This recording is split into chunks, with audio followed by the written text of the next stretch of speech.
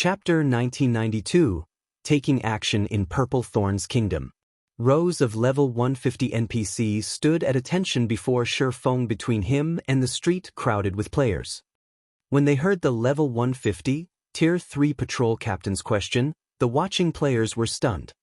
How is this possible? Why aren't the soldiers arresting him? Who is that? Is the system bugged? Questions plagued the players' minds, and Sin Realms members were particularly stupefied. The scene they had just witnessed had thoroughly altered their worldview. It was common knowledge in God's domain that any player that attacked another within an NPC town or city would be killed, captured, or both. It was an ironclad rule. Yet this player had just broken that ironclad rule. In fact, the NPC soldiers who were supposed to administer justice to Feng treated the swordsman with respect. "Brother, am I dreaming?" Cool Summer asked as she tugged on Smiling Breeze's sleeve, blinking in confusion as she watched Feng. Glory Town was one of the most heavily fortified towns in the Purple Thorns Kingdom, and its laws were just as strict as in NPC cities. The NPCs that ensured order within the city wouldn't ever pardon a player that had intentionally committed murder. Not only would the guards kill the offender on the spot, but they'd also lock the player in jail for another 2 or 3 days. Unless one could escape the NPC soldiers' pursuit, avoiding punishment was impossible. Despite hearing his sister's question, Smiling Breeze didn't reply. He was preoccupied with his frustration over this situation. Naturally, Feng wasn't particularly surprised by the NPC soldiers' reactions.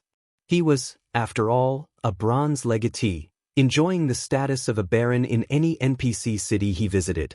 Although the baron rank was the lowest among nobles, one was treated differently in NPC cities based on their title.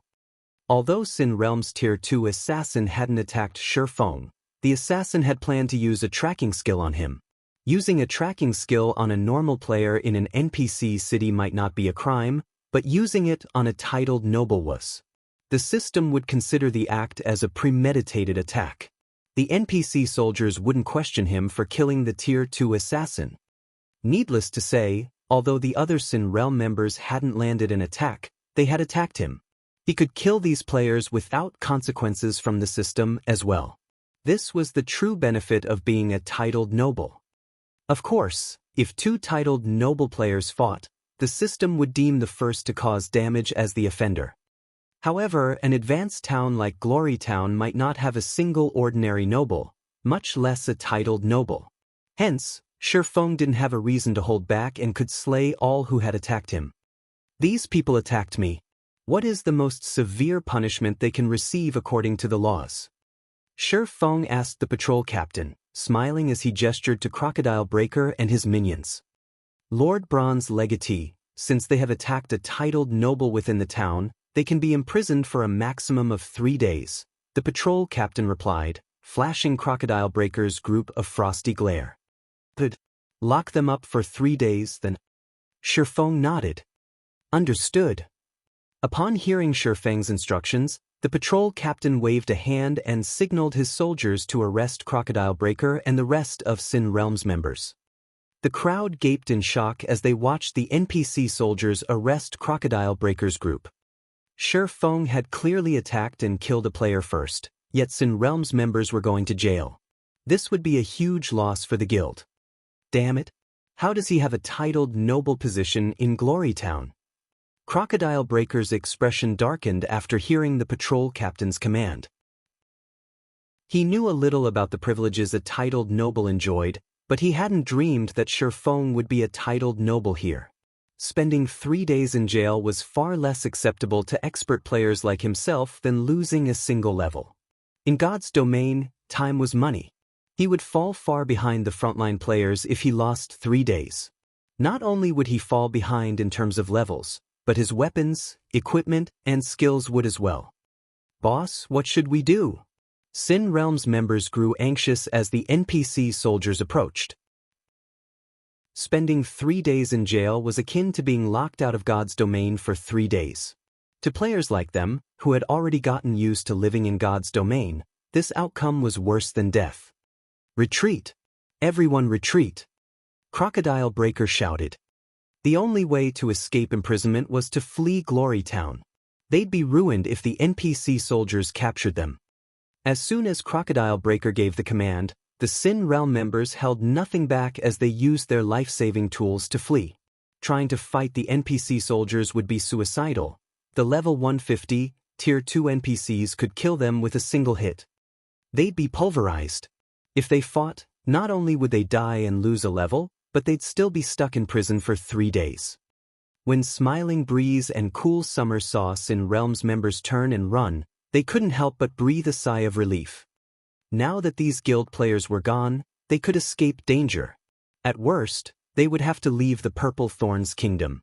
Although doing so would waste the investments they had poured into the kingdom, it was a better option than being hounded and killed by Sin Realms members. However, as Crocodile Breaker fled, he retrieved a magic scroll from his bag and activated it. Suddenly, a pitch-black magic array formed above the main street, radiating a dense, lethal aura.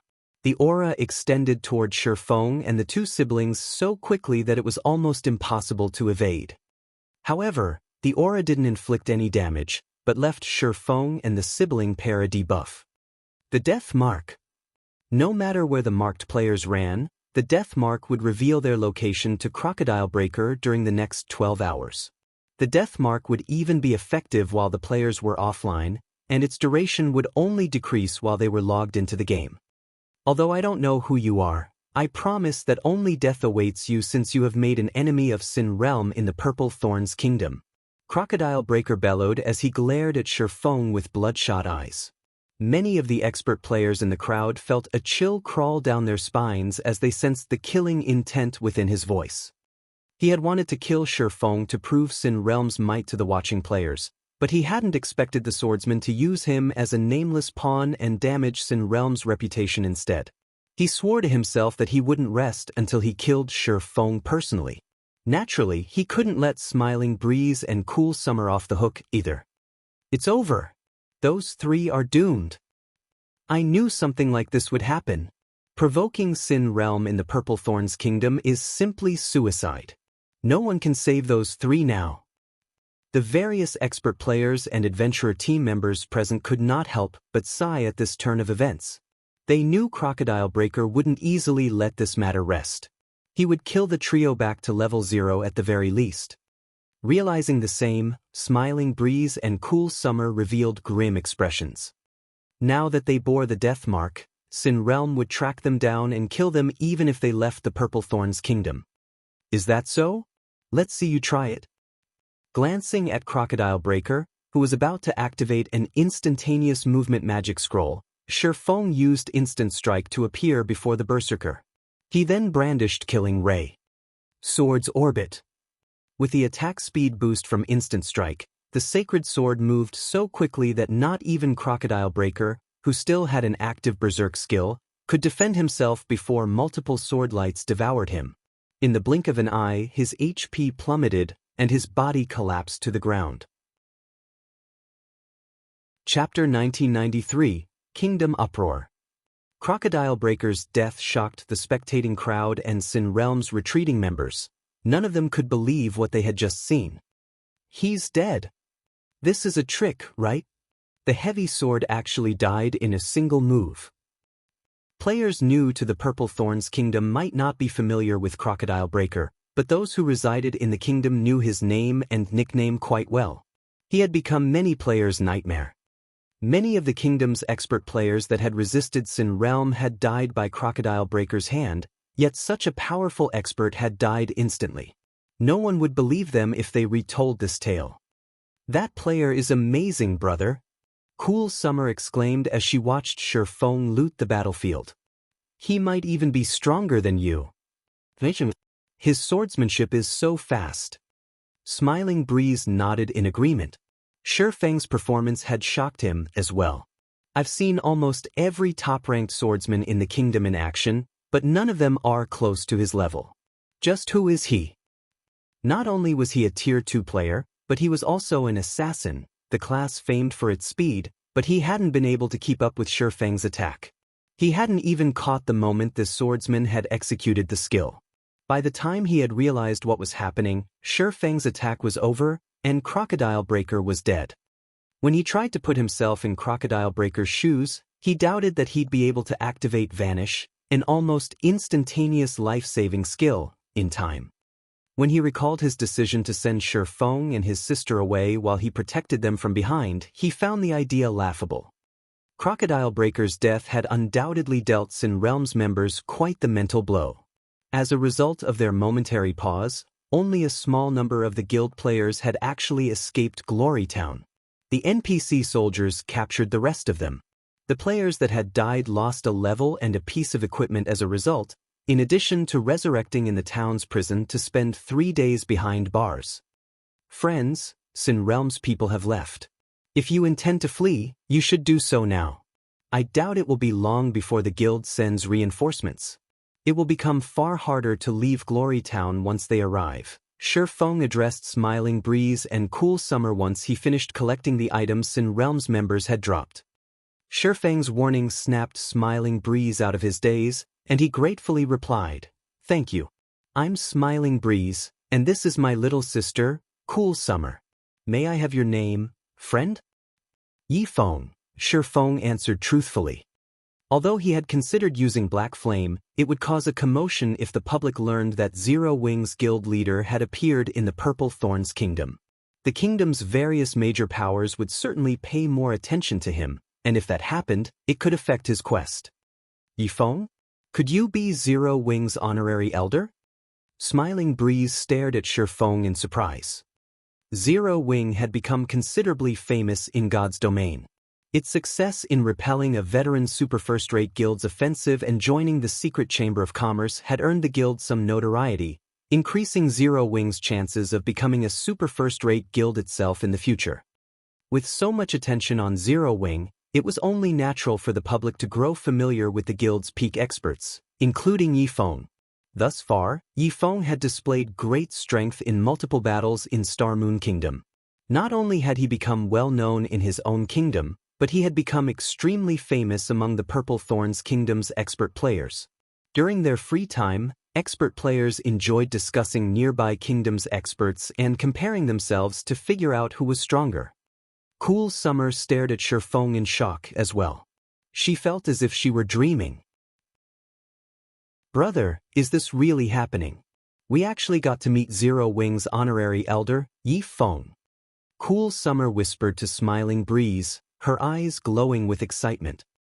Even existences like Crocodile Breaker were out of reach for independent players like them, not to mention an honorary elder from a guild with the potential to become a super first-rate guild. A single sentence from Yi Feng was enough to cause most second-rate guilds to shudder with fear. When nearby players overheard Shi Feng's introduction, they couldn't help but gape at the swordsman. They finally understood why Shi Feng had been so relaxed during the earlier exchange with Sin Realm's members and shrugged off Crocodile Breaker's mighty aura. "That's right," Shi Feng replied, at a loss for words after seeing the two siblings' surprise.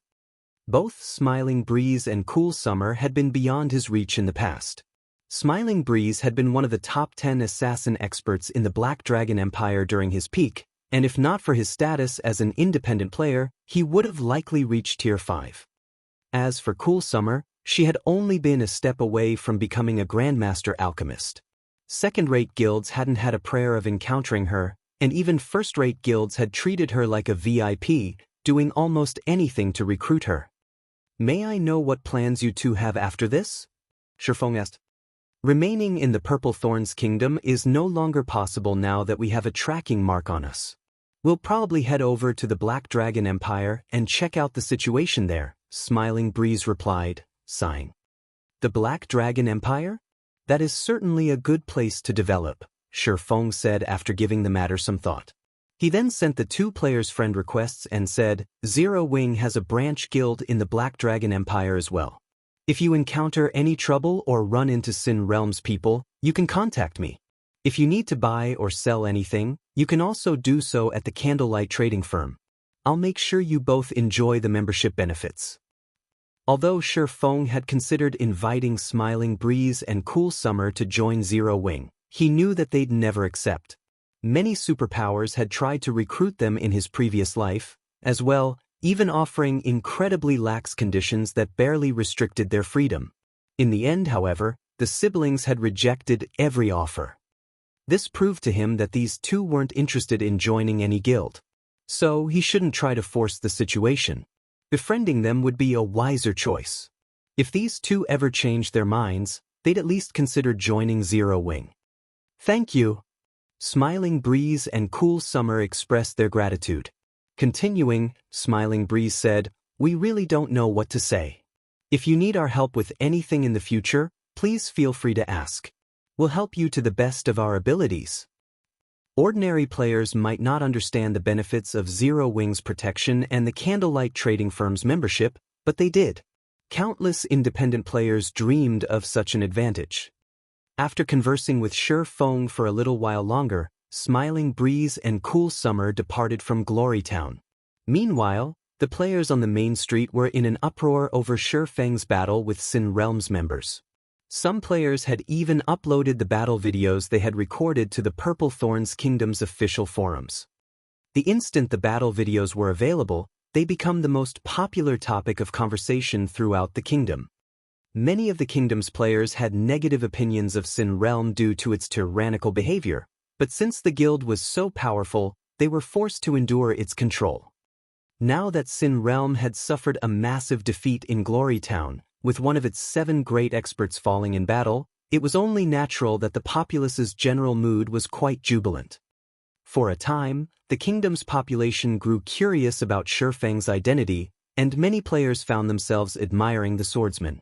As news of the battle spread, everyone soon discovered that Sure Feng was actually Zero Wing Zifeng. Due to this revelation, the entire kingdom was in an uproar, with many players expressing their desire to join Zero Wing, hoping that the guild would establish a branch guild in the Purple Thorns Kingdom. The overwhelming reaction even surprised Sure Feng. At this point, over 200,000 players, a truly frightening number, had voiced their desire to take down Sin Realm. Just how much of a tyrant is Sin Realm in the Purple Thorns Kingdom? Sure Feng was astonished as he read the forum post containing a petition to deal with the offending guild. The average large guild didn't even have 100,000 members. Only second-rate and above guilds could amass such a collection. It didn't take long for news of the matter to reach the Purple Thorns Kingdom's various major powers, especially the kingdom's tyrant, Sin Realm. Chapter 1994, Unexpected Joy. Purple Thorns City, Sin Realm's residence. The glorious, magnificent guild hall was hectic due to the incident in Glorytown. The guild members in the building struggled to control their bloodlust after learning about the defeat, and some players had even tried to form an expedition to flatten Glorytown. Meanwhile, Sin Realm's upper echelons had gathered in the guild leader's office. "Guild leader, we've looked into the situation. The player that killed Crocodile Breaker is Yi Feng, Zero Wing's honorary elder." An indifferent man in purple gold robes and carrying a silver staff addressed the emaciated man in the guild leader's seat. Although the emaciated man looked like a shriveled tree, he felt like a towering mountain. Some of the guild's upper echelons didn't even dare to look him in the eye due to the powerful pressure he gave off. Sin Realm's members only felt awe and reverence towards this emaciated man. He was the strongest guild leader in Sin Realm's history. Lone Beacon. Sin Realm had still been considered a lowly second-rate guild a few years ago, but after Lone Beacon had become the guild leader, Sin Realm had rapidly developed. Now, it was a publicly acknowledged first-rate guild. Under Lone Beacon's leadership, Sin Realm had increased its development speed after joining God's domain. The guild was now even stronger than some veteran first-rate guilds and had taken full control of the Purple Thorns Kingdom. Many first-rate and super first-rate guilds had even failed to accomplish such a feat. Zero Wing Zifeng? Lone Beacon's lips curled into a smile. That is interesting. As soon as we lay our hands on the Witch's Hill, someone from Zero Wing appears in the Purple Thorns Kingdom? Guild leader, this Yi Feng is too arrogant. He actually dared to kill Crocodile Breaker in our own territory. It's a slap to the face. A robust, tanned berserker growled angrily. Please, let me lead a team to teach this guy a lesson. We'll show Zero Wing that just because it barely resisted an offensive from Miracle, that doesn't mean that it can strut around before Sin Realm. Irontooth is right, guild leader. Yi Feng has come to our territory alone and killed Crocodile Breaker. If we don't take care of him, we'll become a laughingstock in the kingdom. Everyone will assume that we fear Zero Wing. The other guild upper echelons promptly voiced their agreement. It might have been acceptable if Zero Wing had sent an army into Purple Thorns Kingdom, and the two guilds had clashed, but Shi Feng had come here on his own. He had even publicly announced his identity before the kingdom's populace. If they didn't deal with this player and prove to Zero Wing that they weren't to be trifled with, then Sin Realm's reputation would be in tatters. Alright, Irontooth, take a team to Glory Town, Lone Beacon said, nodding. He, too, felt that it was necessary to teach Zero Wing a lesson. He then continued, however, Yi Feng is extraordinarily strong. Take the steel puppet with you as a precaution. The guild's upper echelons were surprised by Lone Beacon's decision.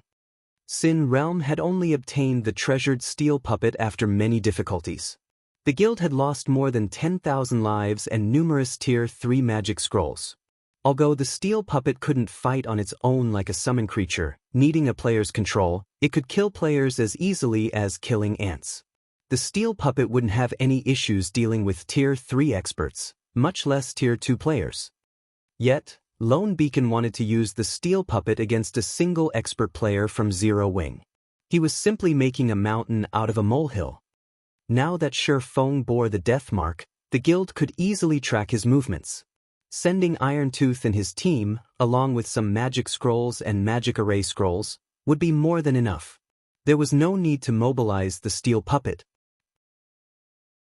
The steel puppet? Irontooth rejoiced when he heard his guild leader's command.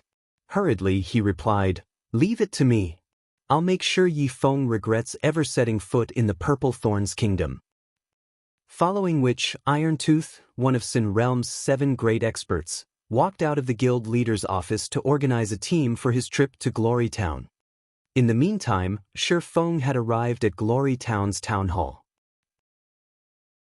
Although Glory Town was not located in a high-resource map, based on the situation, Shi Feng felt that this was an excellent place to make money and recruit expert players for Zero Wing. Although the monsters around Glory Town were average in all aspects, a specific rare herb was available in the area. The Phantom Flower, the main material for producing the basic level strengthening potion. Even in a herb-rich country like the Purple Thorns Kingdom, the Phantom Flower was far from common, and it didn't even grow in Star Moon Kingdom. Other kingdoms and empires that contained the Phantom Flowers didn't produce the flowers in large quantities, either. This was why Cool Summer had come to Glory Town. Due to the basic level strengthening potion's popularity in the past, the Phantom Flower had become incredibly valuable. Each flower had initially sold for 3 silver, but the price had eventually skyrocketed to 15 silver.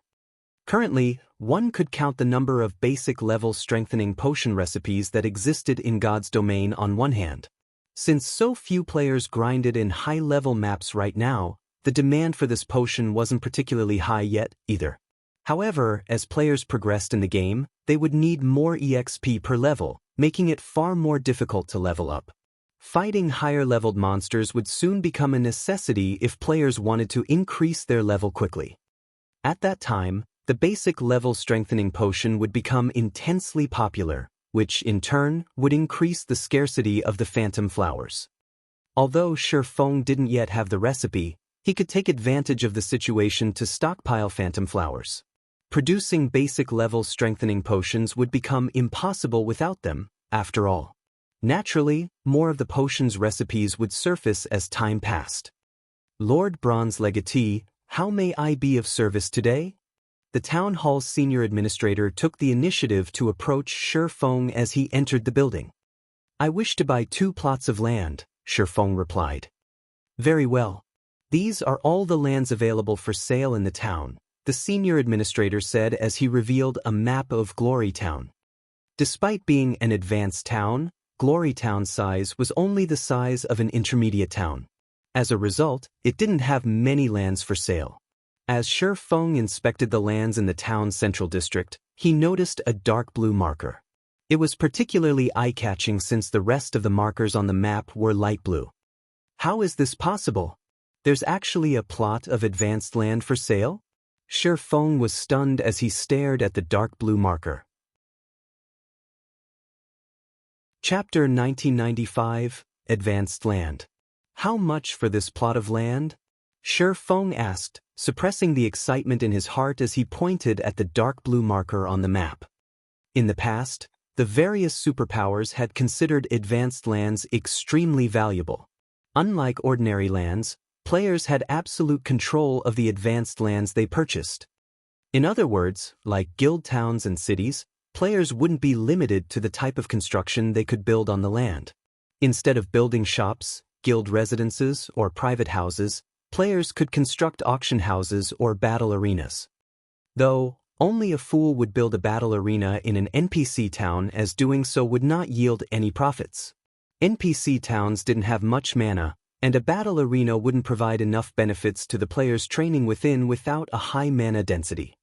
The wisest way to use a plot of advanced land was to build an auction house. Auction houses couldn't be constructed on ordinary lands, and NPC towns didn't usually possess auction houses. Of course, player-constructed auction houses didn't hold much attraction for players. They were already available in NPC cities, and every NPC town and city had a teleportation hall, allowing players to travel from one location to another easily. Moreover, NPC auction houses were usually connected with multiple other NPC auction houses, which allowed players to sell and purchase items from multiple NPC cities. In contrast, player-constructed auction houses were only connected with other auction houses the player owned. However, player-constructed auction houses had an advantage that NPC auction houses lacked: the freedom to choose the form of currency required. Instead of coins, players could use credits or magic crystals. Many of God's Domain's players dreamed of earning real-world money through the game, but transactions involving credits and in-game items were troublesome. Normally, players were only willing to go through the trouble for bulk or high-value transactions. However, player-constructed auction houses removed the hassle of credit trades. The services player-constructed auction houses offered were convenient for small transactions, and the guilds operating the auction houses could collect processing fees, earning a large sum of credits. If the auction house's trade volume was sufficiently high, the ruling guild could even earn enough credits per day to make the various superpowers jealous.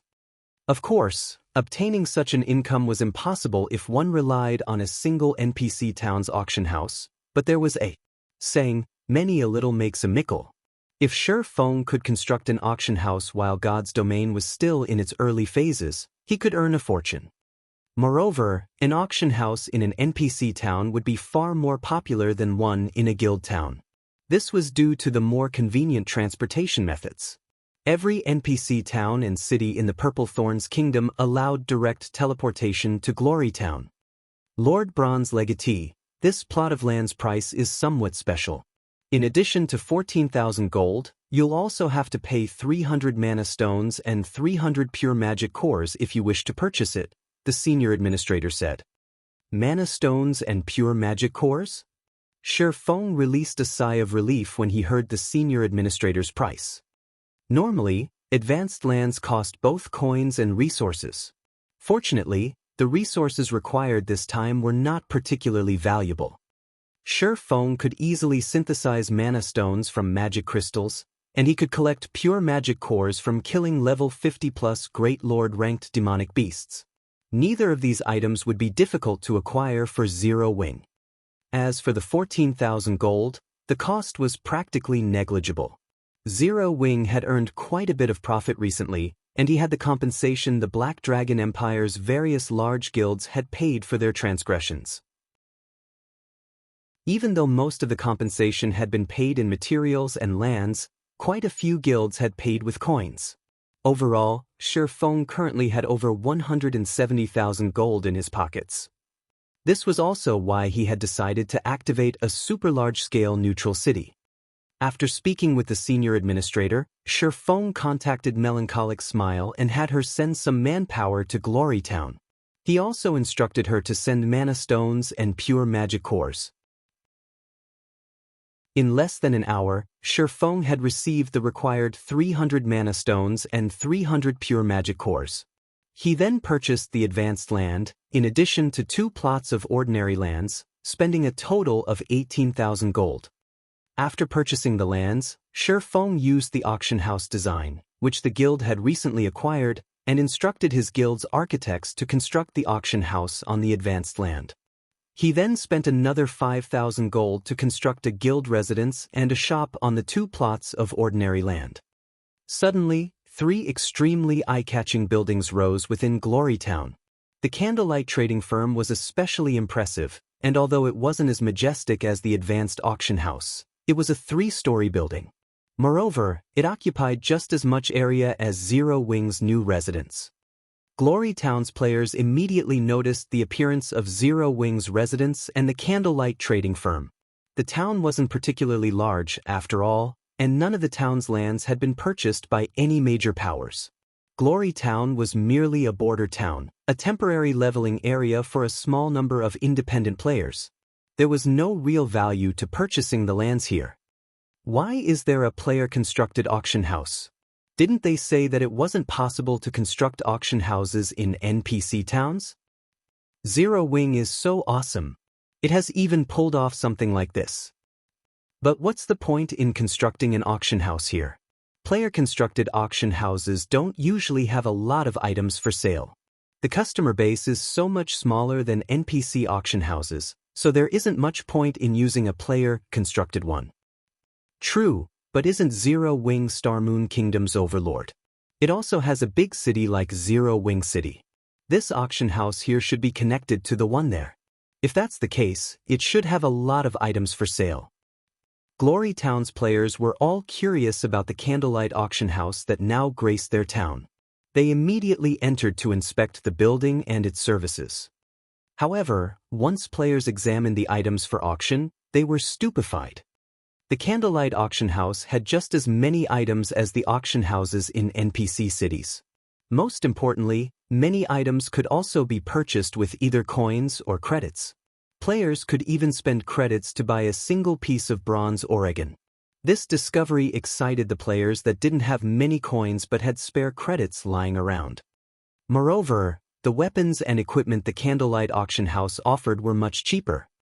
Amazing! The candlelight auction house is simply amazing. Crap. There are so many pieces of level 55 mysterious iron equipment for sale. You won't even find this many in NPC cities' auction houses. Everyone's eyes turned bloodshot as they read through the item lists in the candlelight auction house. Meanwhile, news of Glorytown's new auction house soon reached the Purple Thorns Kingdom's official forums with a particularly eye-catching title. Candlelight Auction House appears in Glorytown. Chapter 1996, Popular Auction House. Due to the appearance of the Candlelight Auction House, the players viewing the Purple Thorn Kingdom's official forums were in an uproar, especially the ordinary independent players. Once they read the forum thread, they headed to Glorytown. Normally, these independent players struggled to earn money, yet God's domain had many aspects that required coins. Exchanging credits for coins wasn't easy either, since most workshops and money farming teams sold coins at a minimum of 5 gold. Sellers very rarely sold small amounts, such as 50 silver or 1 gold. Players from ordinary households couldn't afford to spend the credits on 5 gold, and although they were willing to purchase individual pieces of bronze or mysterious iron equipment with credits, such opportunities were incredibly rare. Most players only sold bronze and mysterious iron equipment for credits when they were selling in bulk. Although it was possible to purchase individual bronze and mysterious iron equipment with coins in Guild Town's auction houses, there was generally a limited supply. Furthermore, traveling to Guild Towns wasn't very convenient. Now that the Candlelight Auction House had appeared in an NPC town and had a large stock of items, Purple Thorns Kingdom's general populace couldn't sit still and do nothing. In less than half an hour, Glorytown's sparsely populated streets had become crowded with players. Everyone visiting the town swarmed toward the Candlelight Auction House to purchase and sell items. The town had become even more lively than Zero Wing City. Shi Feng was overwhelmed as he watched from within the auction house. According to the auction house's statistics, over 30,000 items had been put up for auction, and over 50,000 items had sold. Meanwhile, the auction house had collected over 200,000 credits from processing fees and over 100 gold in consignment fees. Glory Town's candlelight auction house made even more money than Zero Wing City's. Suddenly, Melancholic Smile contacted Shi Feng and demanded, "Guild leader, what did you do in the Purple Thorns Kingdom? The candlelight auction house has gained several thousand members in the last few moments. We've earned over 40,000 magic crystals via membership fees alone. In addition, the total trade volume for the auction houses in Zero Wing City, Silverwing Town, and Stone Forest Town has increased drastically. It's 30% higher than usual." The auction houses in Zero Wing City, Silverwing Town, and Stone Forest Town were some of Zero Wing's main income sources. However, the trade volume for these auction houses had increased by 30% and continued to rise. At this rate, the three auction houses would soon generate half of Zero Wing's credit income. At that time, Zero Wing would no longer have to sell secret silver and fine gold weapons and equipment to maintain the training ground. The guild might even be able to afford to recruit more internal members. A 30% increase in trade volume? Shi Feng chuckled. That's only the beginning. If everything goes smoothly, we should see an increase of 70% at the very least. Right? Send someone out to collect phantom flowers. As long as they don't cost more than 5 silver per stalk, buy as many as possible. An ordinary guild city couldn't compare to the convenience of owning an advanced land in an NPC town or city. This was even true for Zero Wing City, which had a player population of over 10 million. No other guild had built a guild auction house in an NPC town in the Purple Thorns Kingdom, and Shi Feng's success would attract a large number of players to Glory Town. Soon, the NPC town would see more player traffic than Zero Wing City, and almost every player that visited had done so specifically to use the candlelight auction house. Melancholic Smile was dazed when she heard that the trade volume would increase by at least 70%. If it really were possible to secure so much income, they wouldn't have to worry about the new training grounds operation costs. Phantom flowers? I'll have my people purchase them via secrets channels, Melancholic Smile said after recovering from her shock. No, we cannot purchase the flower through secret. I don't want to attract any unnecessary attention. Have people purchase the flowers from the various kingdoms and empires in secret, but try not to affect the market price, Shi Feng said. Although the phantom flower wasn't particularly special, if Zero Wing purchased the flower in bulk through the secret Chamber of Commerce, the chamber's other members would notice. That could affect his plans to stockpile the phantom flowers. He was not willing to take such a risk. I understand. I'll have people collect phantom flowers in secret, Melancholic Smile said, understanding Shi Feng's intentions. She then disconnected the call and began to arrange the necessary manpower. Meanwhile, a group of cloaked players had reserved a bar not far from the candlelight auction house and had settled in to observe the situation. Commander Irontooth, I've sent some players to investigate, but we haven't discovered how Zero Wing got permission to construct the auction house. We only know that Zero Wing had dispatched a group of architects to construct it on that plot of land, a masked, level 58, Tier 2 assassin reported. Zero Wing has also constructed a residence in the town. By the looks of it, the guild plans to recruit members from Glory Town and begin its development in the kingdom from here. What an arrogant guild! First, Zero Wing kills our guild members, and now it intends to start a branch guild in our kingdom? This is an insult to Sin Realm. Rage flared within Irontooth as he listened to his subordinate's report. Commander, why don't we go and kill Yi Feng now? A level 58, Tier 2 ranger suggested. No. We'll wait until he leaves Glory Town. Irontooth growled, shaking his head. Although Glory Town is only a town, it is a heavily fortified border town. Moreover, he must be aware that he has a tracking mark on him. He will expect an ambush and remain around a high number of NPCs. He might even have a bunch of companions with him. If we strike abruptly, we'll just end up like Crocodile Breaker. Right now, we need to wait. Once the tracking mark disappears, Yi Feng will sense it. He'll think that he is free and will act more boldly. That will be the perfect time to take his life. Notify Feather Hunter and tell him to keep a close eye on Yi Feng. Understood.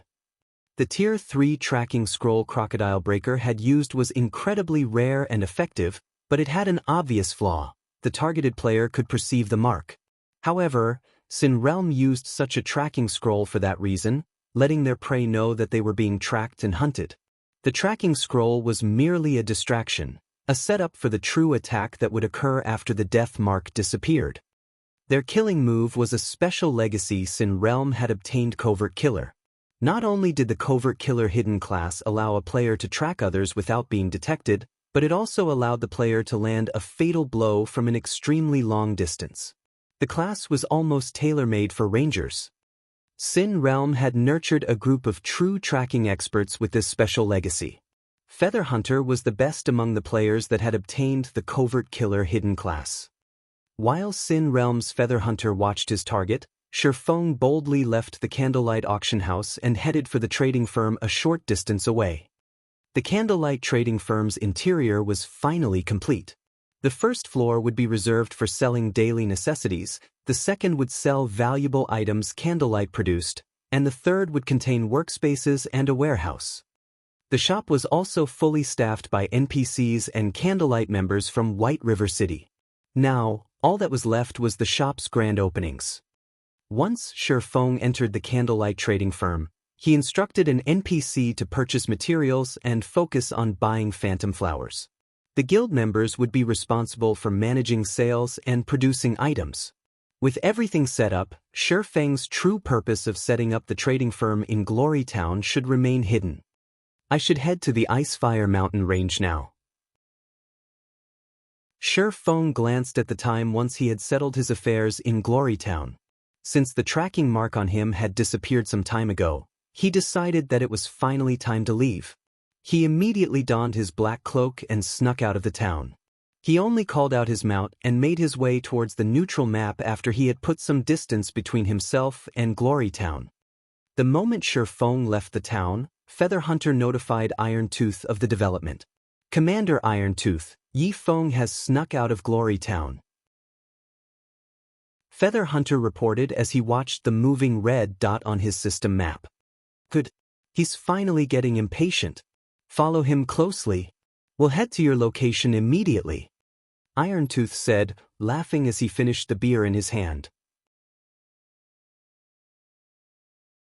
Chapter 1997, Ancient Stone Box. Shifeng headed south after leaving Glory Town. Is this guy insane? He's running out in the fields without a care. What's going on? Why haven't the monsters noticed him? The players grinding in the fields were astonished as they watched Shifeng brazenly charge through the wilderness. They were stunned further when they realized that the high-level monsters nearby completely ignored the swordsman, while some actively avoided him. After a short moment, Shifeng vanished. The players here have already gotten used to killing higher-leveled monsters. As Shifeng rode through the wilderness on his mount, he noticed many parties fighting in the wild. Seeing these elite players' performance, he realized that they were slightly stronger than Star Moon Kingdom's elites. The monsters these elite players faced were clearly level 70 or higher. Not only did the monsters have an advantage in levels, but their basic attributes were also much higher.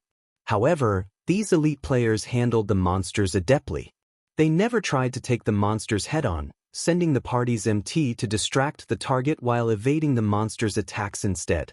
Meanwhile, the party's ranged players bombarded the monsters, slowly but surely whittling down the higher-leveled opponents. While this combat method might seem simple, it was not easy to implement since the monsters in the area had considerably high combat standards. Including the attribute differences, distracting these monsters without taking a hit would be very difficult for current MTs, much less doing so for a long period. Players' combat standards would be tested here. However, despite their excellent performances, the best these players could manage was grinding in Glory Town's nearby maps. The farther they were from Glory Town, the stronger the monsters would be. players would encounter more than just special elites and chieftains, they'd also run into lords and high lords. Even level 60, tier 2 experts would have to flee from level 70 plus lords and high lords, not to mention tier 1 players. Not only were these monsters' combat standards superior to special elites and chieftains, but they also had an arsenal of skills. If tier 2 experts were not careful, they could die in the blink of an eye. Of course, these monsters were no trouble for Feng. He had already reached level 70 and could easily move through these level 70 plus lords and high lords. After over 2 hours of travel, Feng finally arrived in an open gravel plain. An ancient altar, surrounded by stone pillars that formed a maze, stood in the center of the plain. Meanwhile, level 75 and higher elemental creatures roamed the maze, the majority of which were lord-ranked monsters. This was the elemental altar, the most famous location in Glory Town's map during Feng's previous life. Sure enough, no one has come this far yet. As Feng arrived before the elemental altar and gazed upon the ancient, stone box upon it, he couldn't help but smile. Any player that had wanted to travel to Thunder Axe City had almost always done so through Glory Town in the past, but by the time he had made it to the town, players had long since explored the area. Meanwhile, among the various locations found, players had talked about the elemental altar more than any other. The altar had become such a hot topic due to the stone box enshrined on it. While the stone box might look ordinary, it contained an amazing treasure. The sealing stone. Although the sealing stone was a one-time use tool, it had astounding power. When used, it could seal the strength of one monster, reducing its rank by 1 for 3 hours. While this effect might not seem impressive, the sealing stone was even effective against mythic monsters. The tool would reduce ordinary mythic monsters to Grand Lord rank, and mythic-ranked archaic species would become as weak as ordinary mythic monsters. The player that had opened Thunder Axe City's entrance in the past had only succeeded due to this sealing stone. The guardian boss that protected the entrance would have been unbeatable for individual players at that time otherwise. As proof, many superpowers Apex experts had failed to unlock the neutral city. Now that Feng wanted to open Thunder Axe City, he had to get a sealing stone of his own. However, opening the stone box was easier than said due to the Thunder Beast that guarded it. Thunder Beast, elemental creature, Grand Lord, level 77. HP 85, 000/85, 000/000. This Thunder Beast would be a challenge, and as more players gathered, it would become stronger. Unlike other field bosses, it would grow stronger once more than one hostile life form was within range. If more than 6 life forms were nearby, the Thunder Beast would grow into a Grand Lord-ranked archaic species, and it would become as strong as mythic monster. If more than 20 life forms were within range, although it wouldn't grow past mythic rank, its combat standards would skyrocket.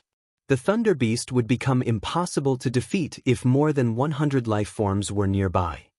Meanwhile, the life forms in question included summoned creatures and players' personal guards. To make matters worse, the Thunder Beast would obtain more and higher quality skills as more life forms entered its range of influence.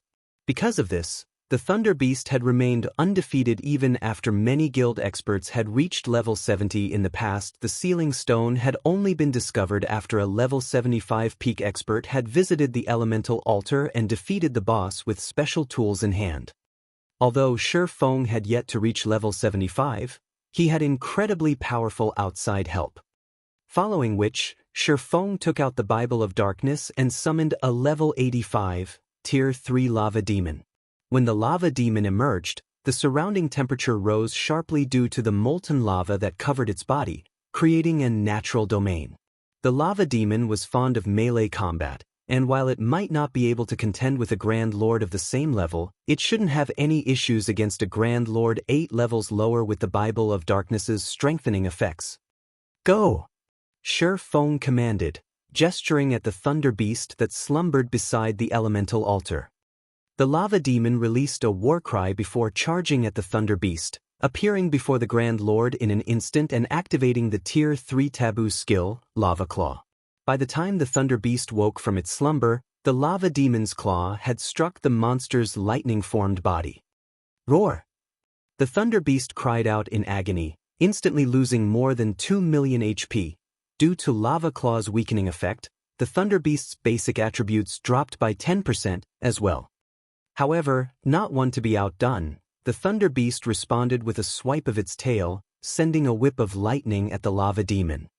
Tier 3 skill, Lightning Annihilation. With just one swing of its tail, the Thunder Beast launched a lightning attack in a 100-yard cone. Even a Tier 2 metric tons of the same level with an active life-saving skill would barely survive the attack if they were on the receiving end. Any other class would die. Fortunately, the skill was nothing to the lava demon. The summoned demon only lost a little over L5 of its 24 million HP. Shi Feng finally made his move after the lava demon and Thunder Beast struggled against each other for some time. Activating Instant Strike, he appeared beside the Thunder Beast and bombarded the Grand Lord with his attacks.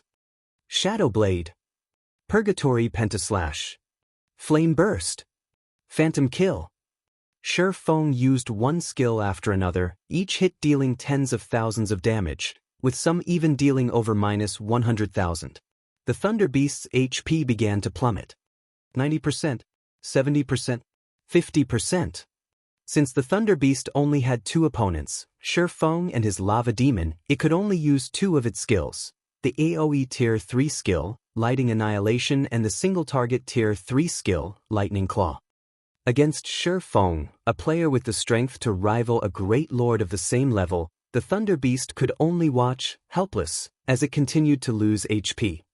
In the end, Shi Feng activated Divine Providence and landed the killing blow when the Thunder Beast's HP fell below 1%. The Grand Lord's body then dispersed as countless arcs of lightning, vanishing from the elemental altar. Chapter 1998, Sin Realm So Much EXP. Shi Feng stared at his experience bar in astonishment. After the Thunder Beast had died, his experience bar had increased by 11%. If he were grinding normally, he'd need at least half a day to earn that much EXP, but he had gained so much after less than 20 minutes. When he remembered that the Thunder Beast as a special boss, so much EXP made sense. If a 20-man team killed an ordinary Grand Lord of the same level, every member of the team would receive a significant amount of EXP. Not only was the Thunder Beast 7 levels higher than Shi Feng, but he had also killed the Grand Lord without help, monopolizing the awarded EXP. It was only natural that he received so much. Any other level 70 player would have likely gained enough EXP to fill 20% of their experience bar. When the Thunder Beast had fallen, it had also dropped over 30 items, filling Shi Feng with delight. Past level 50, even ordinary mythic field bosses only dropped around 30 to 40 items. Although he was responsible for the Thunder Beast's first kill, 30 items were still impressive. Meanwhile, over half of the items were materials, and all of them were unique materials from the Thunder Beast's body. Thunder Skin, Epic Rank Material.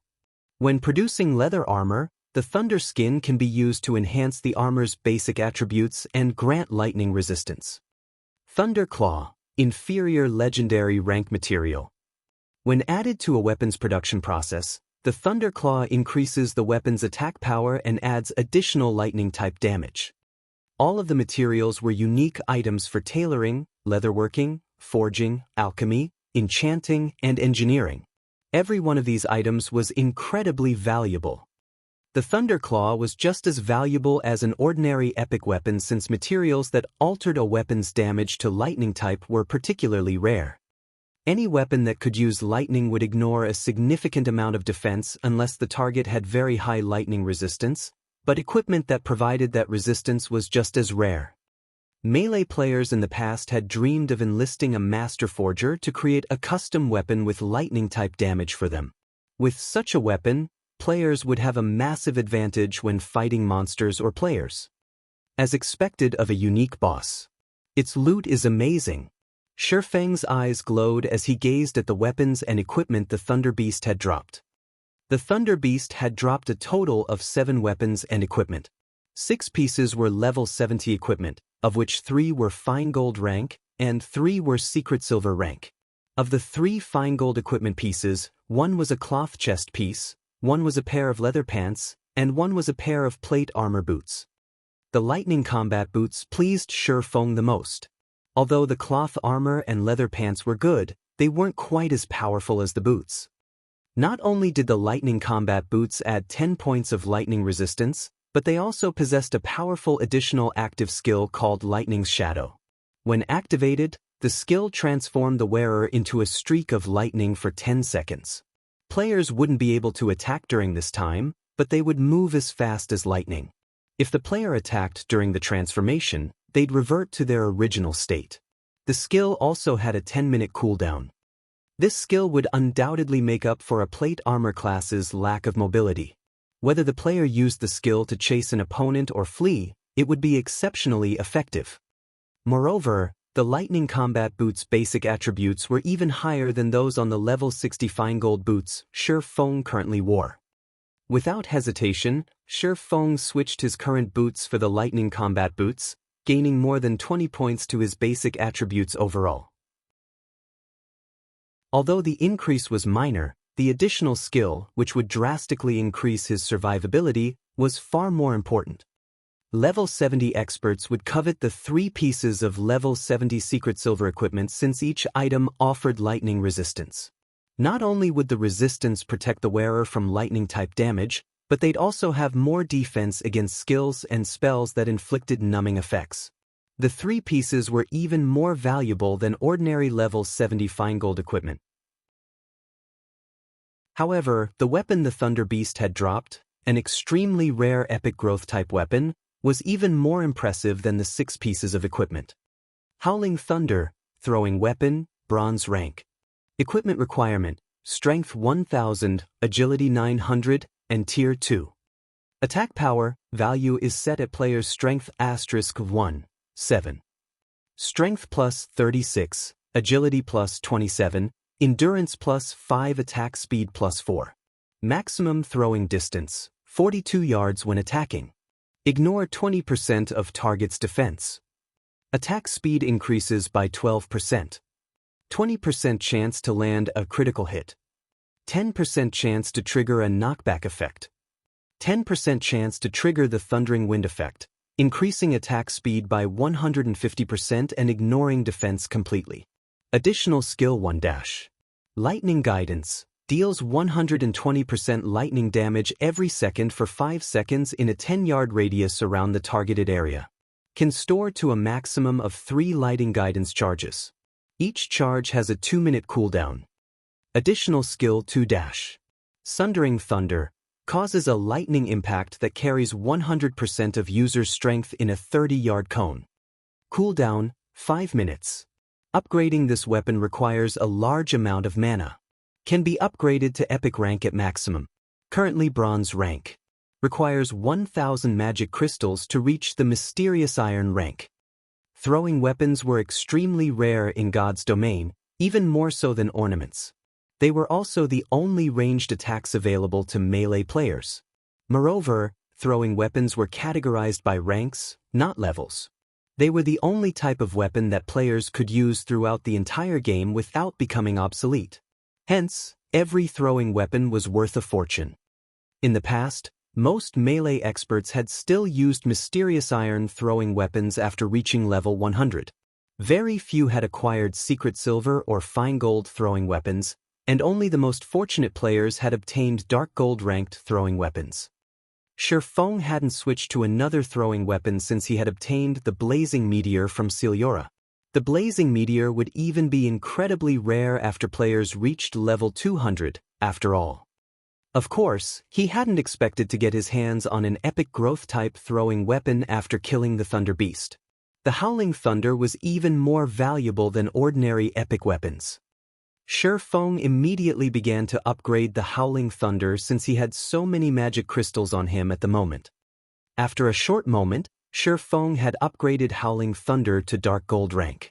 He would need 40,000 magic crystals to upgrade it to Epic rank, however, which was 10 times more than upgrading it from Fine Gold to Dark Gold rank.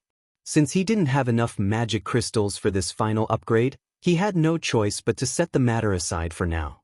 Even so, the dark gold-ranked Howling Thunder had already surpassed Blazing Meteor's power, satisfying Shifeng. Shifeng left the elemental altar after he replaced Blazing Meteor with Howling Thunder and retrieved the sealing stone from the ancient stone box.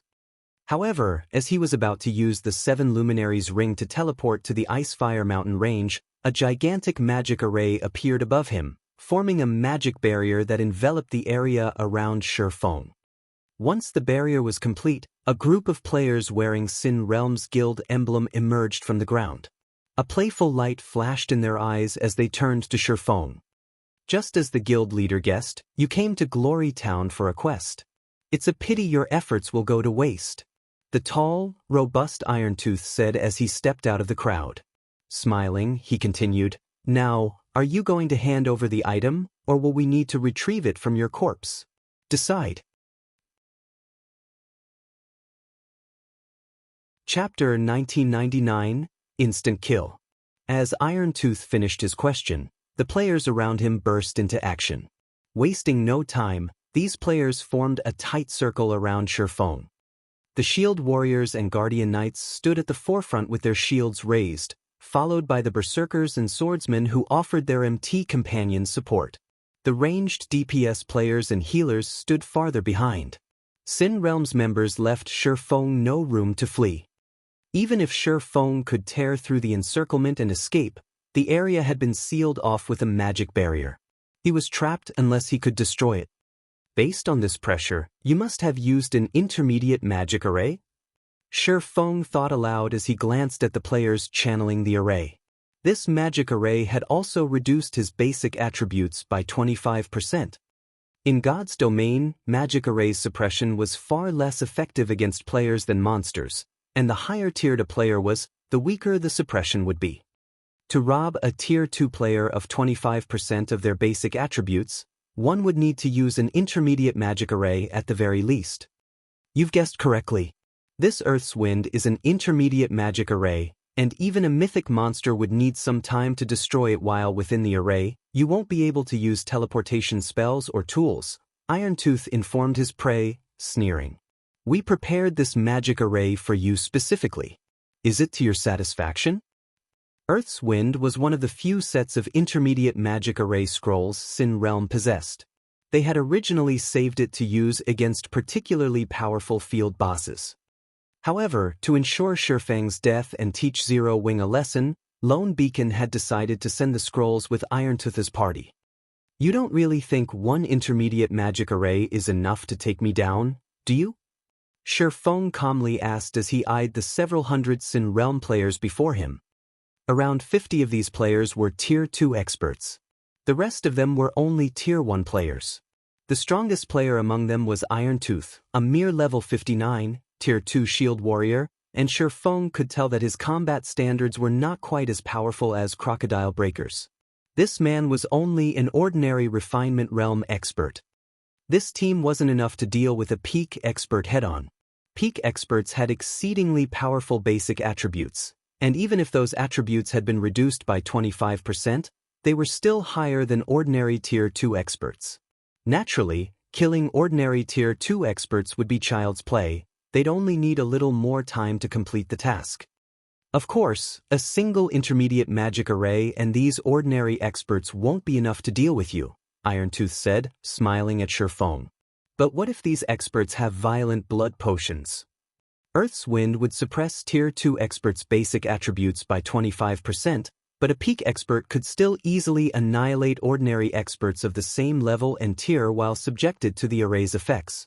A 100-man team of ordinary Tier 2 experts still wouldn't be enough to take Shifeng down. This team would need over a dozen Refinement Realm experts working together to have any chance of victory. Although Sin Realm did not have that many Refinement Realm experts, it did have the extremely valuable Violent Blood potions. Sin Realm had gone to great lengths to obtain the recipe for this potion, and after consuming it, players would gain an additional 1,200 points to every basic attribute. Moreover, these attribute points would add to players' base attributes. With their weapons and equipment's percentage modifiers, the potion's effects would be even greater. Meanwhile, the Violent Blood Potion had a 20-second duration and 5-minute cooldown. An ordinary Tier 2 expert would instantly gain the combat power of peak experts after drinking the potion.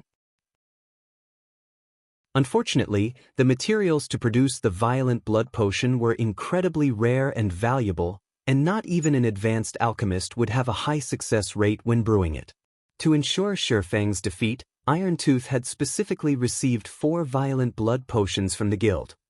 With 4 peak experts and an intermediate magic array's suppression, they could even kill a superpowers apex expert, much less Shurfang.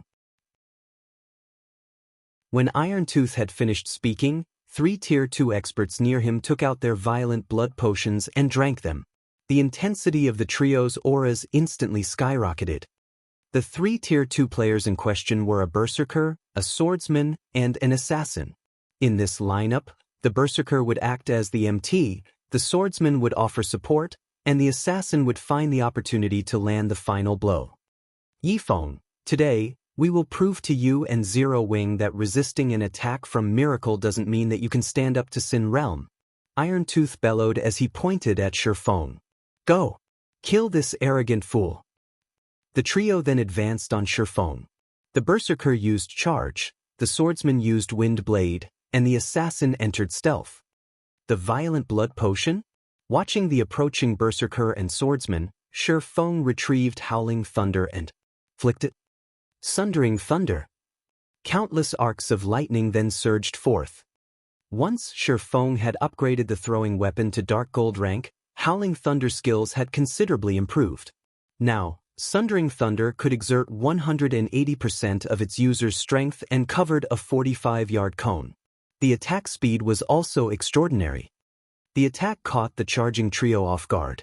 The impact sent all 3 flying while their HPs rapidly decreased. The Sin Realm members that had stood behind the trio had suffered an even more tragic fate.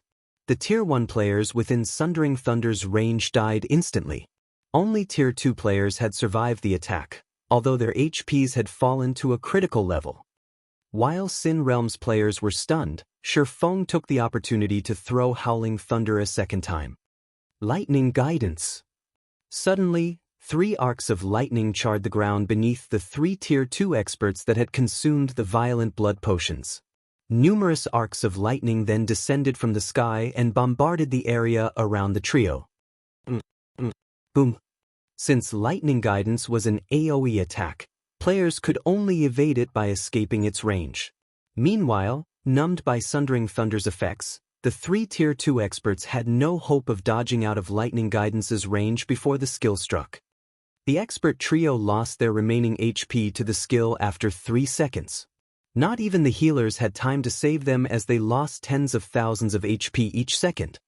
How is this possible? Irontooth paled when he saw the 3 Tier 2 experts' corpses. Shurfang had killed 3 players with the combat power to rival peak experts without much effort. Moreover, he had accomplished this feat while suppressed by an intermediate magic array. For a moment, Irontooth couldn't believe his eyes. Shurfang, however, wasn't particularly surprised by the outcome. Peak experts were considered such due to their ability to react to danger. Some peak experts could even predict an enemy's attack before the player launched it. While Sin Realm's expert trio had greater combat power than peak experts, their ability to react was no more impressive than an ordinary expert's. Furthermore, even with the additional 1,200 points to their basic attributes, they were still no match for Shurfang's. Commander, what should we do? A Tier 2 assassin asked. As expected of Zero Wing's honorary elder, I had considered giving you an easy death, but since you don't appreciate my kindness, I'll make you suffer. Irontooth snarled. Gritting his teeth, he pulled the steel puppet from his bag. Chapter 2000, Combating the Steel Puppet. The steel puppet stood 8 meters tall and was comprised entirely of fine iron. It also wore thick, heavy, pitch-black armor. The steel puppet had 2 heads and 4 mechanical arms, each wielding a gigantic saber. Despite the steel puppet's inactive state, it radiated a dreadful aura. The boss is finally getting serious. Amazing! So, this is the guild's steel puppet? When they saw the colossal steel puppet, Sin Realm's members recovered their senses. They no longer feared Shifeng, but cheered with excitement. A steel puppet? Shifeng was quite surprised to see the massive construct. Like the Guardian puppet, the steel puppet was a bronze puppet with the strength of an Apex Tier 2 being. Its defense was even greater than the Hell Tanks. Like the Hell Tank and other war weapons, bronze puppets didn't have HP, but durability. The steel puppet was capable of several times the Hell Tank's combat power, the perfect weapon to deal with players and take down buildings.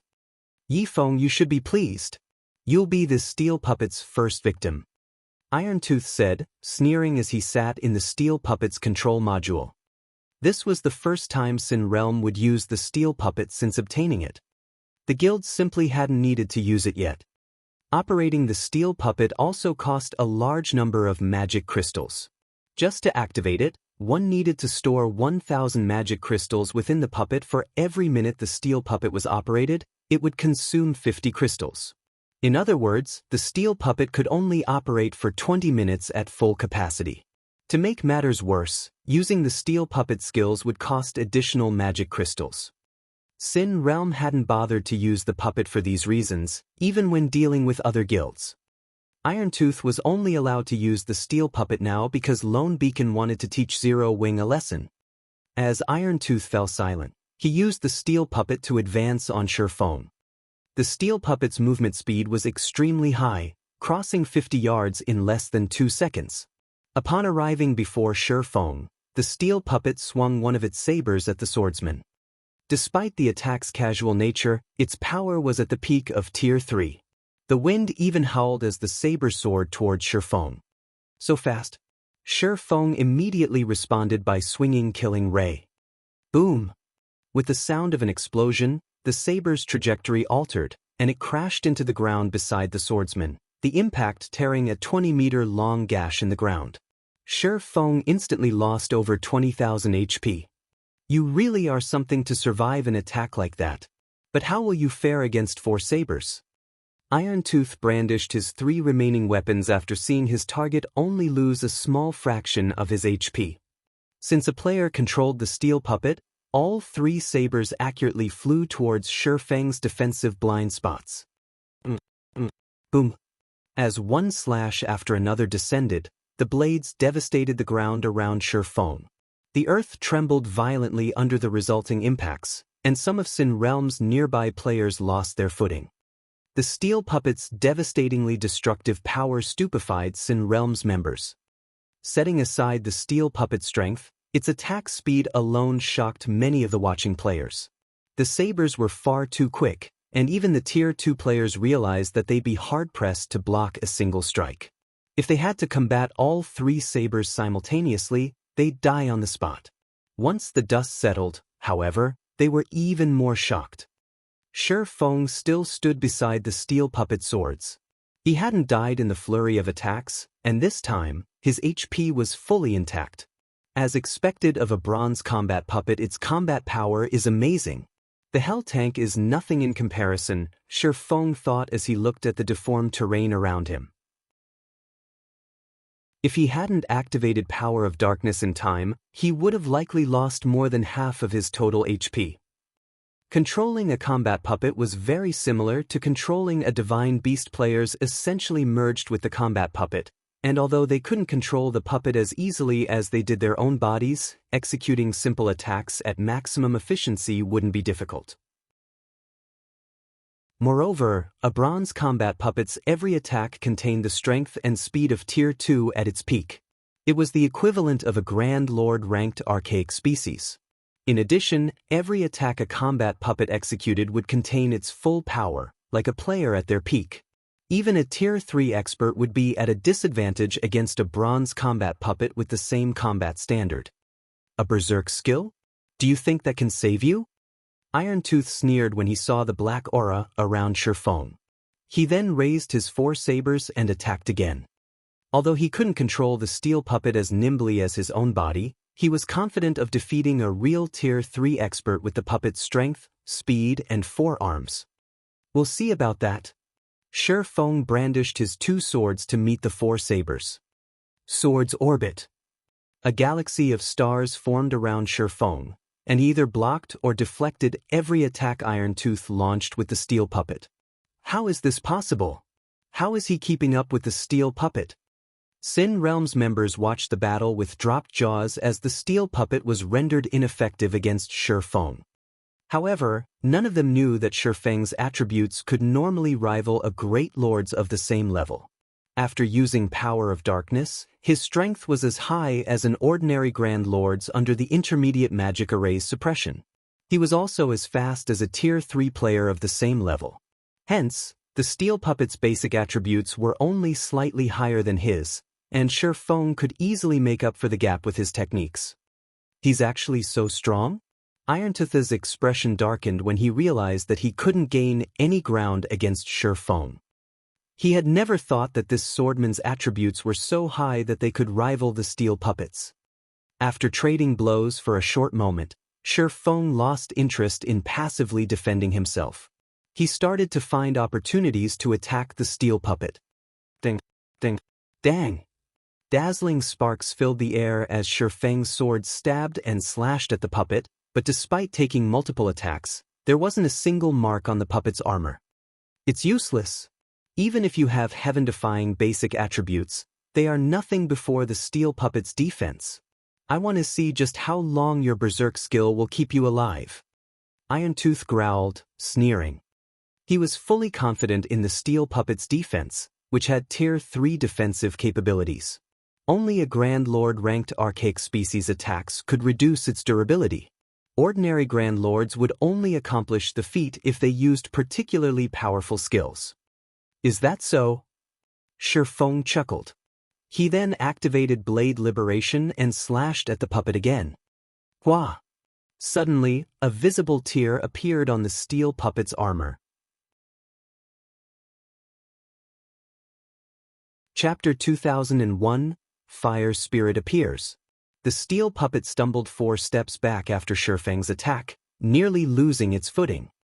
How is this possible? Shock filled Irontooth's eyes as he stared at his puppet's cut. With a single attack, the steel puppet had instantly lost 3 points of its 1000 total durability. Shi Feng's attack power was ridiculously high, practically rivaling mythic monsters. Irontooth wasn't the only one dumbfounded either. Sin Realms' nearby players were stunned. They had never considered that a player with the strength to stand against the steel puppet would exist at this stage of the game. Rather than a player, Shi Feng was a monster. After his first attack succeeded, Shi Feng charged towards the puppet once more.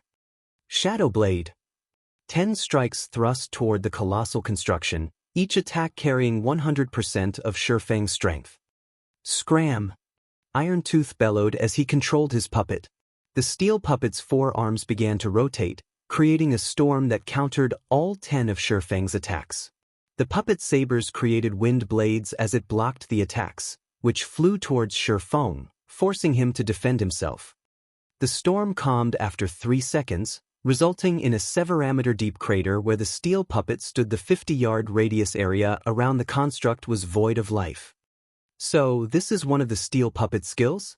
Shi Feng revealed a bitter smile as he watched his adversary. Truly amazing.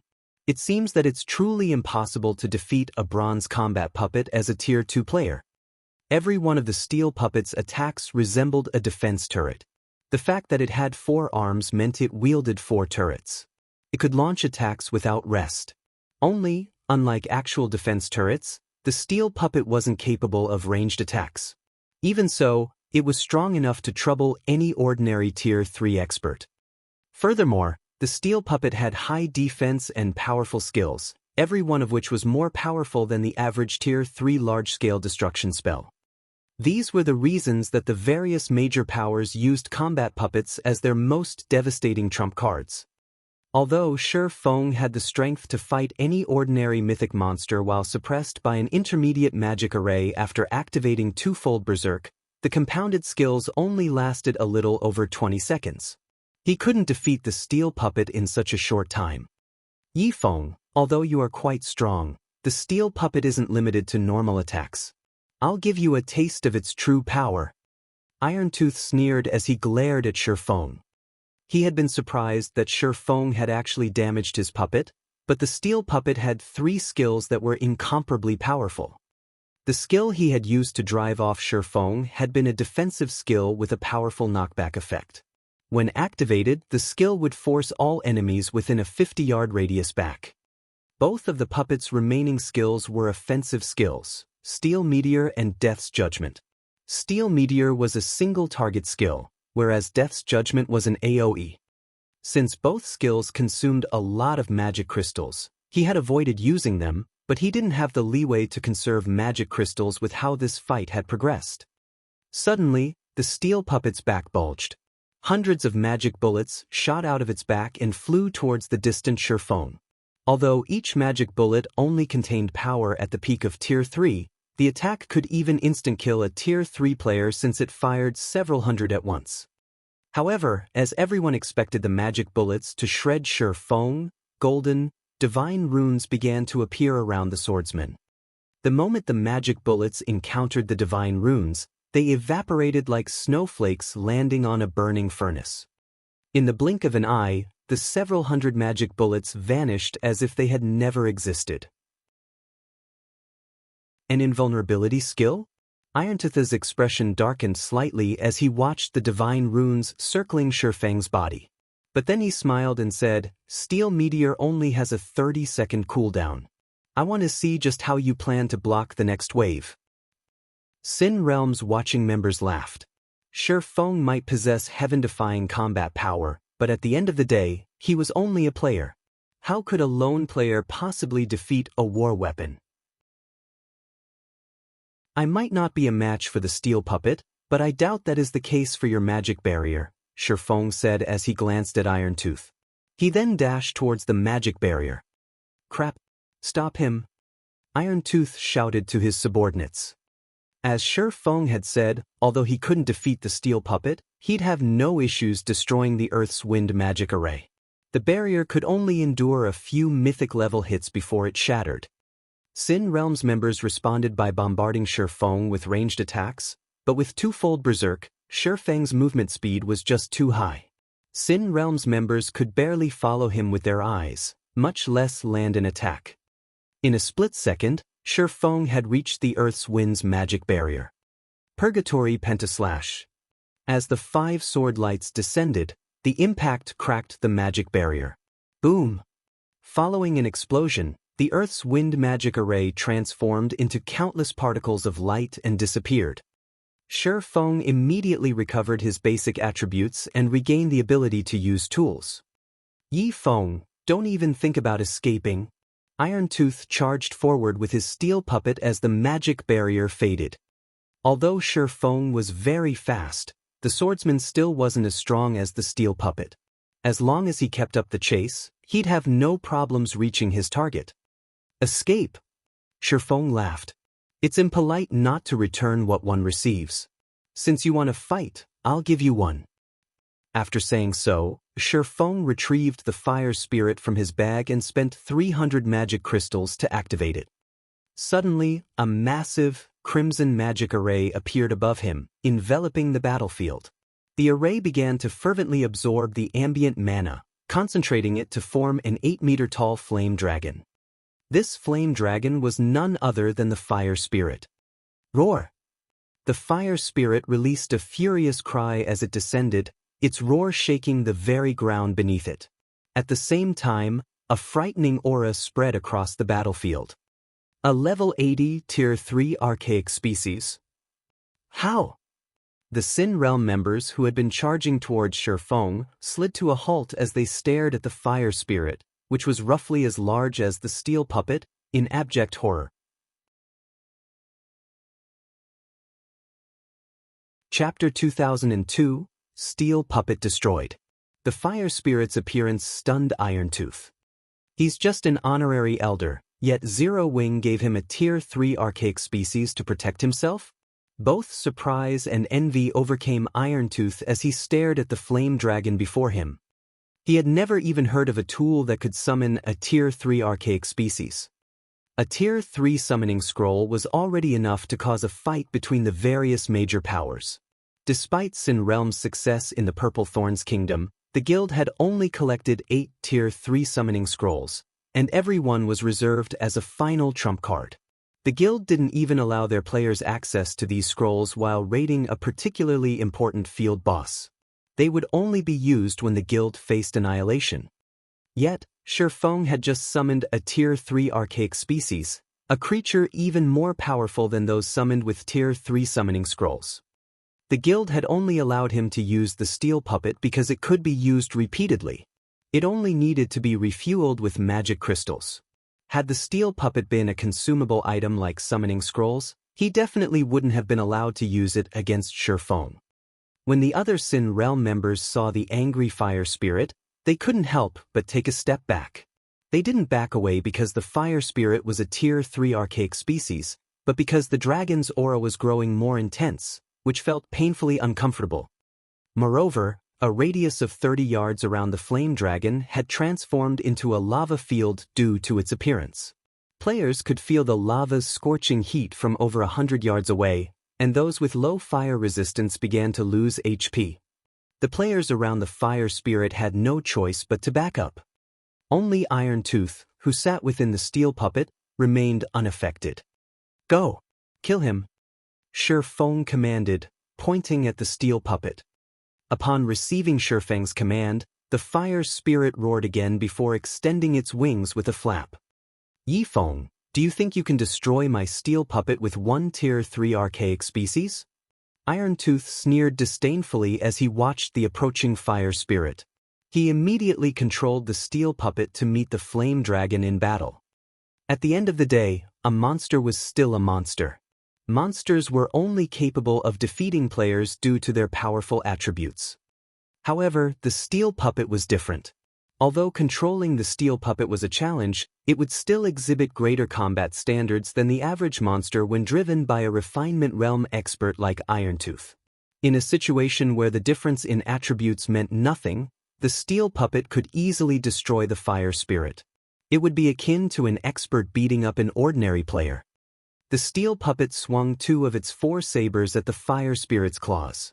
At the same time, it swung the other 2 sabers at the fire spirit's head and neck. However, just as the 4 sabers were about to strike the flame dragon, the summoned creature altered its trajectory. Not only had it stopped the 2 sabers that aimed for its claws, but it had also diverted the blades to collide with the other pair of weapons, cleverly neutralizing the steel puppet's offensive. The flame spirit also swept its tail at its opponent, catching the steel puppet off guard with the additional attack. Ping!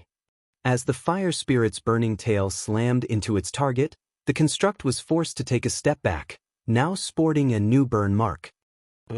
Irontooth's heart skipped a beat as he saw the scorched line across the steel puppet's chest. Irontooth had fought and defeated countless experts in God's domain. Hence, he could roughly determine an opponent's combat standards after a brief clash. After the exchange with the dragon before him, Irontooth was certain that its combat standards were in no way inferior to an expert player's, and not just any ordinary expert. By Irontooth's estimates, the fire spirit's combat standard should reach the late stage of the trial tower's 5th floor. It was terrifying. His combat standards while controlling the combat puppet were only on par with players that could reach the 5th floor's early stage. He barely hit the mark of an ordinary expert. Even so, he was confident of facing multiple Tier 2 Apex experts at once and coming out victorious.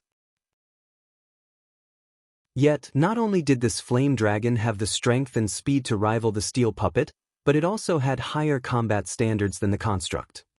Just thinking about it caused a chill to crawl down Irontooth's spine. With such power, the fire spirit would be even more frightening than a steel puppet in large-scale combat. Meanwhile, Shifeng's eyes glowed after watching the exchange.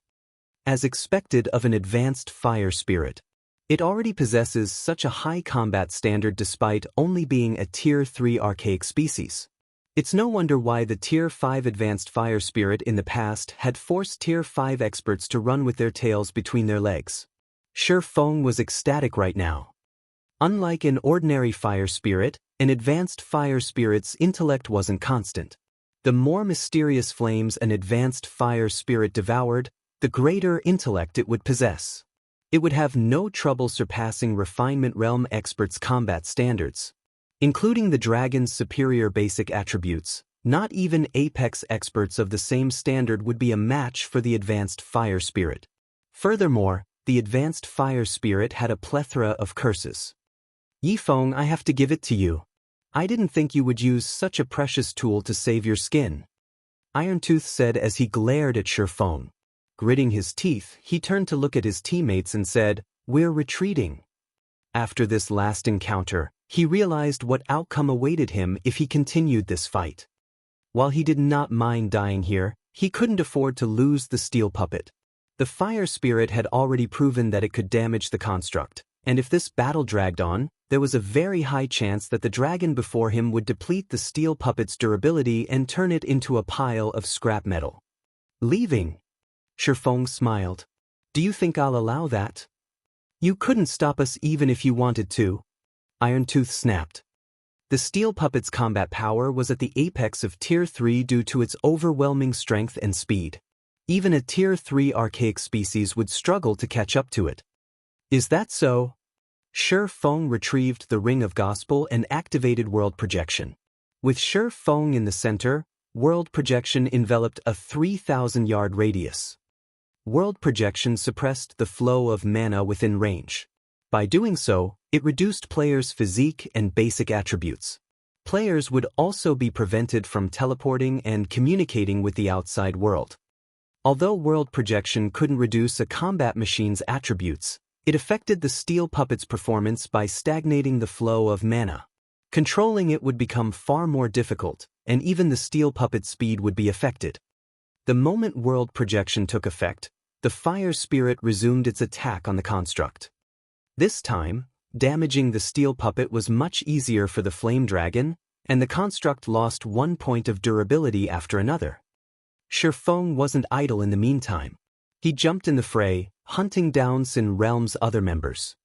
While he was still under the effects of twofold Berserk and World Projection suppressed his targets, Shifeng slaughtered the fleeing Sin Realm players. No! Irontooth's heart pounded as he watched the steel puppet's durability dwindle. However, no matter how Irontooth tried to flee, he couldn't shake off the flame dragon. During the chase, the fire spirit cast one Tier 3 curse after another, rapidly devouring the steel puppet's durability. 952. 814. 648. Finally, before 5 minutes had passed since the fire spirit had graced the battlefield, both the steel puppet and Irontooth had been obliterated by the flame dragon's Tier 3 curses. Chapter 2003, Famous in Purple Thorns. Crimson flames devoured the forest outside of the elemental altar. When the expert players gathering herbs nearby turned to look, they were stupefied. They weren't surprised by the burning forest, but by the 8-meter-tall flame dragon that flew above the inferno. The dragon's wingspan was over 20 meters, and its flaming body illuminated the dark, smoky sky. A dragon? Crap, that's a level 80, Tier 3 archaic species. Isn't this area only supposed to have up to level 75 monsters? Is some kind of event taking place over there? Curiosity filled these experts as they watched the flame dragon. They began to head towards it to investigate. Events were commonplace in God's domain, and if players could complete them, they could receive bountiful rewards. Lying in the sea of fire was the steel puppet's heavily damaged body. As expected of a bronze combat puppet, it certainly wasn't easy to destroy. Anticipation filled Shifeng as he gazed at the destroyed steel puppet. He had his own guardian puppet design, and as long as the Candlelight trading firm nurtured enough master lifestyle players and collected the necessary materials, he'd start producing his own bronze combat puppets. Like other war weapons, a force required a certain number of combat puppets to display their true potential. Had Sin Realm arrived with 3 or 4 of these constructs, Shifeng would have found it difficult to escape, much less win the fight. Multiple combat puppets were necessary due to their overly monotonous attacks. Dodging and deflecting their attacks was simple, but if enough of these attacks targeted a player, even peak experts would fall. A single bronze combat puppet was already capable of displaying such power. Shi Feng found it truly hard to imagine what kind of power 10, or even 100 bronze combat puppets could exhibit. Taking down guild towns would be child's play. As Shi Feng recalled the fire spirit and prepared to leave using the 7 luminaries ring, he noticed 2 golden lights from beside the steel puppet's remains. Irontooth's loot? Shi Feng approached curiously. However, he was astonished after picking up the 2 items. One of the items was a pair of level 55 secret silver ranked plate armor boots, and the other was a gemstone block within a steel frame. Level 55 secret silver equipment was considered top tier at this stage of the game. Even first-rate guilds had a very small number of such items. Shi Feng assumed the boots had dropped from Irontooth. However, Irontooth wasn't the origin of the gemstone block. Rather, it had dropped from the destroyed steel puppet. The steel core. This had been the steel puppet's power source, a must-have item when producing combat puppets. Combat puppets' power sources were the most difficult part to produce. Even intermediate master forgers had an incredibly low success rate when forging them. With this, I've just earned a free combat puppet. Shi Feng grinned at the undamaged steel core. Now, he only needed to construct a guardian puppet's frame and insert this core. Fortunately, while a bronze combat puppet's power source was difficult to produce, the other parts were not. Basic master lifestyle players could easily handle the rest. After Shi Feng stored the steel core, he teleported to the Icefire Mountain range with the 7 luminaries ring. After some time, the Tier 2 assassins that had been busy collecting herbs quietly snuck onto the battlefield. However, upon seeing the fallen steel puppet and its surroundings, they were stunned. What a huge robot! What's going on? What happened here?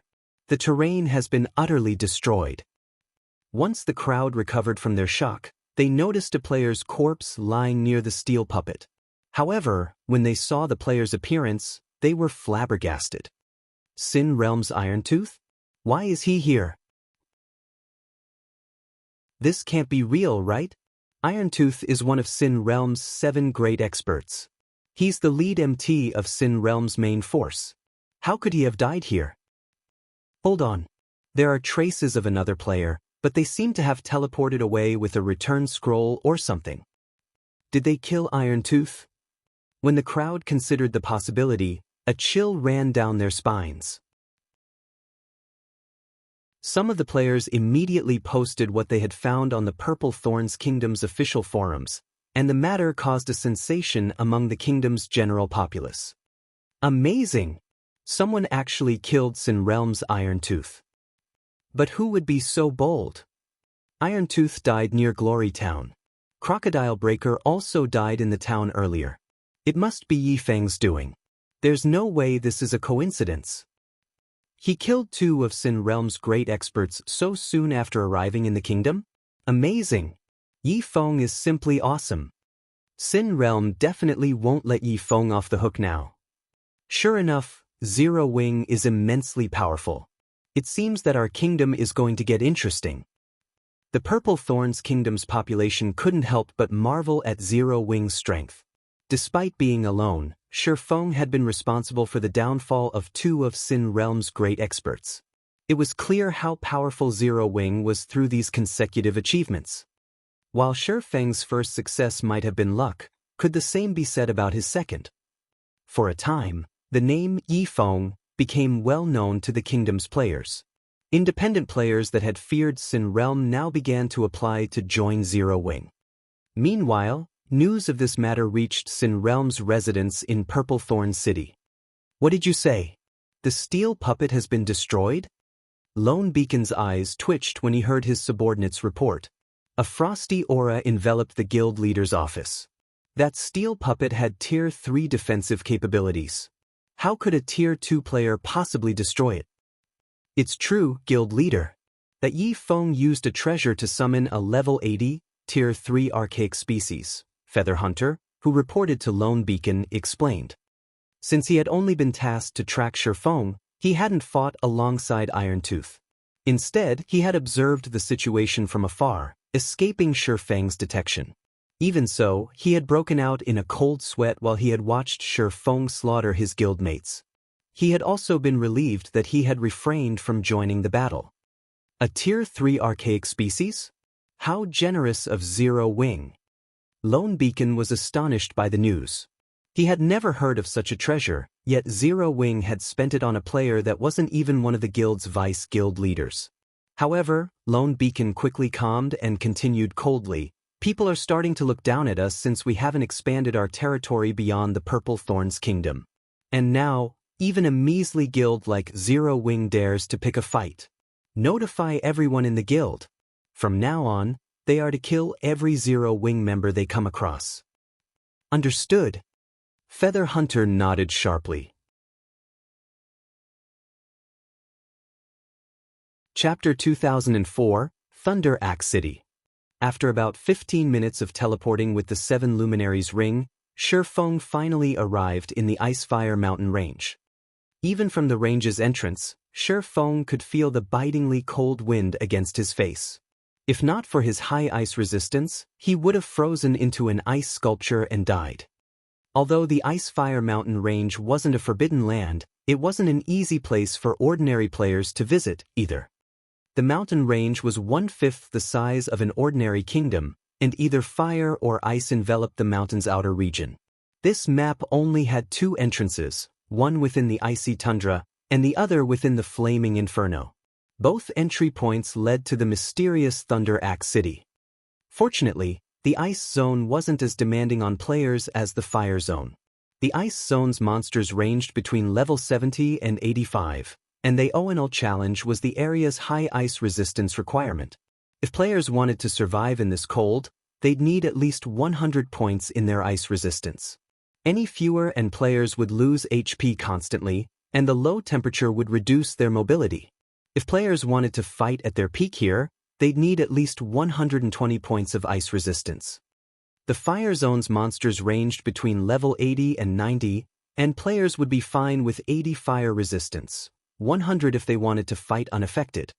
Shi Feng didn't linger around the entrance, summoning his mount and venturing into the mountain range. All teleportation skills and tools were prohibited within the Icefire Mountain Range. Players had to rely on their own feet or mounts to explore the map. Although there weren't a lot of monsters in the ice zone's outer region, the mountain range was a natural maze. The paths through the range were complicated and often crossed each other. There were also plenty of hidden magic traps. Depending on a trap's strength, one could die on the spot or be stuck in place for several hours. Even though Shi Feng was somewhat familiar with the Icefire Mountain Range, he didn't dare to proceed carelessly.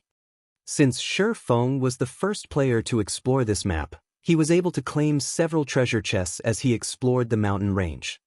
After over 8 hours of maneuvering through the ice zone's outer region, Shi Feng had obtained a total of 5 treasure chests, 4 of which were bronze rank and 1 was mysterious iron rank. This was far more than what one would expect to find exploring a map within a kingdom. Weapons and equipment became scarcer after level 50, and treasure chests were even rare. One would be very fortunate to come across a bronze treasure chest in level 50 maps or above. Obtaining a mysterious iron treasure chest in a level 70 map was akin to securing the loot of a level 70 Grand Lord without expending any energy. As Shi Feng expected, the treasure chests contained level 70 equipment. The most valuable of the multiple pieces he had obtained was a pair of level 70 secret silver ranked cloth armor gloves. He had also gained some potions, Tier 1 magic scrolls, and magic crystals, all of which could fetch a considerable sum if sold on the market. "I'm finally here," Shi Feng muttered as he arrived before a steep mountainside and stared at the cave entrance that was behind a magic array. This was where his exploration quest began, and it was the only entrance to Thunder Axe City. Even after the various superpowers peak experts had reached level 75 in the past, they still hadn't been able to break through this array. Players had only been successful after reaching level 77 and donning level 75 and 80 top-tier equipment. Following which, Shi Feng retrieved the magic scroll the Adventurers Association had given him and used it to remove the magic array on the cave's entrance. The moment Shi Feng removed the magic array, an enraged roar reached him from within the cave, echoing throughout the mountain range and causing the surrounding monsters to flee. What a powerful pressure! It's no wonder why ordinary experts had refused to enter this cave in the past. Even Shi Feng felt slightly uncomfortable as the pressure washed over him. Despite this, however, Shi Feng didn't hesitate in the slightest as he entered the cave. Once he stepped inside, a new magic array sealed the cave entrance once more, entrapping the pressure within. The cave's interior wasn't dark, on the contrary, it was as bright as day. Various crystals that radiated a faint glow covered the cave walls, and armed gargoyles wandered the cavern. These gargoyles occasionally emerged and entered the tunnel at the other end of the cavern. Enraged Gargoyle, Elemental Creature, Lord. Level 75. HP 15, 000, 000/15, 000, 000. Gargoyle Warrior, Elemental Creature, Great Lord. Level 76. HP 40, 000, 000/40, 000, 000. Although these gargoyles were not particularly strong, they moved in groups of 3 to 5. Moreover, there wasn't much distance between each group. If players weren't careful, they might attract 2 or more groups of monsters at once. While this might not be a challenge for a group of Tier 2 players, players had to face the exploration quest alone. Meanwhile, individual Tier 2 players would struggle to defeat the Great Lord-ranked Gargoyle Warriors. It was only natural that so many peak experts in the past had failed to reach Thunder Axe City, even after reaching level 75. Following which, Shi Feng threw Howling Thunder at an enraged gargoyle. Shio! An arc of blue lightning streaked toward one of the wandering enraged gargoyles, but just as Howling Thunder was about to find its mark, the gargoyle's eyes glowed with a red light. The monster then swept its stone axe in a horizontal arc. Dang! A crisp, metallic clang echoed throughout the cavern. What fast reaction speed! Shi Feng was astonished. Although his attack was relaxed, his aim had been perfect. The targeted enraged gargoyle's back had been turned towards him as well. Normally, the attack would have even struck elite players, yet this monster had reacted in time to block it. Before Shi Feng could launch another attack, the enraged gargoyle and 3 of its companions charged toward him with even higher movement speed than a Tier 2 assassin expert. What about this then? Shi Feng threw Howling Thunder again. Tier 1 throwing skill, Phantom Thorns. Suddenly, Howling Thunder split into over a dozen copies as it flew toward the 4 enraged gargoyles, accurately aimed for the gargoyles' blind spots. Dang! A series of metallic clangs echoed throughout the cavern as the enraged gargoyles blocked most of the incoming attacks, but one phantom slipped past and struck a gargoyle's rocky form. The attack forced the enraged gargoyle to stumble one step back and lose over 10,000 HP. Their combat standards are so high? Shi Feng was actually surprised to see the enraged gargoyle stumble backward. Shi Feng learned through this clash that these enraged gargoyles' combat standards were on par with the Trial Tower's 4th floor. They weren't far behind expert players in terms of combat standards. If an ordinary Tier 2 expert encountered 4 Lord-ranked monsters with such high combat standards, their death would be guaranteed. Only Refinement Realm experts and stronger players would have any hope against them. Now, Shi Feng, more or less, understood why the past's level 75 peak experts hadn't been able to activate Thunder Axe City. If the monsters at the beginning of the quest were so tough, it was easy to imagine how challenging the monsters would be further down the tunnel. Although these 4 enraged gargoyles were impressively strong, against Shi Feng, who had the attributes of a level 70 Great Lord, they were a joke. Shi Feng took less than 10 minutes to eliminate all 4 gargoyles. When the enraged gargoyles died and dropped their loot, one shining item, in particular, caught Shi Feng's attention. Chapter 2005, Treasure Trove of Materials. These enraged gargoyles actually have a chance of dropping this? Shi Feng could not help but become a little excited as he stared at the glowing, golden pebble on the ground. This pebble was known as the Earth Spirit. This was an extremely rare material that only dropped from special Earth-type elemental creatures. Ordinary Earth-type elemental had no chance of dropping it. Meanwhile, on the market, one Earth Spirit could sell for 50 silver. Furthermore, one could synthesize an Earth Essence from 100 Earth Spirits. Like Sun Essence, Earth Essence could be used when crafting power sources for mechanical tools. It could also strengthen the power cores, infusing the core with attributed mana. Shi Feng had actually obtained an Earth Spirit after killing 4 enraged gargoyles. Why wouldn't he be excited? Even now, Zero Wing had only collected a few Sun Essences. They were simply too difficult to procure, and Earth Essence was just as rare.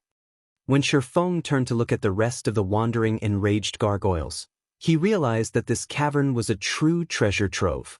He then retrieved the Bible of Darkness and Fire Spirit, summoning a level 85, tier 3 demon and the level 80 flame dragon to annihilate the enraged gargoyles.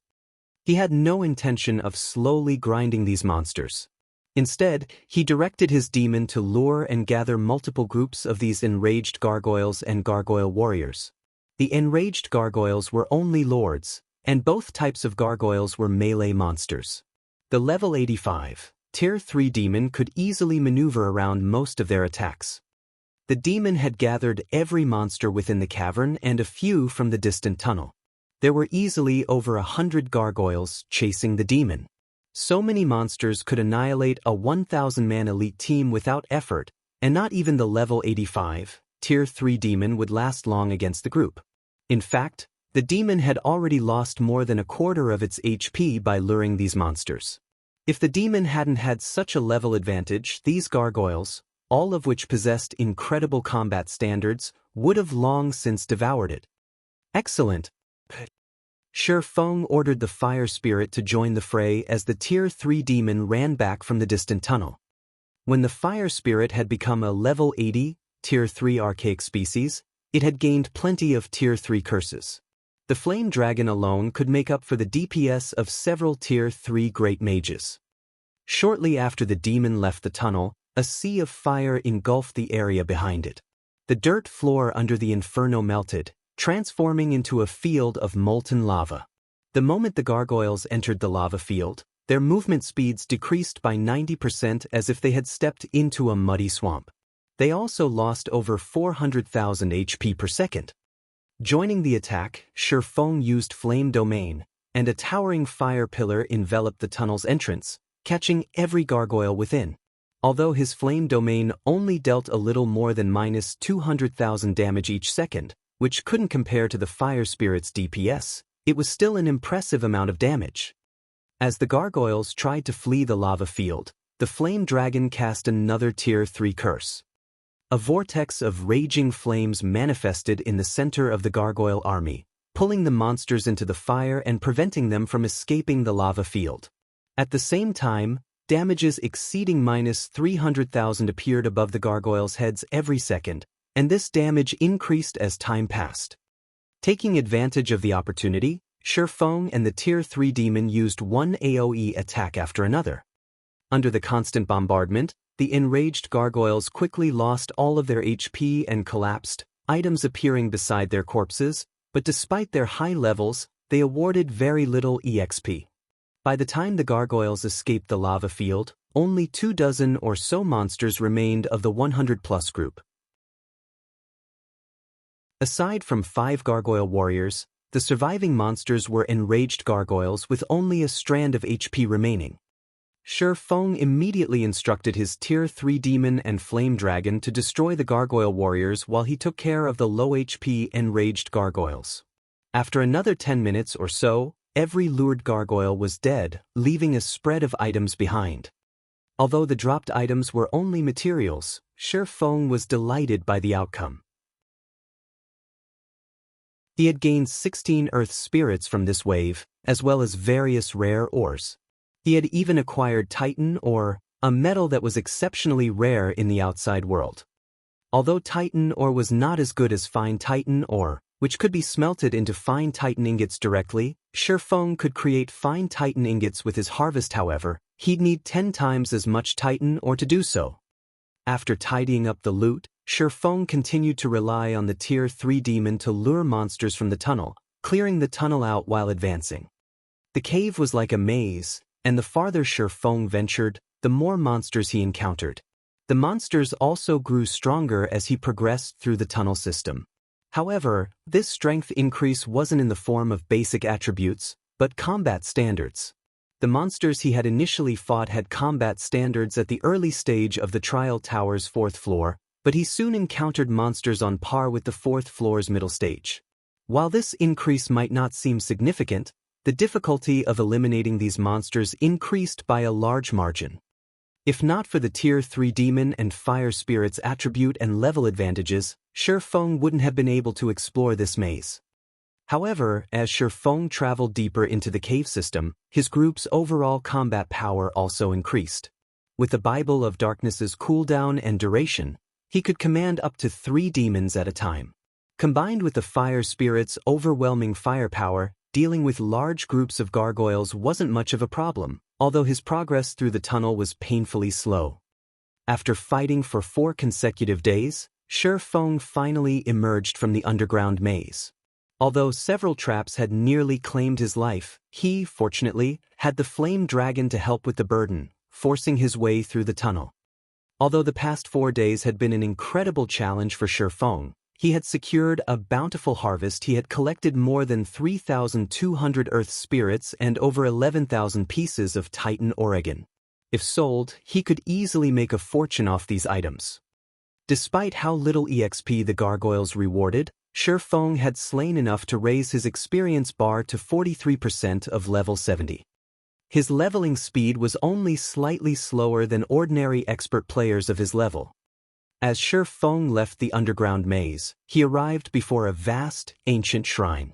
Although the shrine had fallen into ruin, the gigantic crystal suspended in the center still shone brilliantly and exuded a frighteningly dense mana. When Feng entered the shrine, he felt a chill assault his body, and he unconsciously halted his advance. Is the system joking? The corners of Feng's eyes twitched as he stared at the crystalline statue in the center of the shrine. The towering, crystalline statue's eyes glowed with a crimson light, and the dense, ambient mana flooded into the statue, disintegrating the crystal and revealing the monster within the shell. As more of the monster's body was exposed to the open air, its aura grew stronger. It took no time at all for its aura to grow stronger than that of an ordinary mythic monster. Why is a ferocious beast guarding this place? Before Feng could process the situation, the level 80 mythic-ranked ancient earth serpent was freed from its crystalline prison and shot forward. Before the 3 Tier 3 demons and fire spirit could react, the earth serpent threw the summoned creatures, sending them crashing into the surrounding stone pillars. After getting rid of the 4 obstacles, the serpent spread its jaws and pounced on Feng.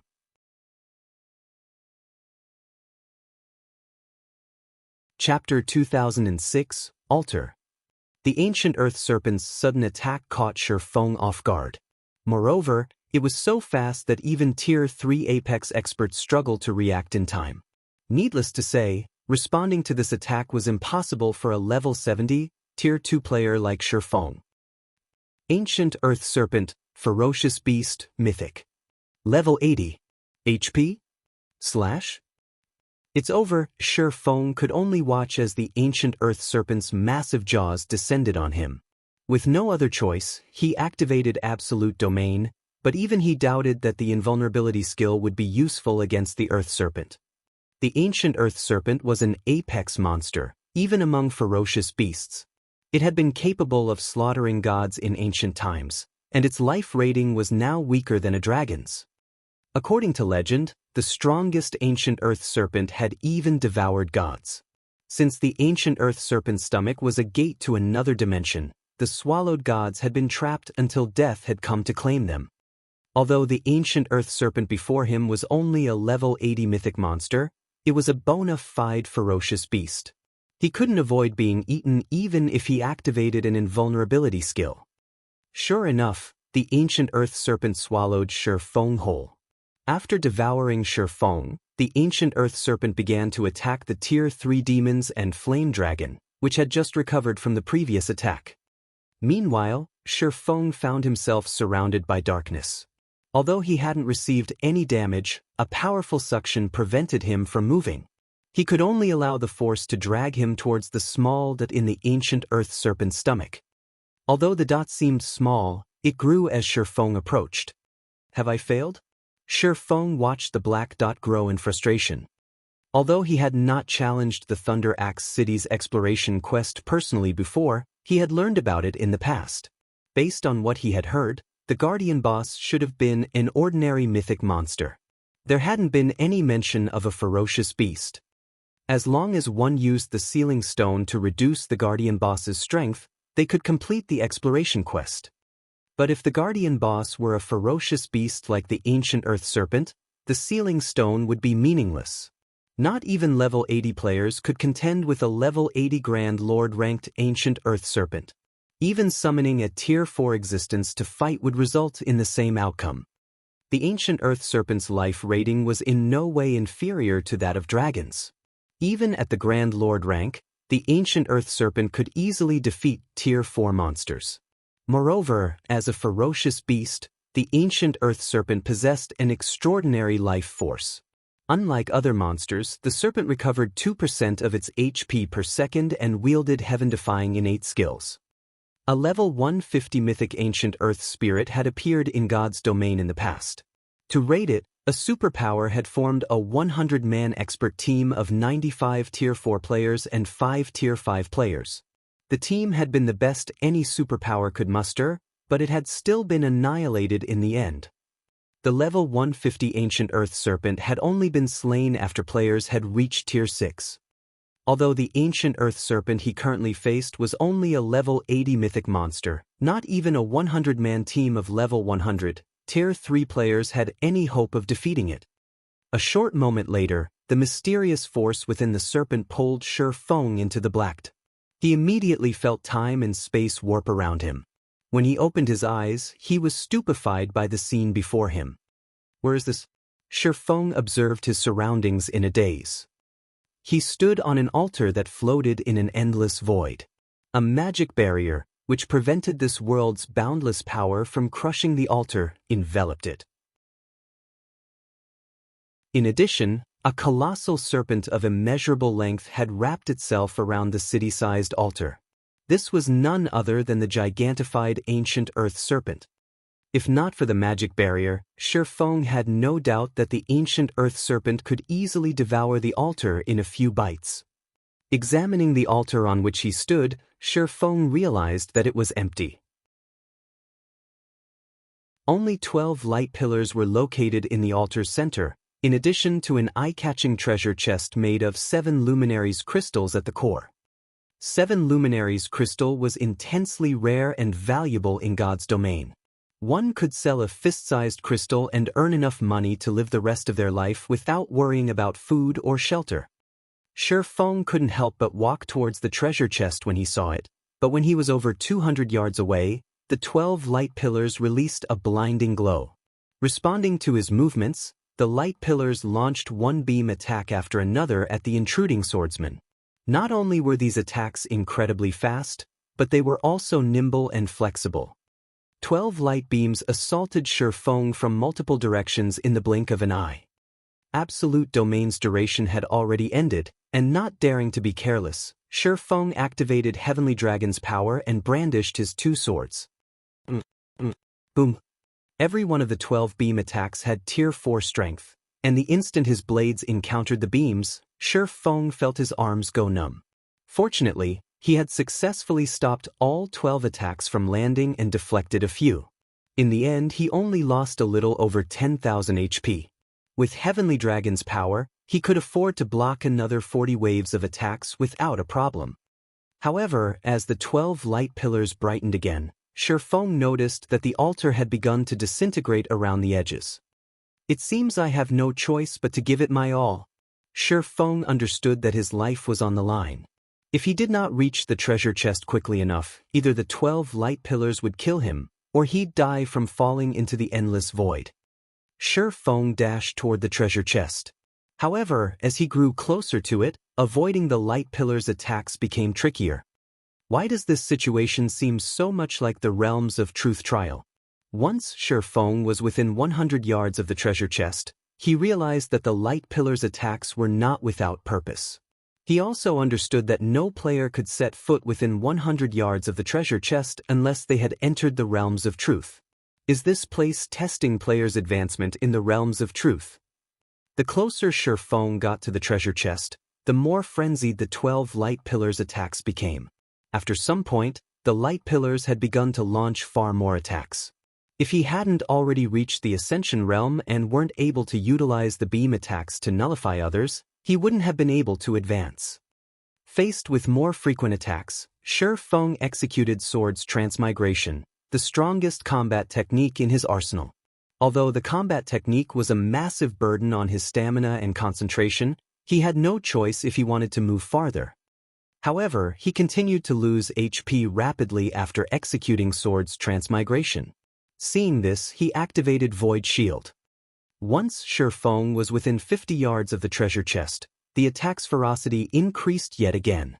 At this time, Void Shield's energy reserve quickly drained, and his HP began to plummet again. 80%, 60%, 30%. When only 20 yards separated him from his target, Shi Feng knew that he didn't have enough HP to last as he crossed the remaining distance. He was at his limit. If attack's intensity increased any further, he would have no hope of survival. Screw it. Realizing that he couldn't get through this trial in his current state, Shi Feng steeled his heart and activated Blade Awakening, the second legacy berserk skill he had learned. His basic attributes and physique skyrocketed, significantly improving his reactions. Following which, he activated Blade Dance, a legacy skill he was not adept at using. He then retrieved Netherworld Brilliance, the weapon he had ignored in his bag for so long, and used it, killing Ray and the Abyssal Blade to block the incoming beam attacks. As he executed Sword's Transmigration with 3 swords, the technique's defensive capabilities rose considerably. In no time at all, Shi Feng arrived before the 7 Luminaries' treasure chest.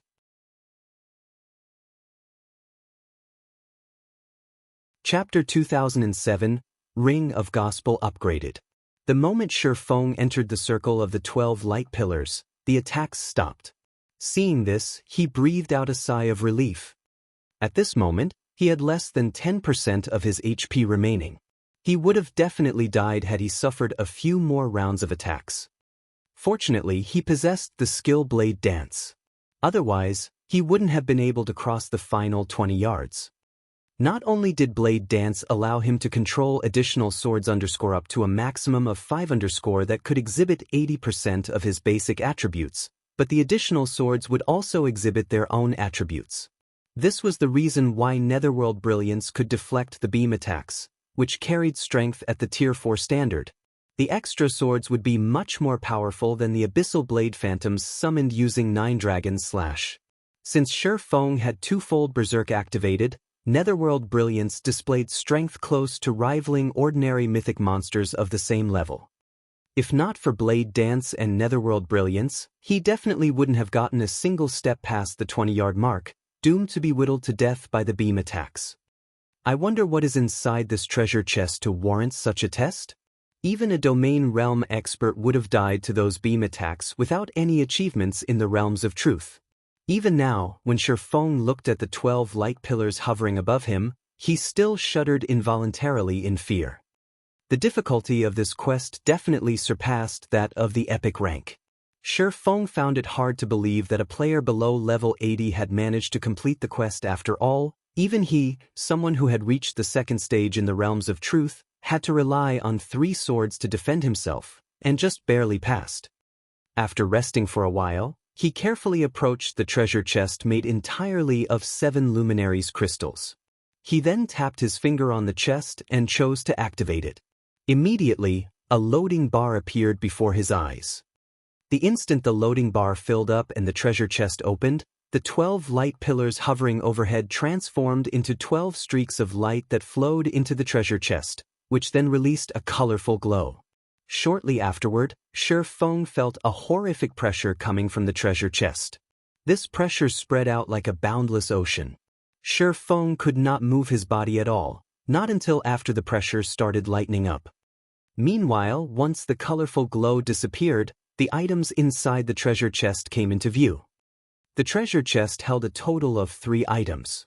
One was a Rubik's Cube made of 7 luminaries crystal, one was an orb that gave off a fiery glow, and one was a crystal that gave off a dazzling purple glow. No wonder the test was so difficult. The reward is so generous. Realization immediately dawned upon Sure Feng as he took in these 3 items. He could not help but grow ecstatic, his eyes nearly popping out of their sockets. This was especially true when he looked at the fiery orb and the dazzling crystal. The Rubik's Cube made of 7 luminaries crystal was none other than the key to activate Thunder Axe City, and the item he needed to complete his exploration quest. As for the fiery orb, it was an item that even superpowers would fight desperately to obtain. The reason for this was the Tier 3 mysterious flame fallen earthfire contained within this orb. It was a treasure that could significantly increase the production success rate of forgers and alchemists. To Sure Feng, it was crucial for controlling his soul fire. Tier 3 mysterious flames were exceedingly rare in God's domain. There might not even be one Tier 3 mysterious flame in an entire kingdom. Its value was not the slightest bit lower than that of a fragmented legendary item. Previously, he had obtained the Purple Thunder Flame, a Tier 3 mysterious flame, due to luck. The Purple Thunder Flame had allowed him to increase his control over the soul fire by a significant margin and greatly reduce the corrosion rate of the soul chain. If he could absorb another Tier 3 mysterious flame, he might be able to gain full control over the soul fire. Then he would not have to worry about the corrosion of the soul chain. Of course, he could also feed the Tier 3 mysterious flame to the fire spirit. However, a Tier 3 mysterious flame was not enough to allow the current fire spirit to undergo a qualitative transformation, because the gap between Tier 3 and Tier 4 was massive. Sure Feng estimated that he would need at least 2 Tier 3 mysterious flames to upgrade the fire spirit to Tier 4. Either that, Ortons of Tier 1 and Tier 2 mysterious flames. Hence, rather than provide the fire spirit with a slight boost in combat power, using the fallen earth fire to remove the Reaper's scythe hovering above his head would be more advantageous. The last item inside the treasure chest was also the most valuable among the 3. Sacred Source Crystal. The value of this item easily surpassed the combined value of 2 fragmented legendary items. The Sacred Source Crystal was so valuable because it was guaranteed to upgrade one item to the fragmented legendary rank, even if it was a bronze item. The Sacred Source Crystal was something every expert player dreamed of obtaining. After all, every weapon and equipment had different compatibility with players. If players were not compatible with a particular weapon or equipment, even if said weapon or equipment was at the fragmented legendary rank, they would not be able to exhibit the fragmented legendary item's full potential. However, how precious were fragmented legendary items? Even Apex experts might not necessarily own one in their lifetimes. One would be fortunate to obtain a fragmented legendary item, let alone be picky about one's compatibility with it. Hence, the scarcity of fragmented legendary items allowed the Sacred Source Crystal to shine. There were millions and billions of weapons and equipment available in God's domain. While fragmented legendary items might be extremely rare, items between the bronze and dark gold rank were everywhere. With the Sacred Source Crystal, players could simply find an item that was compatible with them and upgrade it to the fragmented legendary rank. The aid the Sacred Source Crystal provided to players was simply massive. Take weapons for example. With a compatible weapon, their combat power would increase by at least 20%. In the past, when the Sacred Source Crystal made its initial appearance in an auction house, the various superpowers had hotly contested over it. In the end, one superpower had used 3 fragmented legendary items to trade for the Sacred Source Crystal. Back then, many had found the trade preposterous. As a result, many had ridiculed the buyer for making a loss. However, after obtaining the Sacred Source Crystal, the superpower that purchased it had managed to allow one of its Tier 5 experts to get promoted to the Tier 6 God rank. This achievement had stupefied the various superpowers. They had never considered that a fragmented legendary item with high compatibility would provide so much help. Normally, even several fragmented legendary items would not necessarily be enough to help a player reach the Tier 6 standard. As for the superpower that sold the Sacred Source Crystal, it had nearly died of regret after finding out about this matter.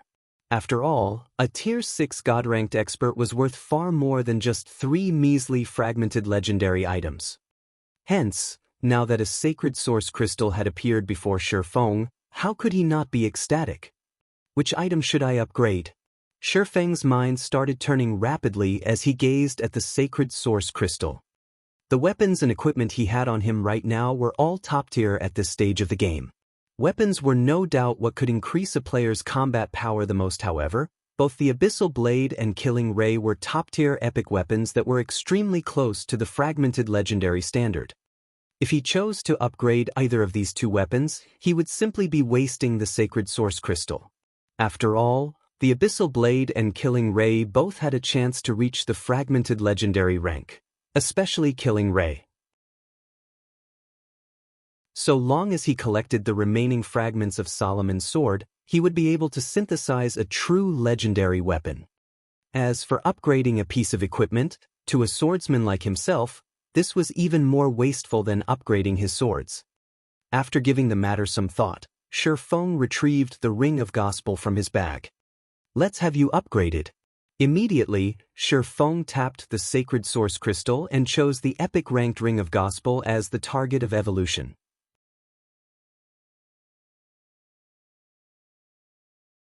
Chapter 2008, Miniature World. After Shifeng selected the target of evolution, countless streams of light suddenly flowed from the Sacred Source Crystal into the Ring of Gospel. Due to the Sacred Source Crystal's power, the incomplete divine runes and magic arrays engraved on the Ring of Gospel started completing themselves. A few seconds later, a purple-gold ring exuding a frightening aura that even froze the surrounding space appeared before Shifeng. What powerful pressure! At this moment, the pressure from the Ring of Gospel surpassed even the aura of an ordinary mythic monster. Even Shifeng felt slightly uncomfortable when subjected to it. The Ring of Gospel was one of the extremely few domain items in God's domain. It was exceedingly useful to both individual players and guilds. However, as an epic item, it had a major flaw. It needed to be fed 20,000 magic crystals every 7 days, a price no ordinary guild could afford. As for Zero Wing, this was still a significant expenditure even after obtaining the Manatite Vein. Hence, Shifeng had decided to upgrade the Ring of Gospel in order to rid himself of this troublesome flaw. Shortly after, the Ring of Gospel released the surrounding space. Only then could Shifeng finally move his body again. As for the Ring of Gospel itself, it returned to his hand. At this moment, though, the ring gave off a completely different feeling than before. The ring felt extremely heavy. However, this weight did not originate from the ring itself but was a pressure coming from the surrounding space. Meanwhile, this pressure had reduced his combat power by a minimum of 50%, a phenomenon he had never experienced before when using the Ring of Gospel previously. Could a deviation have occurred during the upgrade? Shifeng could not help worrying. Hurriedly, he inspected the ring's attribute panel. When an item's quality increased, normally, its effects would grow stronger. However, some items would encounter an error during the upgrade process and develop different effects. Some items would even have their nature altered completely. Although such occurrences were extremely rare, the chances were not zero. It was also the outcome that players dreaded seeing the most. Ring of Gospel, fragmented legendary rank item. Crafted by the Dark Shaman King after gathering the world's energy, this ring contains a miniature world. The ring's inner space was further perfected using a sacred source stone. The ring can suppress an area space, granting the wielder absolute dominance over the space. Additional skill 1-. Miniature world. Freezes the space within a radius of 5,000 yards. All enemies within the area cannot use teleportation tools or teleportation-type skills, and communication with the outside world is severed. Weakens enemies' physiques by 30% and decreases basic attributes by 30%, movement speed by 50%, and reaction speed by 30%. Maintaining miniature world costs 5,000 magic crystals every 10 minutes. No cooldown. Cannot be used before binding. Additional skill 2-. Ring of Brilliance. Improves all allies' physiques by 20% and increases basic attributes by 20% within a 2,000-yard radius. Increases an area's mana density by 100%. Maintaining Ring of Brilliance costs 2,000 magic crystals every 30 minutes. No cooldown. Cannot be used before binding. As the Ring of Gospel contains an inner world, it is strongly rejected by the outside world. Existences below Tier 4 will be greatly suppressed by the external world's power when using this ring. The higher tiered the user is, the weaker the suppression will be. It didn't deviate? Shi Feng breathed out a sigh of relief when he saw the Ring of Gospel's attributes. Although the upgrade had increased the usage requirement, the Ring of Gospel skills had also received significant improvements. Previously, the Ring of Gospel simply placed a seal on the affected space. Now, the ring directly froze it. One could say that the Ring of Gospel strength had improved from its original intermediate magic array standard to the advanced magic array standard. Moreover, Miniature World was even more powerful than the average advanced field magic array, as it was a combination of a field magic array and a barrier magic array. Only, the number of magic crystals required to operate it remained horrifying. Fortunately, he no longer needed to feed the ring 20,000 magic crystals every week. With this improvement, the Ring of Gospel would be useful in both raiding bosses and large-scale combat out in the fields. After upgrading the Ring of Gospel, Shi Feng stored it and walked to the teleportation array engraved at the altar's center. His body then transformed into a streak of light and disappeared from the altar. After he left, the altar crumbled rapidly and vanished into the void. By the time Shi Feng opened his eyes again, he had appeared inside a grand teleportation hall. This place is Thunder Axe City? Shi Feng was surprised to see the 4-meter-tall level 200 NPC soldiers inside the hall. He had expected to get teleported to outside the Icefire Mountain range, not directly to Thunder Axe City. Normally, after Thunder Axe City was activated, players had to enter the city via the teleportation array in the Icefire Mountain range's outer area. Meanwhile, activating the outer area's teleportation array required one to use the Rubik's Cube obtained through the exploration quest on the teleportation array. Only after arriving inside Thunder Axe City and handing the Rubik's Cube over to the Thunder Axe Giant's Great Elder would players be able to fully activate Thunder Axe City. Now that he had directly teleported to Thunder Axe City, he could save up on a lot of travel time. Just as Shi Feng was about to exit the teleportation hall, he suddenly noticed a bunch of new messages from Aqua Rose and Blackie. Why are there so many messages? Did something happen? Shi Feng eyed the messages with some confusion. His communication with the outside world had been severed when he entered the cave. However, when he was doing his quest inside the cave, he had logged off to rest every day. During these break periods, he would contact Aqua Rose and Blackie to get an update on the latest developments in Zero Wing and God's Domain. Before he logged into the game this evening, Aqua Rose and Blackie hadn't reported any problems. Now, after just a few hours, the two of them had sent him more than 10 messages in total. Shi Feng immediately contacted Aqua Rose. "Guild leader, are you done with your quest?" Aqua Rose asked. "It's mostly finished," Shi Feng replied, nodding. "I received quite a few messages from both you and Blackie. Did something happen outside?" The fact that he was challenging a high-ranking quest and unable to make contact with the outside world was something the guild upper echelons knew. Hence, they wouldn't contact him unless there was something extremely important. After all, his quest was very dangerous, and even the slightest mistake could result in failure. He could not afford any disturbance whatsoever. Originally, today was just like any normal day. Although our guild members have continuously clashed with the various large guilds at the Witch's Hill, there were no large-scale battles involving more than 1,000 players. However, just 3 hours ago, players capable of transforming into monsters appeared among the enemy. These players are extremely strong, and every one of them could rival high lords of the same level in terms of basic attributes. Some of these players even have attributes of a great lord. Moreover, these players are all experts, so they could slaughter even our Tier 2 experts with ease. Our guild members are no match for these people. Currently, several thousand members have already been killed. Due to these monster players, our members can't grind at the Witch's Hill at all, Aqua Rose said, frustrated. Although their side had killed a few of these monster players, the difference in the casualties the two sides suffered was massive. Until now, they hadn't even killed 500 of these monster players, yet their side had already suffered more than 5,000 casualties. Moreover, the only reason why they managed to kill these monster players was mainly the magic-breaking crossbows and basic combat devices. However, there were simply too few of these tools available, so contending against these monster players was simply impossible. Players transforming into monsters? Feng frowned upon hearing Aqua Rose's words. How willing of them! He knew a little about matters regarding players transforming into monsters. It was indeed possible to accomplish this feat by utilizing special legacies or tools. The Evil God's Temple's legacy was one such example.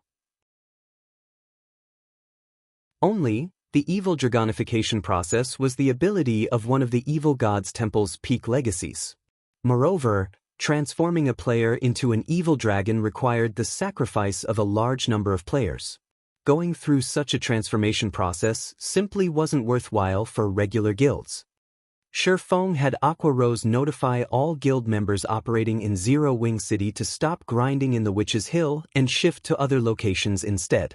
After all, it wouldn't be wise to continue clashing with these monster players without proper countermeasures. As for Feng himself, he hastened his steps and headed straight for the Great Elder's mansion.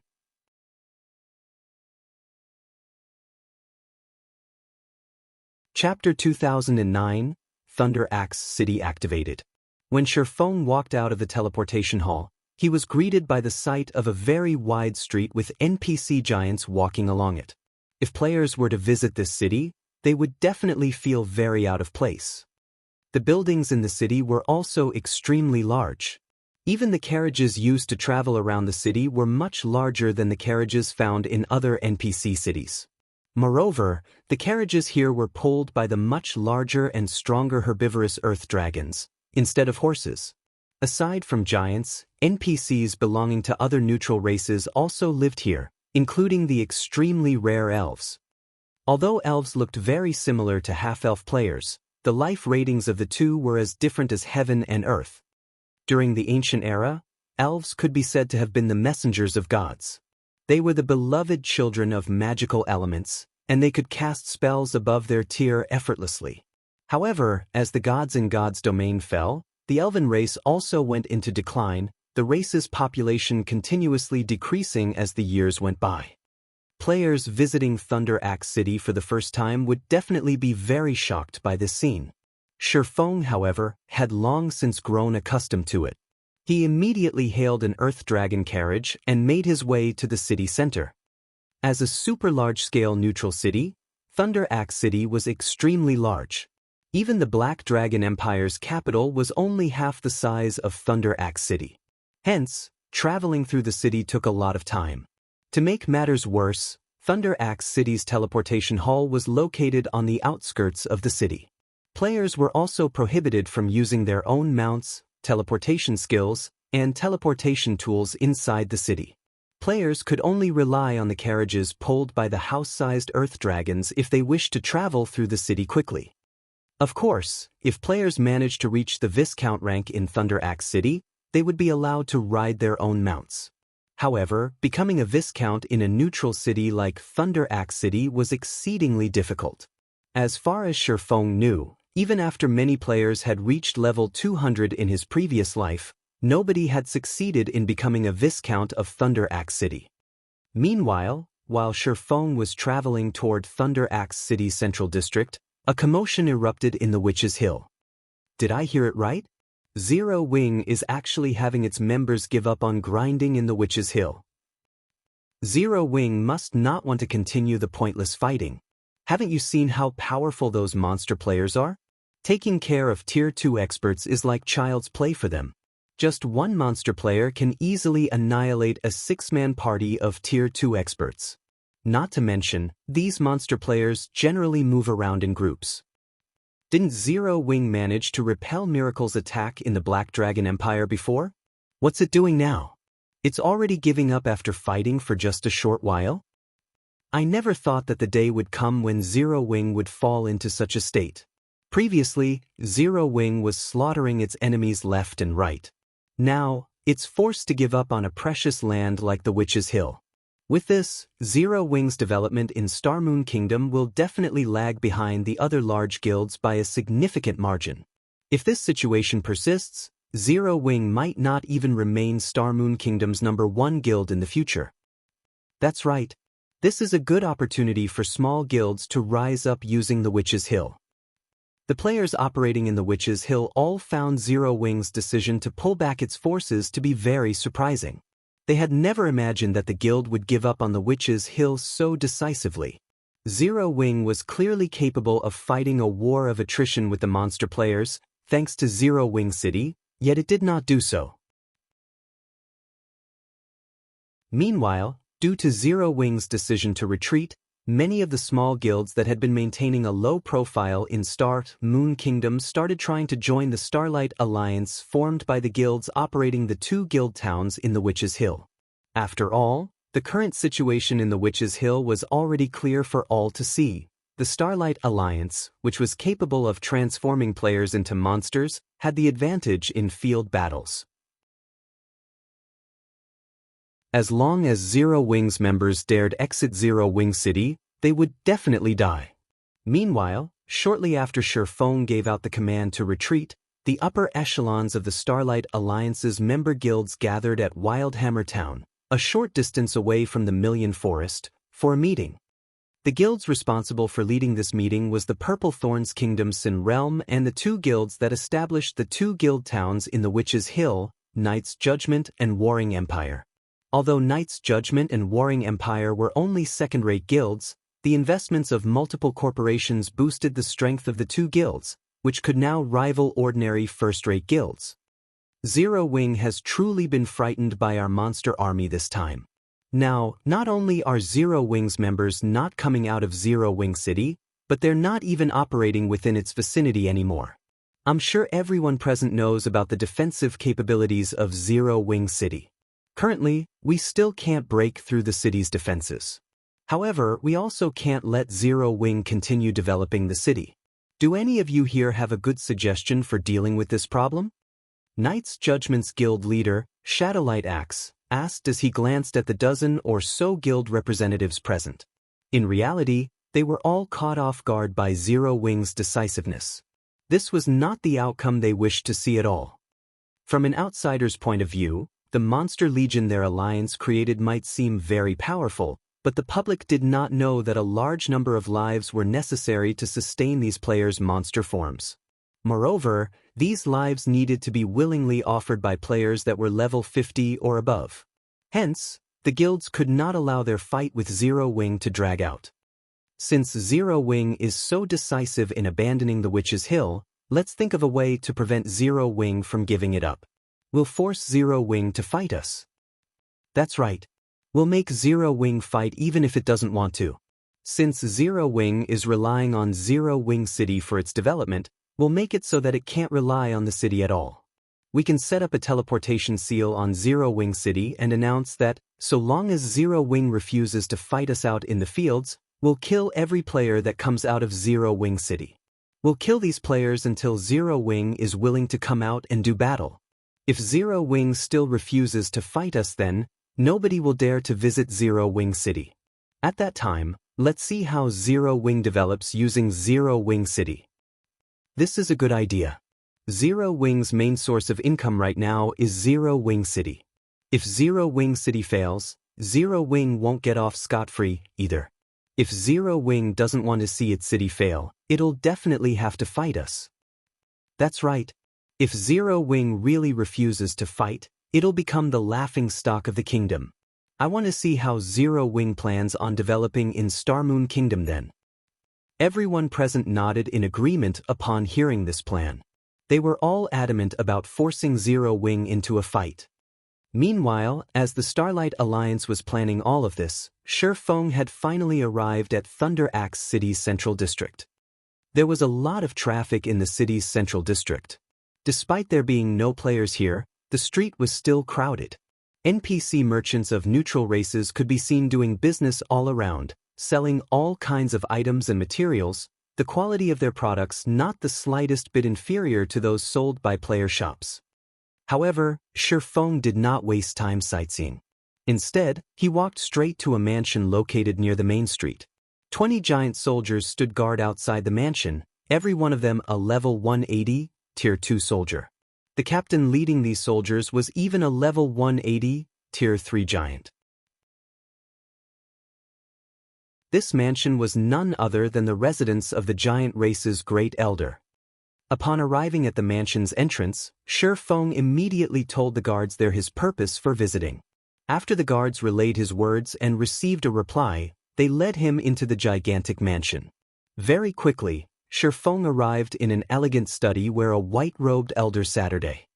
Giants were natural-born warriors and were not adept at magic, yet the great elder was actually a level 200, Tier 5 Grand Wizard. He would be considered an overlord-level existence even in an empire. It's been a long time since a human adventurer has visited this city. I heard that you have the power to activate the ancient teleportation array outside Thunder Axe City. May I know if this is true? The giant elder asked softly as he observed Shi Feng.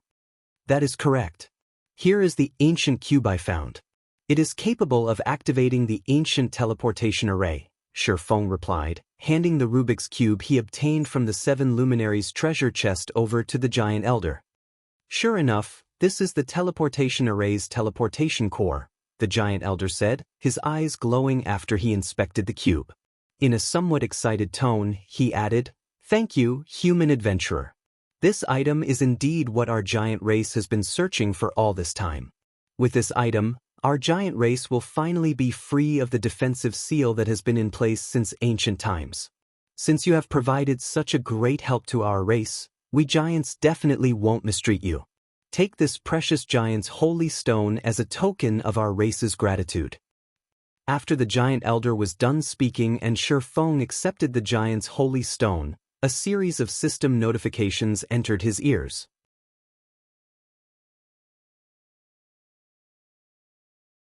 Chapter 2010, Titan Bloodline.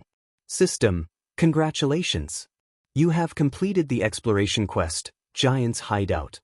Rewarding 1 Giant's Holy Stone, Adventurers Association Reputation plus 20, and Adventurers Association Contribution plus 1000. System, congratulations. You have activated the neutral city Thunder Axe City. Rewarding 1 Thunder Axe Crystal, Thunder Axe City Reputation plus 100, and Thunder Axe City Contribution Points plus 2000. The 2 notifications echoed in Shi Feng's head 3 times, leaving him dazed. The rewards for pioneering Thunder Axe City sure are abundant. Not only did I get 2000 contribution points, but I also earned a Thunder Axe Crystal? Shi Feng looked at the glowing, dark gold crystal that had appeared in his hand in astonishment. Thunder Axe City was hidden deep within the Icefire Mountain range. Normally, players could only reach the city through a teleportation array within the range's outer region once it had been activated. Teleporting to Thunder Axe City from another NPC city was impossible, making it inconvenient for players to visit frequently. However, as a trade city, Thunder Axe City overflowed with opportunities and resources. Even if the journey were tough and inconvenient, players would force themselves to visit. Fortunately, there was more than one method of entering Thunder Axe City. One could also do so through the city's special tools. The city had 2 special tools that allowed players to visit with ease, the Thunder Axe Insignia and the Thunder Axe Crystal. The insignia only allowed the holder to teleport to Thunder Axe City, whereas the crystal allowed the user to open a teleportation gate, allowing a large group of players to pass through, saving plenty of travel time. However, these tools were particularly difficult to acquire. Players had to become an ordinary noble in Thunder Axe City before they could trade the city's contribution points for the insignia. As for the Thunder Axe crystal, one could only purchase the crystal with contribution points after becoming a Viscount. The contribution points were already exceedingly difficult to acquire, not to mention gaining status in Thunder Axe City. Thunder Axe City was massive, with countless quests and opportunities to offer, but there were very few quests that awarded CPs. Moreover, players would only earn a small number of CPs from the quests that awarded them. Only high-ranking quests rewarded a higher number, but those were incredibly difficult to come by. Even the most hardworking player would fail to collect 2,000 CPs after a full year of work. Meanwhile, purchasing the Thunder Axe crystal required 5,000 CPs. While the Thunder Axe crystal had limited uses to individual players, it was extremely useful to guilds. With the crystal, guild members wouldn't have to waste time traveling to the city. With the time they saved, they could do far more in Thunder Axe City. Following which, Sher Feng stored the Thunder Axe crystal and turned his gaze toward the giant's holy stone he had received from the Great Elder. Based on what he had learned in the past, the exploration quest's reward included the epic-ranked Giant's Crystal. One could use it to convert 1,000 level 50-plus players into Giants, bypassing the conversion quest. Unfortunately, players under level 50 would have to visit Thunder Axe City and complete the conversion quest normally to convert into a Giant. The conversion quest's application fee was 20 gold per person. In other words, by completing this exploration quest, one could forego the 20,000 gold in application fees while allowing selected players to skip the troublesome conversion quest and become members of the Giant race.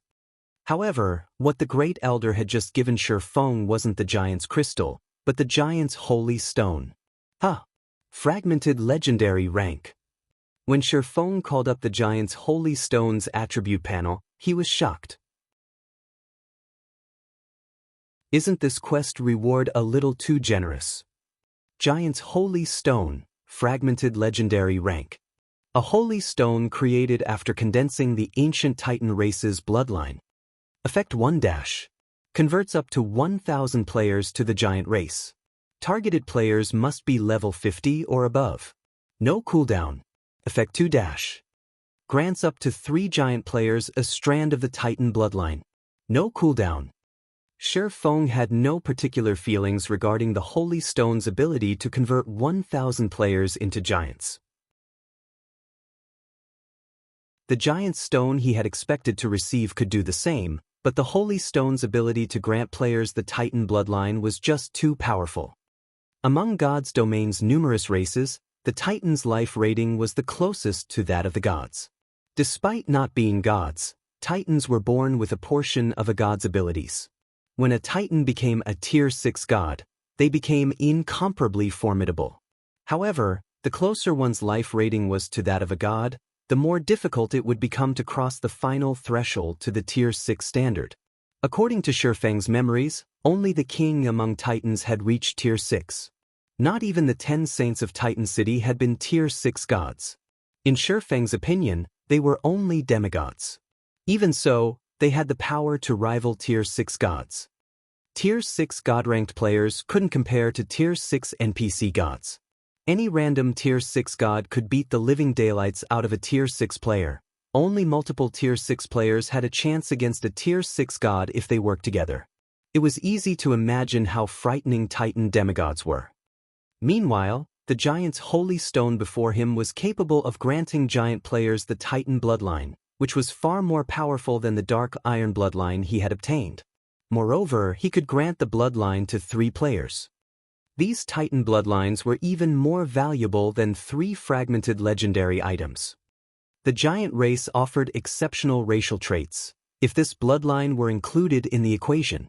Sher Feng didn't even dare imagine how powerful a player with this bloodline would become. Titans were nearly perfect beings, unlike Giants, who had obvious flaws. With this, the players that convert into Giants have hit the jackpot. Sher Feng could not help but feel slightly envious as he gazed at the Giant's Holy Stone. Giant players would face far more difficulties when challenging their promotion quests than human players, but with the Titan bloodline, that difficulty wouldn't be as high. With this bloodline, the promotion quests shouldn't be more difficult than that of ordinary humans. This meant that the experts who became giants could reach far greater heights. Giant players would become terrifying after reaching Tier 5, not to mention Tier 6. In the past, one giant expert had reached Tier 5 thanks to a ton of resources from his guild. Whether or not he had been strong enough to contend with Tier 6 God-ranked experts, he had ranked among the top 20 Tier 5 players in God's domain. Those top 20 Tier 5 experts had all worn top-tier equipment, held at least one legendary item, and wielded special legacies. Their combat standards had been at the absolute apex of God's domain. Yet, this Tier 5 giant expert had forced himself into the top 20 ranks despite carrying 0 legendary items. It was easy to imagine how powerful the giant race was. If possible, Shifeng would convert into a giant, obtaining the Titan bloodline as well, but he was a guild leader.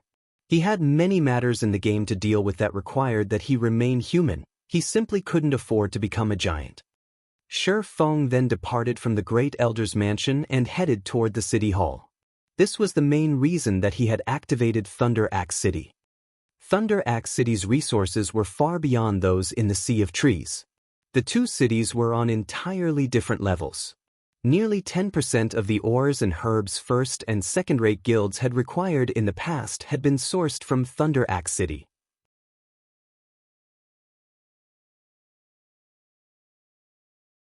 Chapter 2011 Advanced Shop. Shifeng's carriage slowed to a stop before a majestic castle. A steady flow of NPCs entered and left the building, many of which were members of other neutral races. This majestic castle was none other than Thunder Axe City's City Hall, located within the very heart of the city. Tall walls, decorated with divine runes and magic arrays, protected the castle. The wall's defensive capabilities were even beyond Tier 5 NPCs' power. This was the safest location throughout Thunder Axe City. Before Shifeng reached the castle's entrance, a level 180, Tier 3 NPC soldier stopped him. Lord Bronze Legatee, this is an important location in Thunder Axe City. If you wish to enter, you must register first, the Tier 3 NPC soldier respectfully informed Shifeng as he retrieved a magic crystal. I understand. Please register me then, Shifeng said, nodding. Thunder Axe City's City Hall wasn't like those in other NPC cities. Players could enter city halls in human cities without registering or gaining permission. However, not only did players have to register, but they also had to obtain an ordinary noble rank in the city before they could enter this city hall. Players had to register due to the magic array around the city hall. If the magic array didn't recognize their auras, it would attack and suppress them the moment they entered the building. Security was so strict due to the importance of Thunder Axe City's City Hall. Rather than a city hall, it was more appropriate to view it as a treasury or trade market. The city hall stored all kinds of treasures the giant race had collected since ancient times, including legendary items.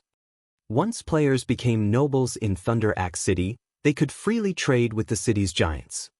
The giant race had lived in Thunder Axe City since ancient times, so they had accumulated countless treasures.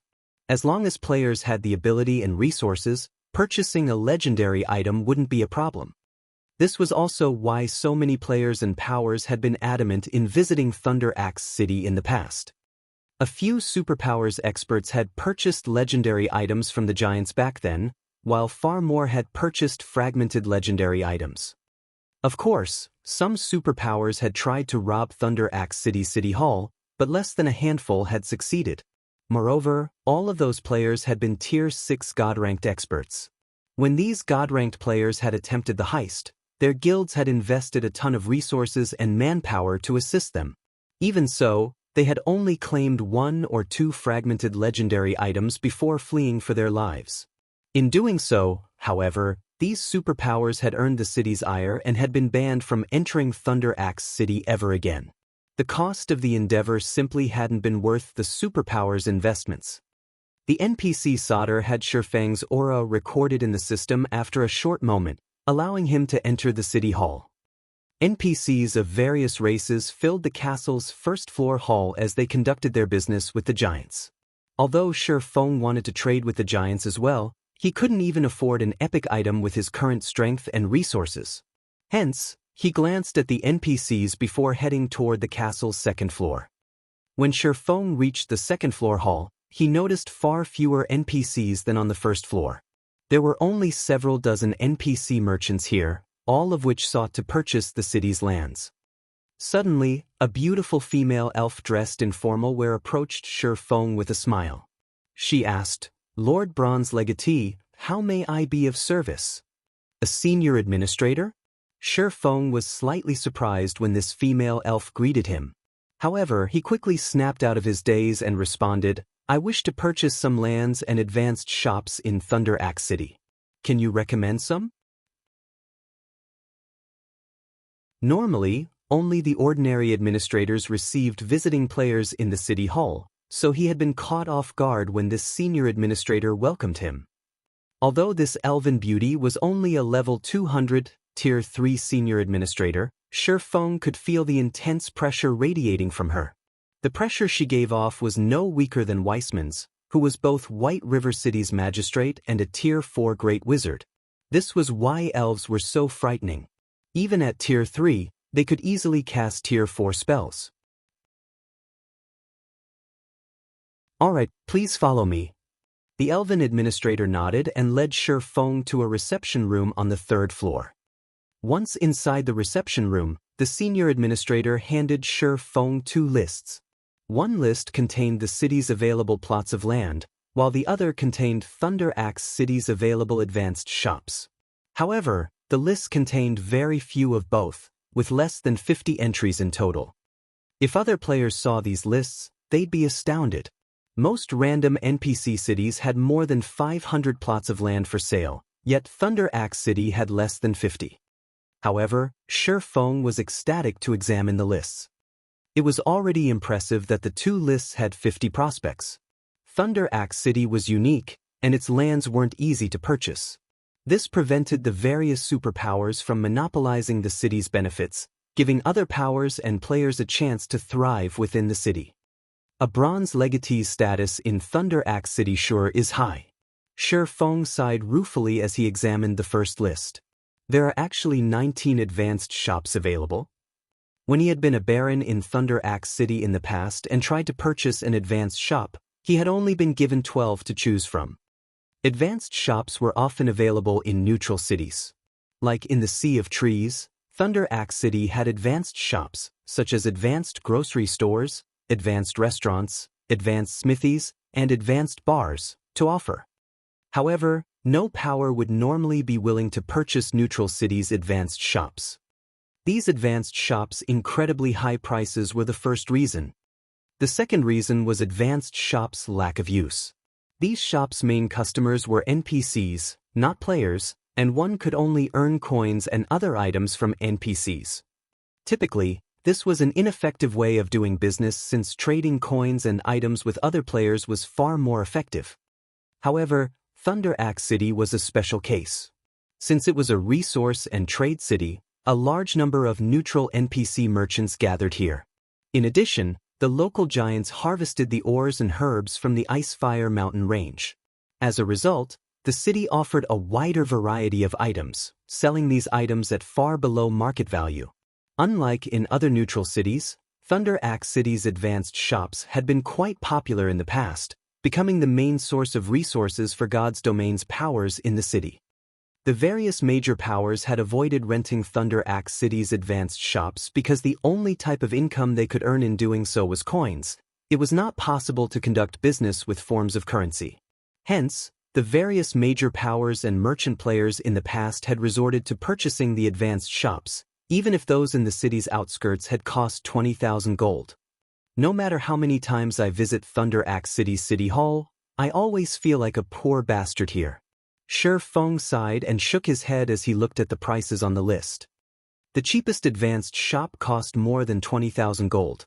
There was also an advanced grocery store that cost 40,000 gold, and a smithy for 53,000 gold. Although both shops were in the city's inner area, both were merely 1-star shops. According to Shi Feng's knowledge, the cheapest 2-star shop in Thunder Axe City cost 70,000 gold, while those in the city's inner area cost more than 100,000 gold. However, Thunder Axe City rarely sold 2-star shops. But when Sherfeng read the list's last entry, he was flabbergasted. What? A 2-star shop?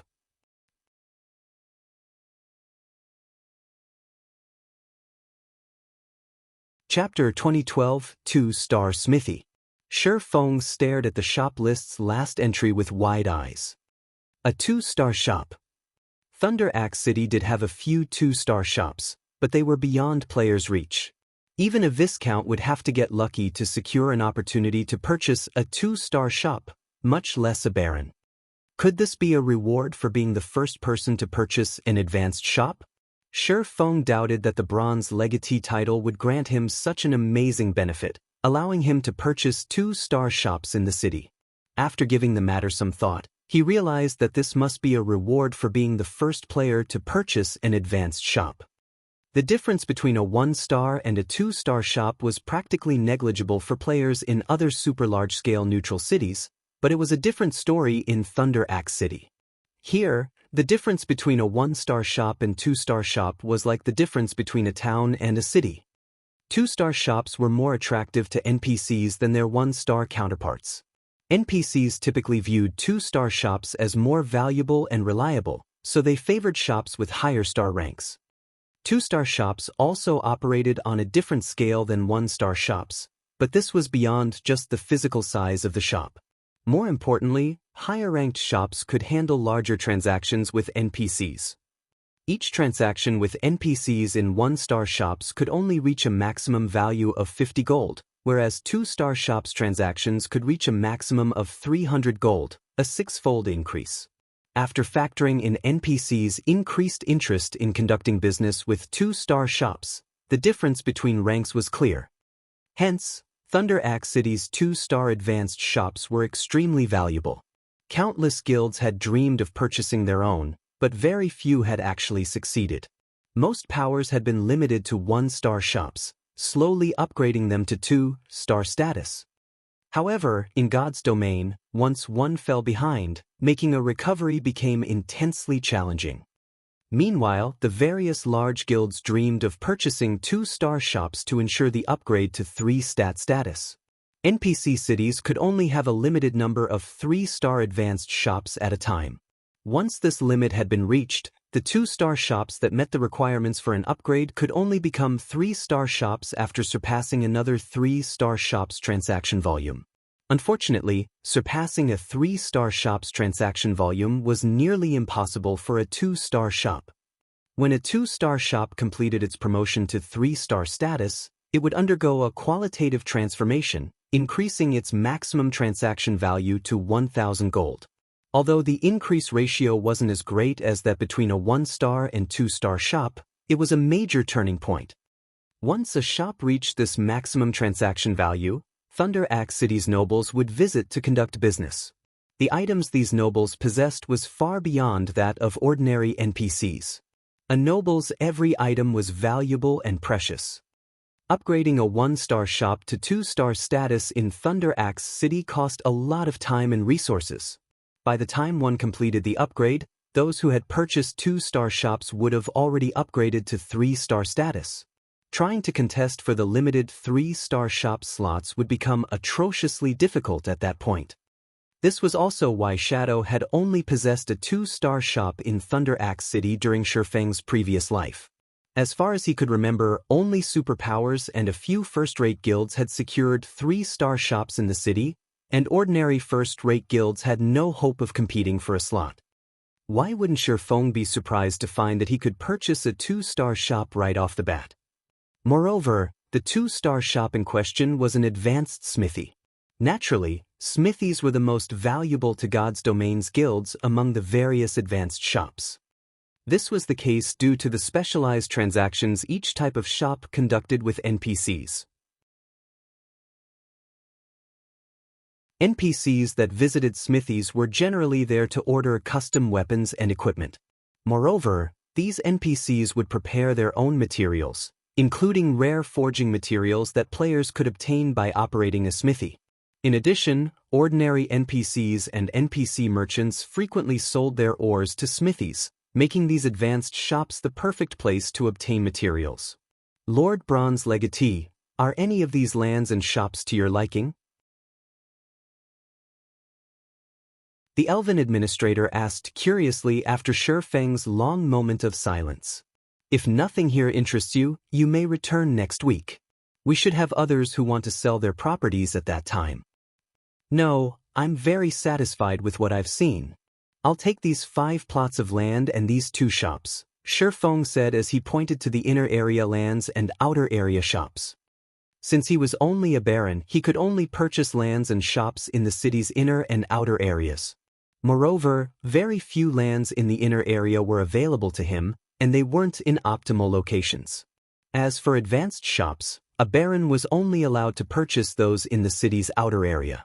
Only viscounts and above had access to advanced shops in the inner area. However, this discovery relieved Sher Feng. If he had only been offered advanced shops in the city's inner area, he'd only be able to purchase the 2-star Smithy along the city's edge with the money he had on him. Even so, the 2-star Smithy already cost him 90,000 gold, and the 1-star potion shop he had selected cost 47,000 gold. Very well. The total for these 5 lands and 2 shops comes to 206,000 gold. The 11 beauty joyfully exclaimed after swiftly completing her calculations. If first-rate guilds upper echelons saw Sher Feng spend over 200,000 gold on 2 shops and 5 lands, they'd think that he'd lost his mind. With so much money, one could purchase more than 10 plots of land in the heart of a kingdom's capital. However, Sher Feng paid the 206,000 gold without hesitation. Rather, he found the price quite reasonable. While this investment might not yield any short-term returns, the profits would be well worth the cost once players entered the game's later stages. Sher Feng had only brought a little over 170,000 gold with him when he had set out on his exploration quest. He had also spent over 20,000 gold in Glory Town. Fortunately, while he had been gone, the guild had accumulated over 70,000 gold in savings, despite Zero Wing's continued expansion. He just barely had enough to settle the bill. He wouldn't have much left after this transaction. A short moment later, the elven administrator revealed 7 deeds and handed them to Sher Feng. Once he verified that everything was correct, Sher Feng set off toward his new advanced shops. He stored 5,000 gold in each shop for NPC transactions. With his tasks completed, Sher Feng didn't linger in Thunder Axe City. He used a return scroll and teleported back to White River City. Contrary to his expectations, Sher Feng didn't find White River City in desolation upon his return.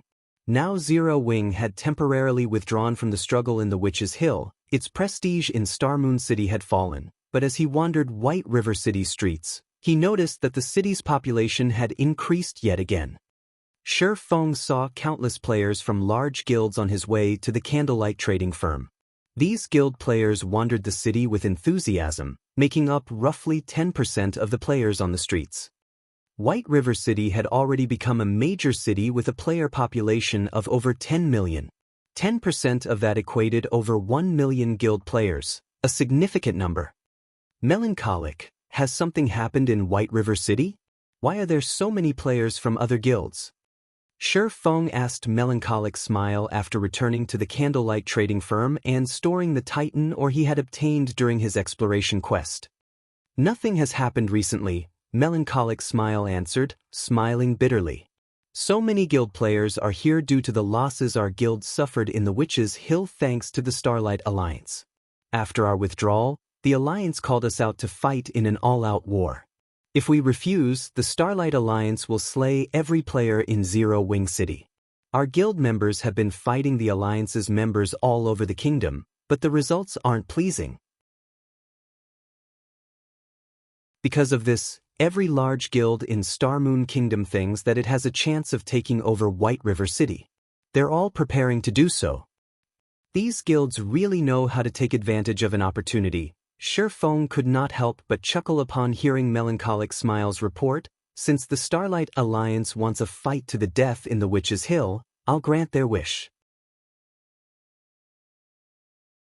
Notify Aqua immediately and have her gather 1,000 Tier 2 shield warriors and berserkers in White River City's residence.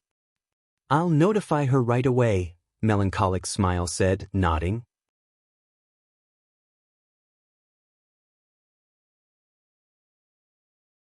Chapter 2013, Advanced Abilities Activated. After assigning Melancholic Smile's tasks, Shi Feng departed from the candlelight trading firm and headed to White River City's library. He had been bound by the soul chain all this time, and no matter how he looked at it, finding the mysterious NPC that had appeared in Blackwing City was simply unrealistic.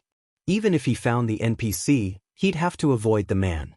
Not even Charlene, who had been a Tier 5 red official, had been able to stop him. How was a Tier 2 player like himself supposed to deal with the NPC? The true goal of his quest wasn't to locate the mysterious NPC, but to collect enough mysterious flames to gain control of the soul fire. While Aqua Rose gathered the necessary manpower, he could take advantage of this time to enlist Charlene's help with absorbing the fallen earth fire, which he had obtained during his exploration quest. Although Tier 2 players weren't as rare anymore, they still made up a small minority of God's Domain's players. This was the case for Zero Wing as well.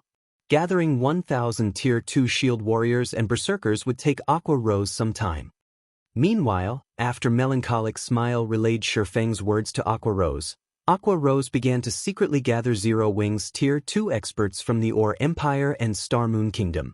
She instructed her chosen experts to teleport directly to White River City's residence. Unfortunately, despite the care she used while performing her task, news of her actions soon reached the kingdom's various major powers. Star Moon City, Star Alliance's residence. Guild leader, we've just received news. Zero Wing is gathering 1,000 Tier 2 experts in White River City. We do not know what the guild plans to do with them yet, Purple Eye reported as she entered the guild leader's office.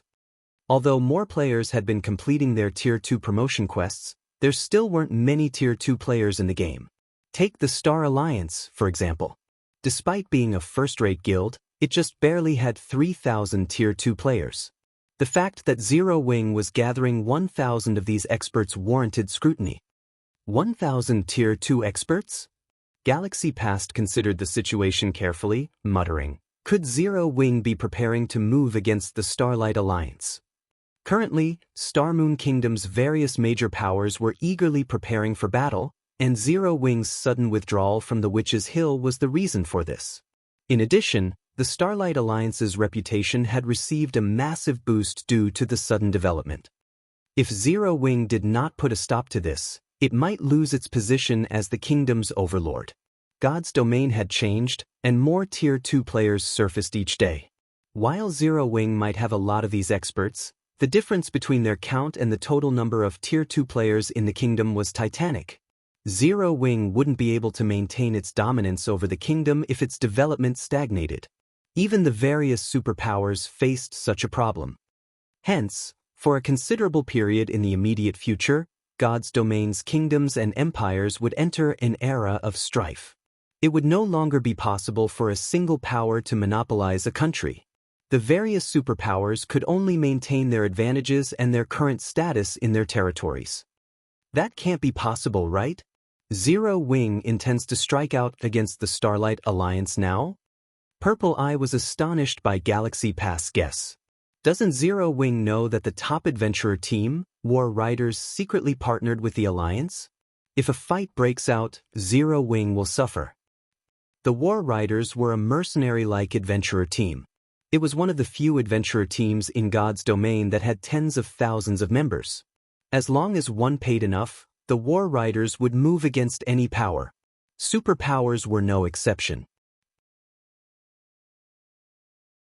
In a past virtual reality game, a guild had hired the War Riders to attack the super guild, Battle Wolves. Of course, they didn't target the entire guild, simply one of the branch guilds.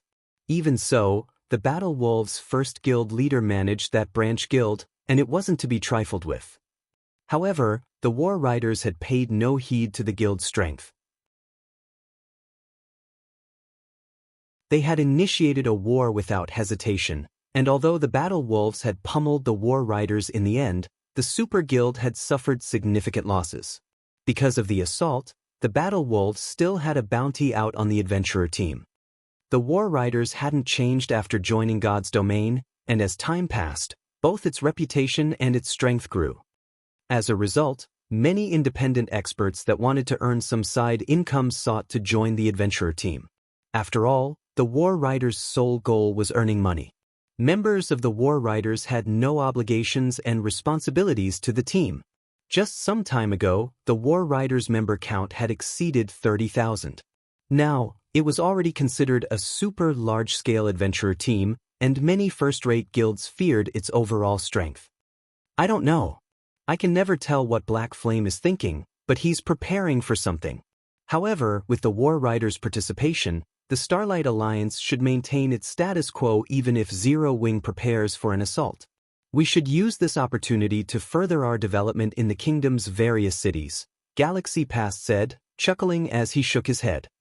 The various major powers had been busy trying to solidify their positions lately. Now that the sudden development in Star Moon Kingdom troubled Zero Wing, this was the perfect opportunity for the Star Alliance to become the kingdom's #1 guild.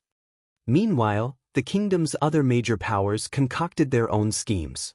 As soon as the Starlight Alliance defeated Zero Wing, they would spread their influence throughout the various NPC cities, especially White River City, the kingdom's most populated city.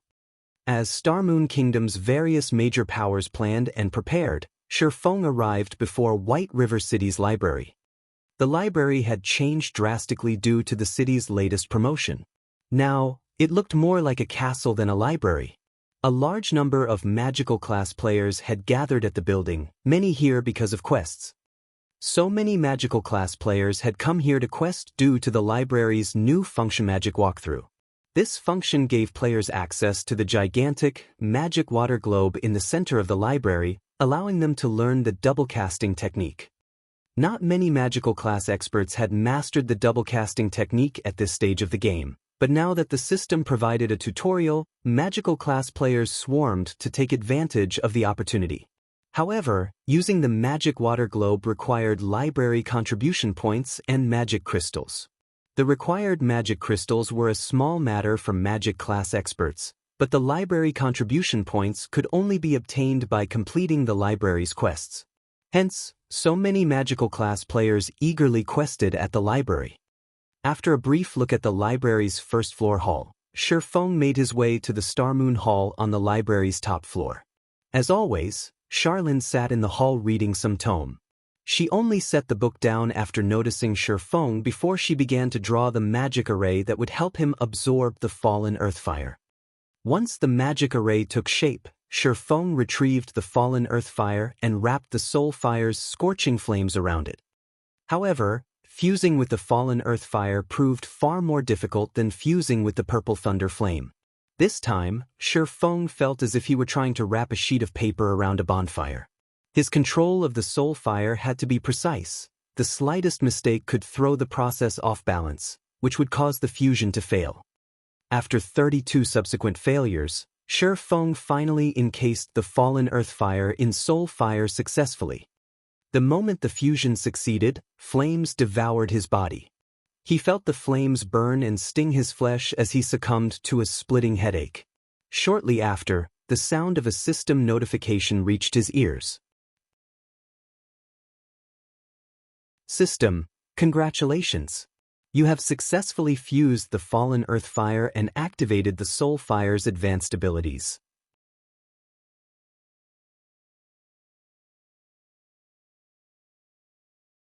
Chapter 2014, Soul Cleansing. I still don't have full control? When Shifeng heard the system notification, he was disappointed. This soul fire really is troublesome. He could only shed his worries about the soul chain by gaining full control of the soul fire. However, he hadn't expected 2 Tier 3 mysterious flames to not be enough. Tier 3 mysterious flames were as valuable as fragmented legendary items. It was easy to imagine how hard they were to obtain, yet the system informed him that he needed more. Who knew when he would encounter another Tier 3 mysterious flame? It really is surprising that you managed to obtain 2 Tier 3 mysterious flames in such a short time. Although you haven't gained full control over the soul fire, fusing it with 2 Tier 3 mysterious flames has increased your compatibility with it. Now, you won't have to worry about the soul chain's corrosion for another 300 days, Charlene, who wore a crimson dress, said and nodded approvingly as she watched Sherfong. Moreover, there are benefits to being compatible with the soul fire, so don't look so dejected. Benefits? Sherfong muttered skeptically as he gazed at the blue fire enveloping his body. He didn't understand how the soul fire's present state could benefit him in any way. His entire body stung with pain. Any ordinary player would wail like a ghost if they were in his position, but even though he could endure the pain, it made concentrating difficult. At this moment, he'd likely even fail to execute the simplest combat technique. Learn to appreciate what you have. The soul fire is currently cleansing your soul, Charlene explained as she rolled her eyes at Sherfong. This is soul cleansing. Charlene's words astonished Sherfong. So, this is the soul fire's advanced ability. He had heard about soul cleansing during his previous life.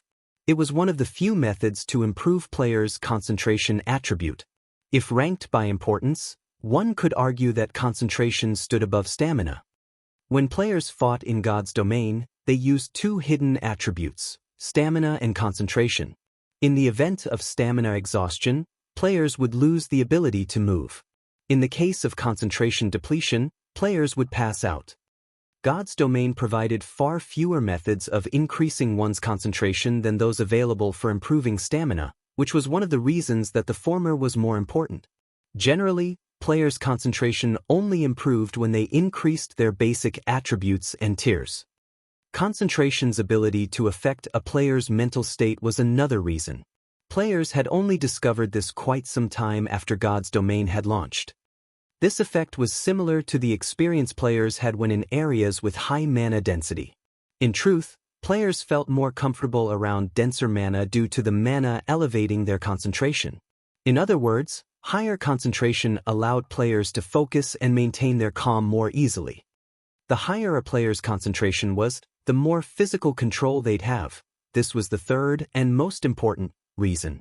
Players could manipulate their physical limits more easily, which was why, after reaching higher tiers, players could execute actions or techniques that their bodies couldn't previously handle. For example, a Tier 2 player might struggle to master a complex advanced combat technique, but could do so after reaching Tier 3. These were the reasons that all of God's domain's experts had frantically sought to improve their concentration in Sherfeng's previous life. Unfortunately, the available methods to do so were just as rare as fragmented legendary items. The various superpowers would have even gone to war over a discovered method. In the past, there had been multiple instances of items that could increase concentration appearing in the Dark Auction. The various superpowers had even willingly traded fragmented legendary items for items that only granted a 5% boost to concentration. They had even exchanged fragmented legendary weapons for items that granted a 10% boost without hesitation. As far as Sherfong could remember, soul cleansing provided between 5% and 15% more concentration. He had never dreamed that he'd get to experience the phenomenon now. After 10 minutes or so, the blue flames finally subsided. When they did, Sherfong felt more refreshed than he ever had before. Both his physical control and mental clarity had improved drastically. He immediately unsheathed Killing Ray and executed Sword's transmigration. Mesmerizing stars twinkled around Sherfong. If ordinary players were to see this scene, they'd assume that he had used some skill rather than a combat technique. Amazing! Sherfeng's eyes glowed with excitement as he stared at the sacred sword in his hand. When he had used Sword's transmigration in the past, the bronze combat technique had taken a massive toll on his stamina and concentration. He could only execute the technique about 20 times before it affected his physical performance. However, not only could he execute Sword's transmigration with greater precision after undergoing the soul cleansing, but his stamina and concentration consumption had decreased as well. Now, he estimated that he could execute Sword's transmigration 30 times before it affected his performance. This improvement was simply terrifying. Moreover, his sword slashes were visibly faster and nimbler than before. He had only been able to alter his swing 4 times before, and only 5 times when he fought in peak condition, but now he could execute 5 alterations without reaching his limits. Shi Feng felt as if he could fight a domain realm expert without losing ground, even without relying on swords transmigration, and when both combatants' basic attributes were equal. Once Shi Feng finished reveling in his recent improvements, he left the library and made his way to the guild residence. By now, 1,000 Tier 2 shield warriors and berserkers had gathered in Zero Wing's residence, waiting in the second-floor hall. Why did the Vice Guild leader suddenly recall so many of us? Are we going to attack the Starlight Alliance? That's likely. However, we won't be able to take out those monster players with just shield warriors and berserkers. Maybe we're going on a quest. Many of these Tier 2 experts were curious about Aqua Rose's sudden summons, and they all discussed the situation as they waited. Meanwhile, Zero Wing's members felt a surge of motivation after witnessing so many expert players gather. They hadn't realized that their guild had so many Tier 2 experts. If there were already 1,000 Tier 2 shield warriors and berserkers, it was easy to imagine how many more Tier 2 experts were in Zero Wing. Moreover, every one of these Tier 2 players had already reached level 60. Only peak experts had reached such a high level thus far. Many peak experts from first-rate guilds had only recently reached level 60. Guild leader, everyone's here, Aqua Rose said as Shi Feng entered the guild hall. Worriedly, she continued, but, guild leader, do you intend to fight the Starlight Alliance in the Witch's Hill? I have seen those monster players' strength. Without berserk skills, our Tier 2 experts have no hope against them. Those monster players? Shaking his head, Shi Feng said, no, that's not the plan. Aqua Rose could not help but breathe a sigh of relief. If they faced the Starlight Alliance in the Witch's Hill now, they'd be at a severe disadvantage. If they wanted to defeat the Alliance, they had to accumulate enough magic-breaking crossbows and basic combat devices. My target is the Starlight Alliance's WildhammerTown, Shi Feng declared. Notify everyone to prepare master regeneration potions. Those that don't have any can collect some from the guild warehouse. Once they're ready, send them to teleport to Zero Wing City.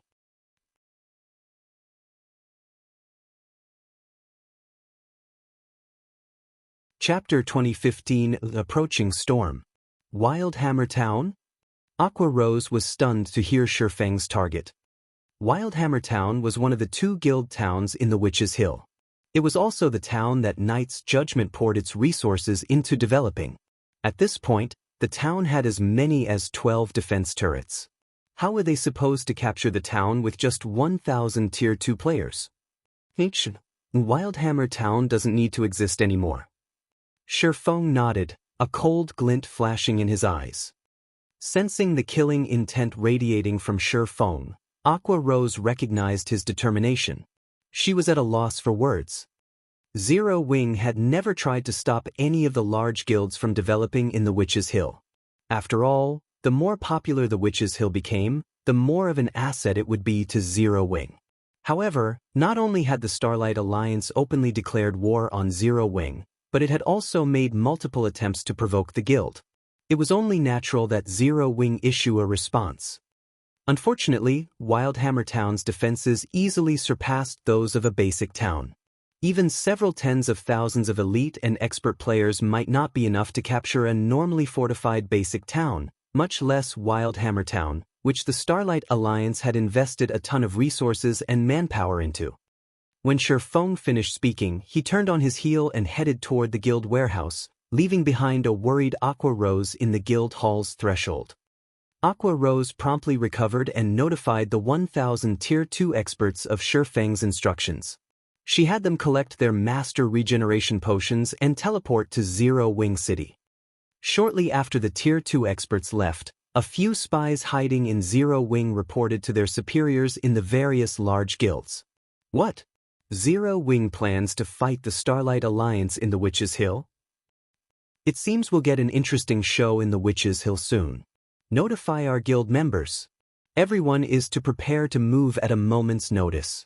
Once Zero Wing has been defeated, we'll attack its guild members in the fields. We cannot let the kingdom's other guilds steal this opportunity to make a name for themselves. When the various major powers' upper echelons learned that the 1,000-man team of Tier 2 experts in Zero Wing's White River City residence had teleported to Zero Wing City, they knew that the guild had gotten serious. They immediately commanded their guild members to prepare for Zero Wing's defeat. When news of Zero Wing's movements reached the Starlight Alliance, the allied guilds made their own preparations. Zero Wing is finally on the move. Zero Wing is, after all, Starmoon Kingdom's #1 guild. To protect its reputation, Zero Wing must fight us. How could it continue in the kingdom if it hides like a coward? Notify the War Riders. Tell them to gather in the Witch's Hill. We have so many monster players and experts on our side. Including the War Riders who are equipped for large-scale field combat, will force Zero Wing into ruin. Hopefully, Zero Wing doesn't surrender too quickly. I don't want our plan to whittle down Zero Wing's main force to go to waste. In that case, we should deliberately act weak and let Zero Wing assume that victory is within its grasp. That way, we'll be able to sap away the guild's strength. Right? Let's do that. Notify our teams to hold back a little. However, they are to kill as many players wielding magic-breaking crossbows and basic combat devices as possible. The various representatives in the Starlight Alliance's meeting voiced their opinions. Soon, they all reached a consensus and decided to toy with Zero Wing on the battlefield. For a time, the experts from the Starlight Alliance's dozen or so member guilds gathered in the Witch's Hill. At the same time, a large group of players from the War Riders Adventurer team appeared in Zero Wing City. Despite being Adventurer team members, these players moved with the discipline of guild players. Not only were all of them level 57 or higher, but they also had over 1,000 Tier 2 players with them. It wasn't long before the players in the teleportation hall noticed these Adventurer team members. Zero Wing? I've been hearing this name for so long. Hopefully, the guild isn't too disappointing, a level 60, Tier 2 Guardian Knight muttered as he exited the teleportation array and glanced over Zero Wing City's teleportation hall, a hint of excitement shining in his eyes.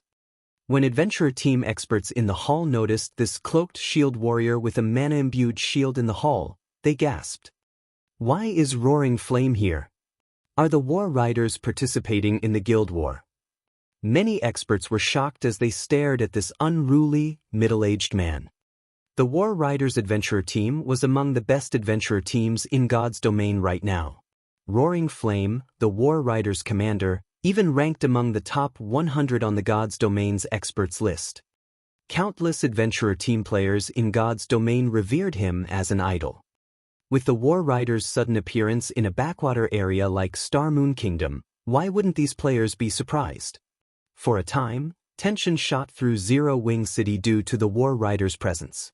Zero Wing's members were particularly concerned when they saw the War Riders' multiple 1,000-man teams marching through the city streets. Meanwhile, in Zero Wing City's residence, guild leader, members of the War Riders Adventurer team have appeared in Zero Wing City, Aqua Rose reported to Shurfeng. I suspect that the Starlight Alliance has invited them here. Why don't we eliminate them? She was quite familiar with the War Riders Adventurer Tarn. Unlike orthodox adventurer teams, the War Riders operated like a band of mercenaries. Not only were the adventurer team's members individually powerful, but they were also particularly adept in large-scale combat as a team. The War Riders had proved their capacity for top-notch battle strategies and formations that allowed the team members to exhibit greater strength than it should reasonably be able to. Many superpowers had suffered significant losses at the War Riders' hands. In Aqua Rose's opinion, the fact that the War Riders had arrived in Zero Wing City spelled nothing good for the guild. If the adventurer team wanted to develop in the Witch's Hill, it should seek permission from Zero Wing first. The fact that the adventurer team hadn't meant that it was under the Starlight Alliance's employ. Meanwhile, now that the War Riders were inside Zero Wing City, the guild had the home ground advantage. This was the perfect opportunity to remove the adventurer team from the equation. With Zero Wing's defenses, not even the infamous War Riders had any hope of leaving the city alive. Forget it. Even though they have allied with the Starlight Alliance, they haven't openly opposed us. If we kill them in Zero Wing City, it will only cause a panic among the independent players and various adventurer teams in the city, which would be detrimental to Zero Wing's development, Shi Feng said, chuckling as he shook his head. Roaring Flame should have considered this, in Shi Feng's opinion, so the man teleported to Zero Wing City alongside his teammates. Shi Feng had to admit that the Roaring Flame was a calculating individual. It was no wonder why the War Riders had become one of God's domain's true top adventurer teams in the past, an existence that even the various superpowers had feared. I guess you're right, but I don't like the idea of letting them take advantage of us, Aqua Rose grumbled, frustrated. Despite the War Riders' bold use of their teleportation services, they couldn't do anything about it. Take advantage of us? Shi Feng laughed. Our services are not that easy to take advantage of. Renew the teleportation settings. For today only, adjust Zero Wing City's teleportation fees to their maximum. The War Riders can use our services as much as they want to. Understood. I'll see to it immediately. Aqua Rose joyfully replied. If they adjusted the teleportation fee to the maximum, even Tier 2 experts would wince at the expense.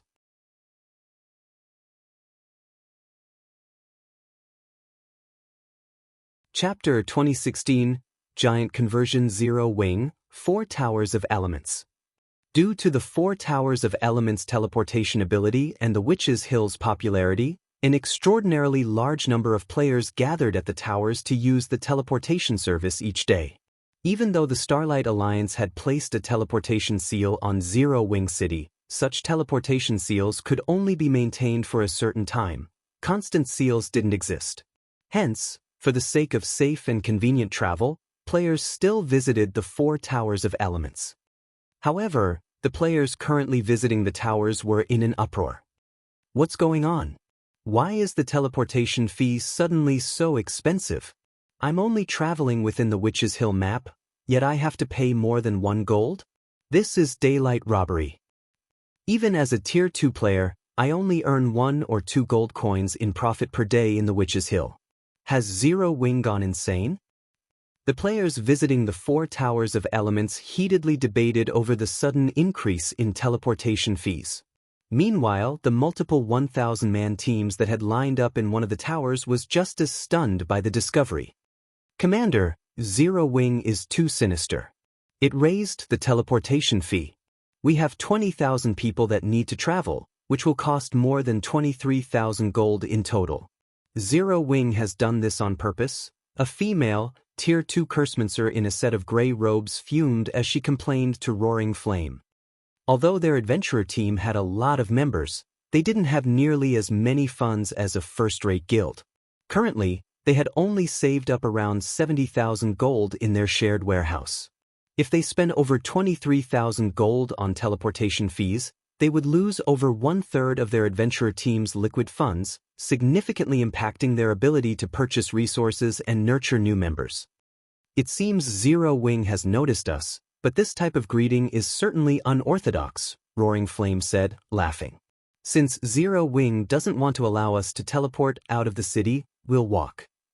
Zero Wing is cowardly. It is afraid of us working with the Starlight Alliance against its forces, so it has used this plan deliberately to buy time?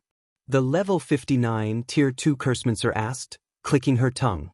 I had thought Zero Wing was a mysterious and powerful guild, but it seems that there's nothing really special about it after all. Does Zero Wing really think delaying us will change anything? With no other choice, the War Riders left Zero Wing City through the city's entrance. Meanwhile, a 100-man team stood on the top floor of the tower the War Riders had left. Although these team members had hidden under black cloaks, their auras were intense enough to drive Tier 2 players away.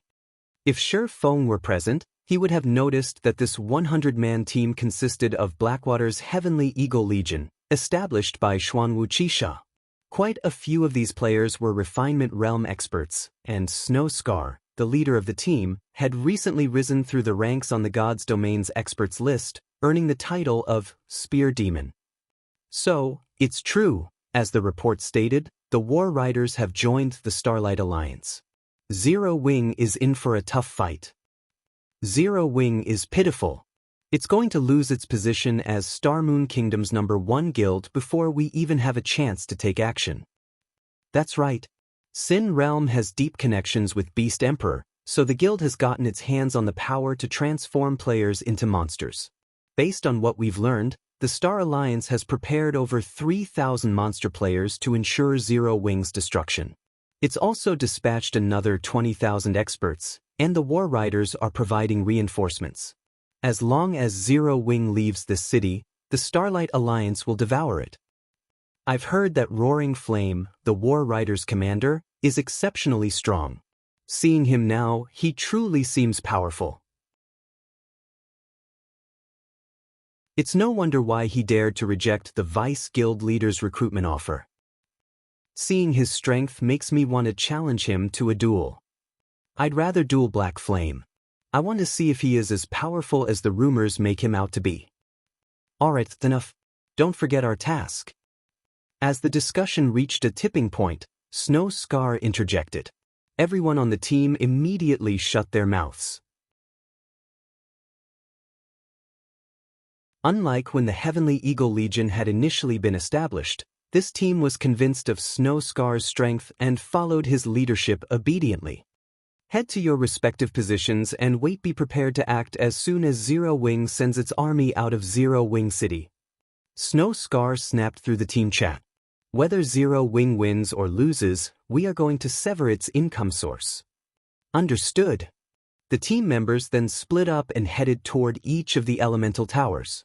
Once they received the command, they destroy Zero Wing City's 4 towers of elements, the city's greatest income source. Zero Wing.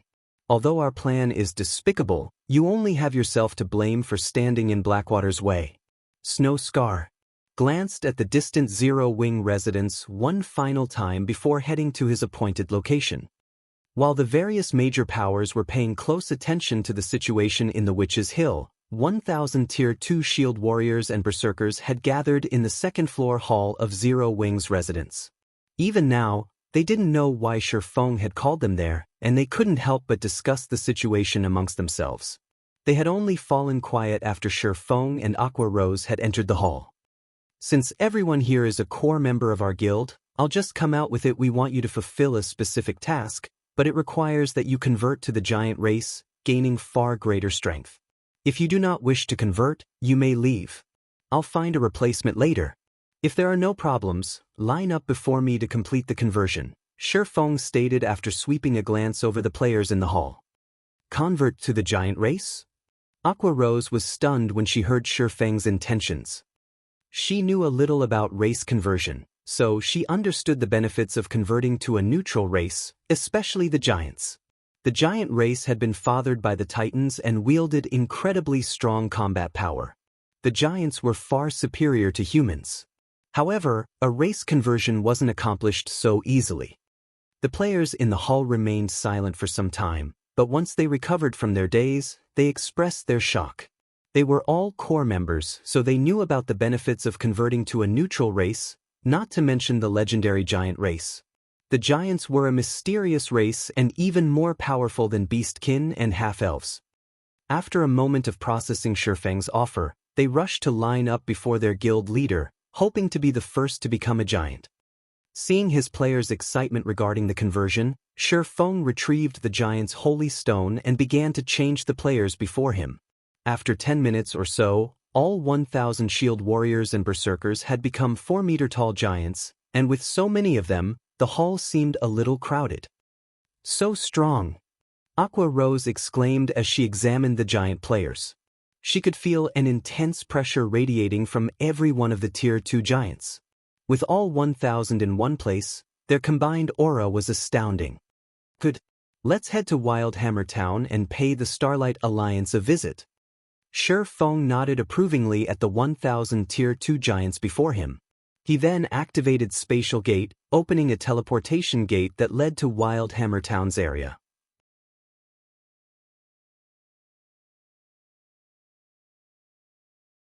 Chapter 2017, Giant Raid Witches Hill, WildhammerTown.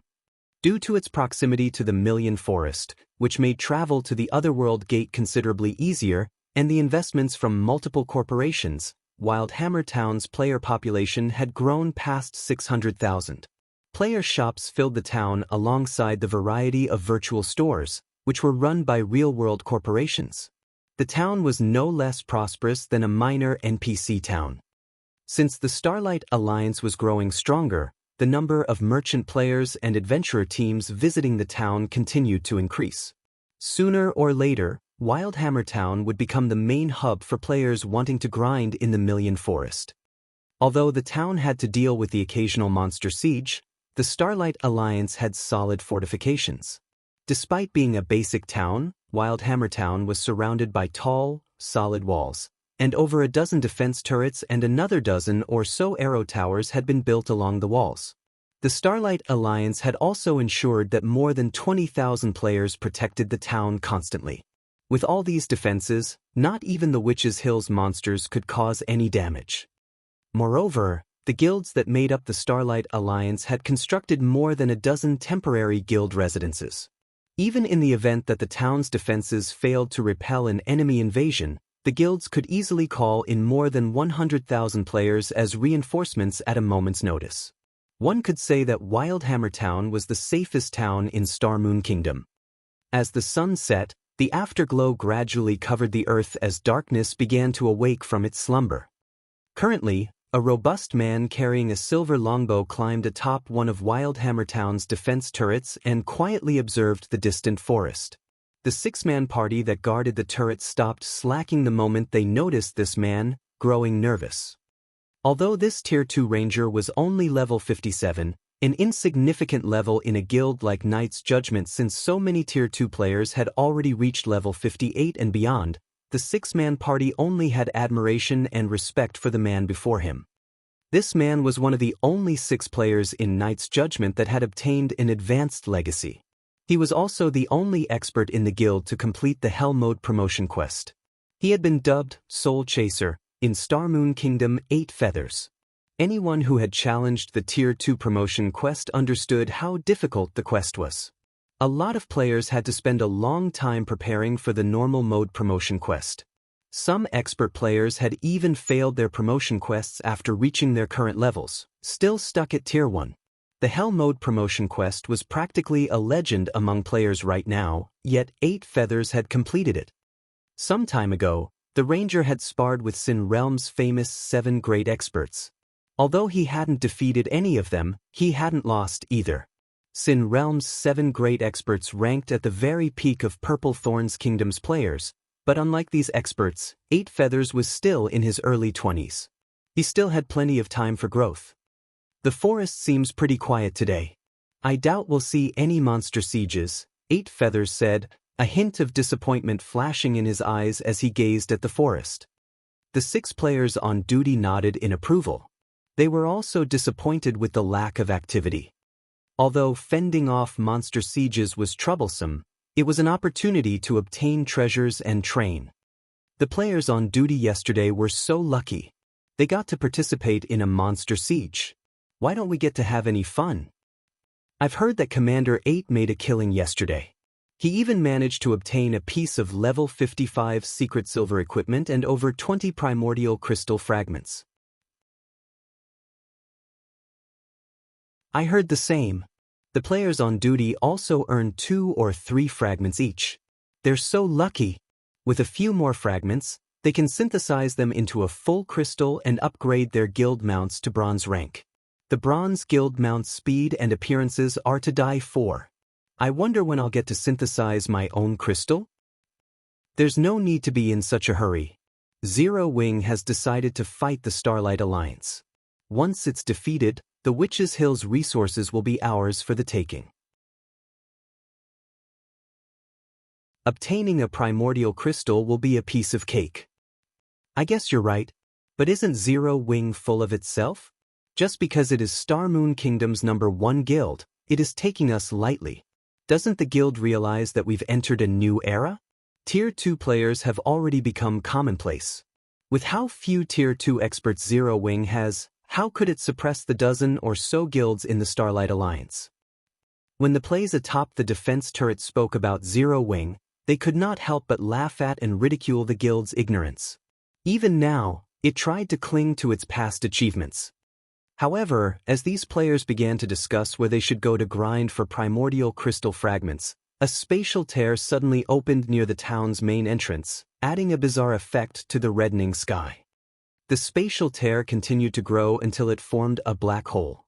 Once the black hole had stabilized, a figure emerged and stepped onto WildhammerTown's main street. A monster siege. Watching from the defense turrets, the players on duty didn't have a clear view of the figure. They could only see the invader's enormous framer. This invader was far larger than the players wandering the streets, so the watching players assumed that it must be a monster. No, that marker? That guy's a player. 8 Feathers, who had incredible sight, exclaimed as he shook his head, his expression grim. The invader was 4 meters tall and radiated an aura resembling that of a wild beast. No matter how he considered the situation, this invader would be difficult to deal with. Moreover, the invading player was level 60, which only peak experts had reached at this stage of the game. This only solidified the idea that this player wasn't to be trifled with. Shortly after the first giant appeared, more began to emerge from the black hole. In a brief moment, several dozen giant players graced WildhammerTown streets. Most importantly, these giant players wore the 6-winged emblem of Zero Wing. Zero Wing's members dare to trespass in our WildhammerTown. Are they that tired of living? Commander, let's blast them to smithereens. No matter how powerful players were, they were still players. Against the defense turrets, they were little more than cannon fodder. The fact that Zero Wing's members had grown larger only made them easier targets. The defense turret's AoE is too large. There are other players on the street. With so few of them, the NPC soldiers and patrol squads can deal with them easily enough. 8 Feathers said. The defense turret's attacks did not differentiate between friend and foe. If they accidentally bombarded bystanders, it would be very bad for the town's reputation. Rather than using the defense turrets, it was wiser to let the several thousand NPC soldiers and 20,000 player guards deal with these intruders. Furthermore, Zero Wing had only arrived with several dozen members. They didn't need to employ the defense turrets for such a small force.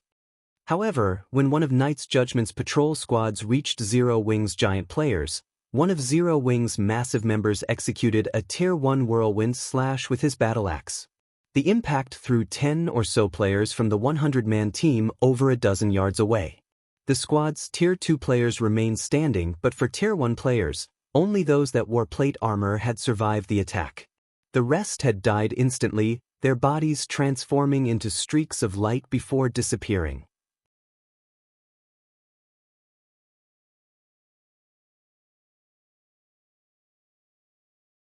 Chapter 2018 Battle at Wildhammer. Due to the frightening power the axe-wielding giant player had just displayed, the bystanders on the street had fallen silent. When they looked at the shattered ground beneath the giant player's feet, they could not help but grow nervous. So strong. Zero Wing isn't seriously attacking WildhammerTown, is it? Has Zero Wing gone insane? It actually dares to attack WildhammerTown directly. If they had been confused about why such a small group from Zero Wing had appeared in WildhammerTown, they weren't now. Zero Wing intended to strike out against the Starlight Alliance, and it would use WildhammerTown to do it, the Alliance's most important base. Just as the surrounding crowd whispered among themselves, Zero Wing's Tier 2 giant players annihilated the first 100-man patrol squad that had greeted them. Even Knight's Judgment's Tier 2 players fell helplessly before the giant berserkers. After witnessing the giant players' combat power, the bystanders fled the scene, only daring to watch the battle from a long, safe distance. Commander, the bystanders have left the battlefield. Should we open fire? One of the players on duty at the defense turret turned to 8 Feathers, asking for confirmation. Zero Wing's giant players had displayed far greater combat power than they had expected. The patrol squad had consisted of 100 elite and expert players from Knight's Judgment, yet these several dozen intruders had wiped out the squad in less than 10 seconds. The giant players' mighty strength had carved out numerous craters on the town's main street. If these players were allowed to wreak havoc, WildhammerTown would suffer significant damage. Sure enough, Zero Wing has come prepared. Open fire. Annihilate them before they leave that street. We cannot let them cause damage to the rest of the town. 8 Feathers commanded through the team chat. Even he felt slightly threatened as he watched Zero Wing's giant players. If they were allowed to destroy the town and kill these players, the consequences would be unimaginable. Understood. Upon hearing 8 Feathers' command, the players manning the town's defense turrets went into action.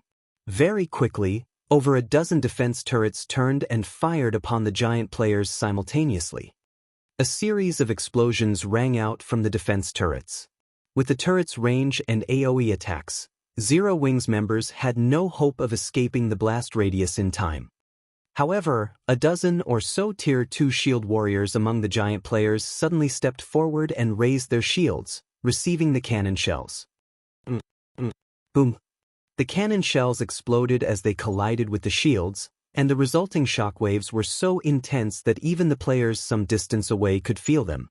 However, once the dust settled, the revealed scene stupefied the watching players. Not only had the giant shield warriors survived the attacks, but they also remained in their original positions. Not one of them had taken a single step back. Moreover, the shield warriors hadn't even lost 10% of their HPs. How high is their defense? Those were Tier 3 attacks. The players manning the defense turrets stared at the barely injured intruders in astonishment. The defense turret's cannon shells could even deal over -300,000 damage to Tier 3 NPCs. The attacks would kill players instantly if they landed. A Tier 2 shield warrior with both a berserk skill and a life-saving skill might survive, but only barely. However, the giant players had taken almost no damage after receiving the defense turret's attacks. They would look as good as new if they simply dusted off their armor. "Commander, what should we do?" The players manning the defense turrets asked 8 Feathers desperately. "Prepare to fire another round.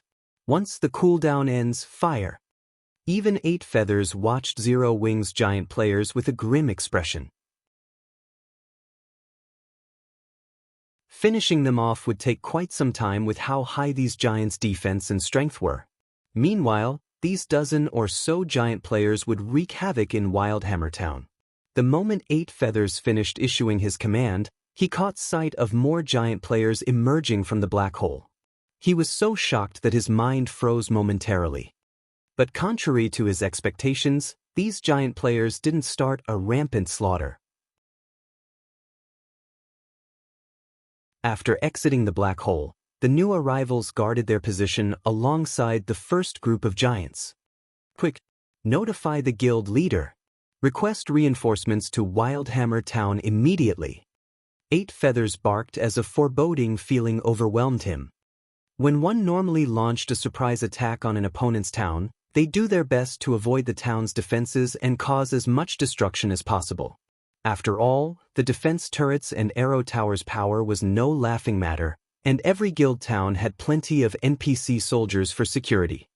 Once the invaders were surrounded, they'd be doomed. However, Zero Wing's giant players showed no intention of doing so. They simply stood on the main street and wasted time as they fell into a defensive formation. No matter how one looked at the situation, their behavior seemed foolish. The more time Zero Wing wasted, the more of an advantage the town's defenders would have. But was Zero Wing truly that foolish? As 8 Feathers watched more giant players gather on the main street, his hands began to tremble. However, he didn't tremble with excitement, but because he had considered a possibility. His enemy didn't care about advantages or disadvantages. Zero Wing had full confidence in its ability to capture WildhammerTown. The players manning the defense turret felt that 8 Feathers was making a mountain of a molehill. The intruders were merely a small group of giant players, not a 1 million strong army. Did they really need every guild in the Starlight Alliance to send reinforcements? However, despite their opinions, They followed the ranger's orders and contacted their guild leader, letting him decide what should be done. After a short moment, 1,000 giant players had gathered in WildhammerTown. The crowd's breathing grew heavy as they watched the invaders. A single giant player could easily negate a defense turret's attack, and 1,000 of these monstrous players now stood in the middle of their town. Tension shot through the town's independent players and those from Knight's Judgment. When everyone began to assume that nothing else would emerge from the black hole, a figure, which was considerably smaller than the giant players, appeared. When they saw this figure, both the independent players and Knight's Judgment's members grew even more nervous. Black Flame? Black Flame is leading the attack himself. Everyone in Starmoon Kingdom knew the name Black Flame. He was a legendary existence that had the power to stand against a Tier 4 mythic monster by himself for a short time. Even now, everyone could easily recall his achievements. Guild leader Black Flame, you actually decided to visit WildhammerTown personally? This is truly surprising. To what do we owe the pleasure of your visit? 8 Feathers asked, deliberately dragging his words to buy time. Relying on a bunch of defense turrets and NPC soldiers wouldn't be nearly enough against an expert with mythic-level combat power. They needed to use their guild's trump card, but activating it required time. Since the Starlight Alliance has declared war on Zero Wing, we are here to issue our response and wipe the Starlight Alliance from Starmoon Kingdom's map. Shifeng responded, his tone casual. It was as if he knew that 8 Feathers was trying to buy time and didn't mind at all. Do you think that's really possible with just 1,000 players? Glancing at the time, 8 Feathers grinned and shouted, activate the magic array. Suddenly, a gigantic magic array manifested, enveloping the main street and several adjacent streets. The intruding expert's basic attributes plummeted as the powerful pressure from the array washed over them. This was WildhammerTown's trump card _A large-scale intermediate magic array that could even survive against a mythic monster's attacks for a considerable amount of time. The enemy players caught within the array would lose at least 20% of their basic attributes. Why not? Shifeng responded by activating Miniature World and Ring of Brilliance.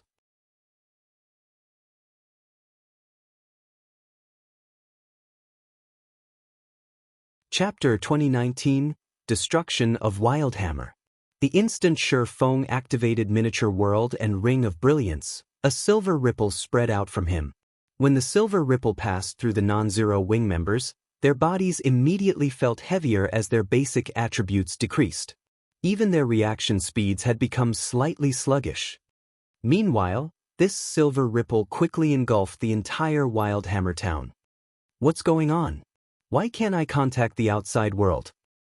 When the ripple stopped expanding and disappeared, a translucent barrier enveloped the entire WildhammerTown. Some of the players inside the town quickly discovered that communications with the outside world had been completely cut off. They couldn't even access Starmoon Kingdom's official forums. The Starlight Alliance members present in the town started panicking. Not only were their basic attributes and physique heavily suppressed, but they were also rendered incommunicado. They naturally wouldn't be able to ask for reinforcements and could only deal with the 1,000 giant players, who suddenly had their attributes enhanced, all by themselves.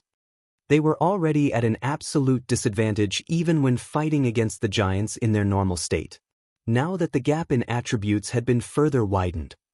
Alright, I won't mind if anyone else inside the town wishes to help the Starlight Alliance. Now, let's start a delightful fight. Shifeng said as he swept a glance at the various independent players and adventurer teams, who were showing hints of wanting to take action. Although Shifeng did not speak that loudly, it would be hard for everyone not to hear him as the street was deathly silent right now. The various independent players and adventurer team members involuntarily avoided his gaze, their eyes wide with fear. Amazing! With just a few words, Black Flame scared the players that were planning to take advantage of the situation into inaction. Of course, after seeing all the cards Zero Wing has revealed thus far, in addition to hearing Black Flame's calm tone, who would dare make an enemy out of Zero Wing now? As expected of Zero Wing's guild leader, With his charisma and intelligence, the Starlight Alliance will definitely have their hands full dealing with Zero Wing. With this, the Starlight Alliance will most likely have a difficult time getting the players inside the town to help out. When the upper echelon of the various guilds that were not part of the Starlight Alliance saw this scene, they felt great admiration for Shifeng. At the same time, their wariness of Zero Wing also further increased. At this moment, 8 Feathers, who had reached the battlefield, waved his hand. Immediately, several players hidden along the street took out Tier 3 large-scale destruction magic scrolls and aimed the scrolls at Shifeng. In the next moment, gigantic magic arrays bloomed above the main street, one after another. Black Flame, pay for your arrogance. 8 Feathers shouted as he glared at Shifeng and the other members of Zero Wing. Attack! 9 Tier 3 large-scale destruction spells activated simultaneously, the AoE of the spells covering the entire main street. The power of the spells was much greater than the attacks of the defense turrets. Shields also wouldn't be effective against these spells. MTs could only endure them. Even if the giant shield warriors activated their life-saving skills and survived this combined attack, they would most likely have very little HP remaining. As for Shifeng, even if the swordsman was more amazing, he would not be able to kill the 9 players activating the 9 magic scrolls within the scroll's short activation time. The 9 gigantic magic arrays in the sky immediately released a blinding glow and started rapidly sucking up the mana available in WildhammerTown's main street. However, even after seeing that the 9 Tier 3 large-scale destruction spells were about to activate, Shifeng still showed no intention of dodging. Instead, he merely waved his hand casually. Forbidden Domain. A gray ripple spread out from Shifeng and shattered the magic arrays in the sky, allowing the rampaging mana to calm down. Following which, the 9 large-scale destruction spells vanished without accomplishing anything. What? Why does he have a large-scale silencing domain? 8 Feathers' eyes widened as he checked the 9 players responsible for activating the large-scale destruction magic scrolls. At this moment, the magic scrolls these players previously wielded had already disappeared. This situation was clearly the effect of the silence debuff. The silence debuff made attacks using skills and spells impossible. If they were to fight inside this silencing domain's AoE, they would be in an extremely disadvantageous position. Now, their only way to repulse Zero Wing's members was by utilizing the defense turrets and arrow towers. Although these defensive structures would have little to no effect against Zero Wing's giant players, these defensive structures could still buy them time to escape the silencing domain's AoE. Just as 8 Feathers was about to have the defense turrets and arrow towers bombard the main street, a clear and crisp voice suddenly entered his ears. Now that you're done attacking, it's my turn now. Hopefully, this spell will be to your satisfaction. Shifeng said as he pointed a finger to the sky. Flame Domain. Immediately after, 8 Feathers saw a massive, crimson magic array appear overhead, covering nearly half of the entire main street. Not good. At this moment, the magic array encompassed every Starlight Alliance member on the main street before 8 Feathers could order a retreat. However, a column of flames descended from the magic array, the flames visible to all the players in WildhammerTown. The ground within the AoE of Flame Domain instantly turned into lava. Meanwhile, even the level 80, Tier 2 NPCs didn't survive, dying and turning into ashes after getting caught within the fiery hell for a few seconds. After the column of flames disappeared, the scene that appeared had all the onlookers gasping involuntarily. Several thousand players and a few hundred NPC soldiers had disappeared, just like that. Now, nearly half of the main street was void of life, with plenty of player items strewn across the street.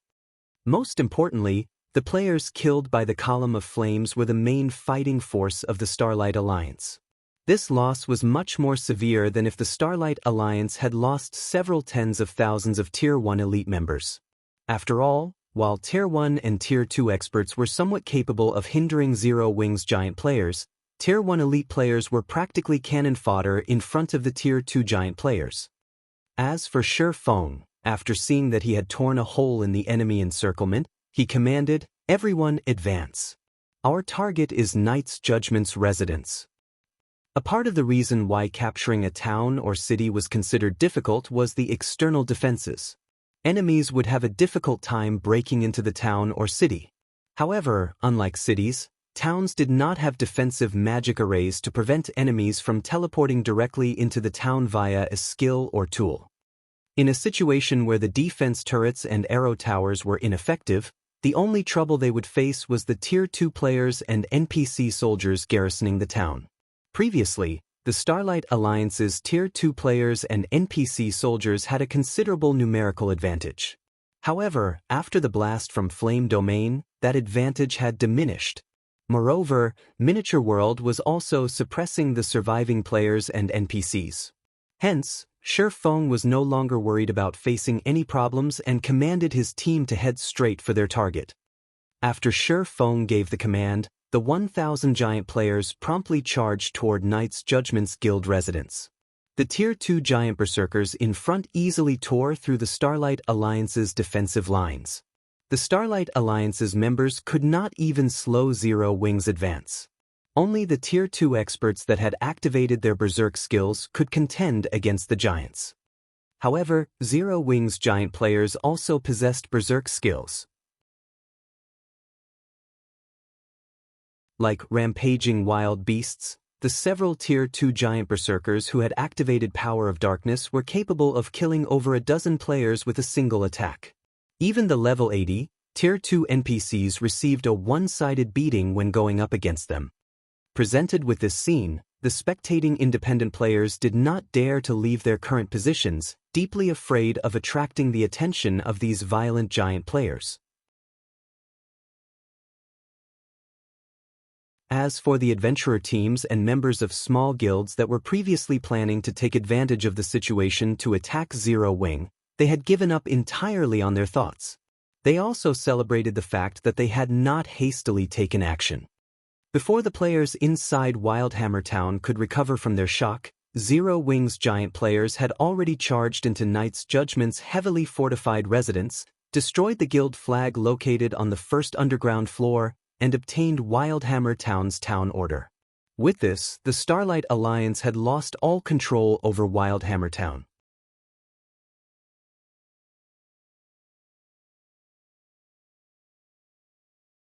Chapter 2020 Great Changes Star Moon Kingdom, Witch's Hill. Due to indications that Zero Wing would take action, many of the Starlight Alliance's members had gathered a short distance away from Zero Wing City and were grinding there, thoroughly sealing off the paths leading from the city, while quietly awaiting Zero Wing's next move. However, standing atop a hill a short distance away from Zero Wing City, Shadowlight Axe, the guild leader of Knight's Judgment, was currently confused and agitated. Just a short while ago, he had suddenly received news that Knight's Judgment had lost control over WildhammerTown. Moreover, this was directly announced into the ears of every guild member of Knight's Judgment. Guild System: Zero Wing has captured WildhammerTown's town order. WildhammerTown will no longer be under Knight's Judgment's jurisdiction. Guild popularity reduced by 2,000. Although Sher Feng's Miniature World sealed off the communications of players caught within the skill's AoE, it could not prevent the release of the notification of the guild town's capture. As long as one was a member of Knight's Judgment, they would immediately receive news of WildhammerTown's capture. This could be considered a morale punishment toward a guild that failed to defend its town. WildhammerTown got captured? How is this possible? What did Zero Wing do? The sudden notification threw Knight's Judgment's members for a loop. WildhammerTown was a town their guild had fortified heavily. Just the players garrisoning the town numbered over 20,000. There were also more than 24 static defenses built in the town, as well as thousands of NPC soldiers. Most importantly, Knight's Judgment had invested a lot of money into building a sturdy wall, which encompassed the entire town and prevented players from vaulting over it. The only way to get into the town was by destroying the wall. However, doing so would be extremely difficult. Even 100 Tier 2 players targeting a single section of the wall would need to launch numerous attacks to reduce the wall's durability by just 1 point. Even if Zero Wings members had war weapons like cannons, they should still take quite some time to breach the wall. Hence, Knight's Judgment's members found it truly hard to imagine that such a wee 11 fortified town could actually be captured, and within only a short time. At this moment, confusion plagued the entire Knight's Judgment. Even Shadowlight Axe, who had experienced countless trials and tribulations, wore an ashen complexion, a cold glint flashing across his eyes. Guild leader, let's rush back to WildhammerTown now. We can't let Zero Wing get away with this so easily. A level 59, Tier 2 male cleric urged anxiously. Even if a guild town's town order were snatched, the town would not immediately switch owners. The ruling guild would simply lose control of the town. If the ruling guild could snatch the town order back within an hour, the town would promptly return to the ruling guild's control. No, we're out of time for that, Shadowlight Axe said as he shook his head in frustration. What we need to do now is head immediately to Warring Empire's Golden Flow town. Also, look into how Zero Wing managed to capture WildhammerTown. Afterward, we'll discuss with the rest of the Alliance how we should proceed. Nowadays, WildhammerTown was Knight's Judgment's main support. It was precisely because of WildhammerTown's existence that Knight's Judgment received a large amount of funding, gaining an advantage over the other major powers. Without WildhammerTown, Knight's Judgment's position would plummet into oblivion. If it were possible to take back WildhammerTown's town order, he, too, wished to do so. However, Knight's Judgment's main army was currently far from WildhammerTown. With their ability to teleport to the town robbed, they would need over an hour to reach WildhammerTown even if they took the shortest route and traveled non-stop by mount. Not to mention, there were also plenty of high-level monsters on the way there. Understood. I'll contact the other guilds of the Alliance. The male cleric had no choice but to nod in agreement with Shadowlight Axe's words. Although he felt unreconciled to simply letting Zero Wing gain WildhammerTown, he was helpless. Meanwhile, news of Zero Wing capturing WildhammerTown spread like wildfire across the entire Starmoon Kingdom. After all, the matter of a guild town falling was staggering news that could not be kept a secret. Not to mention, the various large guilds and adventurer teams of Starmoon Kingdom were all paying close attention to the situation at the Witch's Hill. Are you kidding me? That WildhammerTown actually fell to Zero Wing? What did Zero Wing do? Could this information be fake? When the players of Starmoon Kingdom found out about this matter, their first reaction was denial. After all, how could such a well-fortified town fall so easily? Moreover, Zero Wing had captured the town so quickly that almost no news about it had leaked beforehand. The only thing everyone knew before this was that Zero Wing had suddenly gathered 1,000 Tier 2 experts. However, what could 1,000 Tier 2 experts possibly do against a guild town? It would be sheer suicide to attack a guild town with such a small force. Just the NPC soldiers inside the town would be more than enough to kill these experts. Meanwhile, the news of Zero Wing suddenly capturing WildhammerTown sent the ferment in Starmoon Kingdom into an immediate and rapid cooldown. The various major powers automatically took a step back and started observing the situation more carefully. After all, if Zero Wing was capable of capturing even a WH-fortified town like WildhammerTown, then it was definitely more than capable of capturing the guild towns of smaller guilds like theirs. I really underestimated Zero Wing. To think it would capture WildhammerTown so quickly, no wonder Zero Wing dares to resist Blackwater. Snow Scar, who currently stood inside one of the 4 Towers of Elements, was surprised to receive news about this sudden development. Commander, are we going to give up on destroying the 4 Towers of Elements, then? A level 60, Tier 2 assassin asked in a quiet tone. Let's wait a little while longer and see what actions the Starlight Alliance takes. The Alliance has suffered a considerable setback with the loss of WildhammerTown. It definitely won't be able to sit still and do nothing. It will take some sort of action. And when it does, we'll have our opportunity, Snow Scar replied, chuckling. The main reason why the Starlight Alliance was able to develop so rapidly in the Witch's Hill was the 2 guild towns it controlled. Now that the number of guild towns it controlled had been halved, if the Alliance still refused to take action, there would be only one outcome. The resources available in a single town wouldn't be enough for so many corporations to share.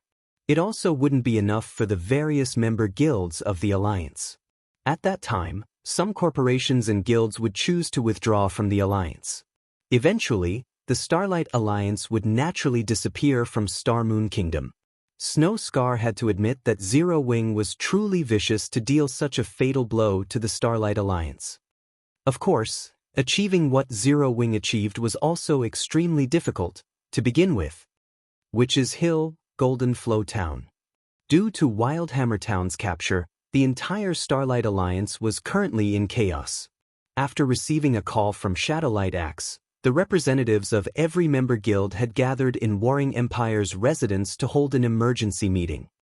Zero Wing is truly ruthless. With this single move, it silenced the entire kingdom.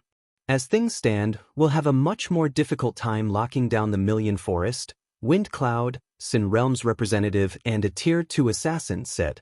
Turning to Shadowlight Axe, he smiled and asked, "Do you have any thoughts on this or any information to report? Don't tell me you still haven't found out a single thing about what happened in WildhammerTown even now." Aside from being one of Sin Realm's 7 great experts, Wind Cloud was also the most famous assassin in the Purple Thorns Kingdom. Many experts and guild leaders of first-rate guilds had fallen at his hands before he joined Sin Realm. Only after suffering defeat at Lone Beacon's hands did he join Sin Realm. My side has already received a report on what happened in WildhammerTown. According to the report, Zero Wing raided WildhammerTown suddenly by means of teleportation. Although only 1,000 people were teleported into the town, these 1,000 people were no ordinary players. They were all 4 meters tall and possessed extraordinary strength and defense. They could contend against level 80, Tier 2 NPCs head-on and survive the attacks of defense turrets without receiving much damage, Shadowlight Axe said. He also did not forget to show the battle videos recorded. So, the equivalent of 1,000 monster players? Roaring Flame, War Rider's commander, said, frowning. What frightening combat power! If the fight occurs in a narrow place like the street of a town, they will indeed be very difficult to deal with. Roaring Flame frequently fought large-scale battles, so he understood very clearly how powerful these 1,000 giant players would be in an urban battle. Battles inside of towns were different from battles out in the fields. Executing large-scale battle formations was extremely difficult inside a town. Rather, units of several hundred or several thousand players would be more suitable in such a situation. We have too little information. We have never before heard about any of the cards Zero Wing has just shown. If we had, Zero Wing never would have succeeded. Shadowlight Axe exclaimed. That's right. However, what we need to do now is take back WildhammerTown. Although Zero Wing has these giant players, we have monster players on our side. Moreover, we outnumber Zero Wing considerably. The only problem is that domain skill Black Flame used. Its suppression effect is simply too powerful. If we have some way to resist it, the problem would be solved much more easily, Skyview, Warring Empire's guild leader, said as he nodded in agreement with Shadowlight Axe's words. Dealing with the giant players was not a problem. After all, their side had monster players. According to the information they received, the combat power of their monster players should be equal to that of Zero Wing's giant players. No need to worry about this. I have a tool here that has a powerful suppression force, although the cost of activating it is very high. This tool can also summon powerful monsters. Although it can't summon a lot of monsters, their quality is top-notch. They are much more powerful than even the evil beasts found in Ancient Rock City. In the past, when Zero Wing launched a large-scale attack against Ancient Rock City, it could only retreat in defeat when faced with those evil beasts. With these summon monsters, we should not have any problem retaking WildhammerTown, Wind Cloud said, smiling. We'll have to depend on Brother Wind afterward, then. Shadowlight Axe breathed out a sigh of relief. WildhammerTown's defenses were far from being a match for ancient rock cities. It also didn't have a defensive magic array protecting it. Although Wind Cloud wouldn't be able to summon many monsters, if they included the support of a large number of monster players, retaking WildhammerTown should be feasible. After all, Zero Wing lacked numbers. However, just as the gathered representatives were about to discuss further how they should retake WildhammerTown, a person suddenly barged into the room with a panicked expression. When this person entered, everyone inside the room could hear quite the commotion coming from outside. What's going on outside? Why is it so noisy? Don't they know that we're holding an important meeting? Skyview demanded of the guild member that barged in. Guild leader. Not good. A large number of giant players have suddenly appeared outside. The level 57 berserker reported while panting.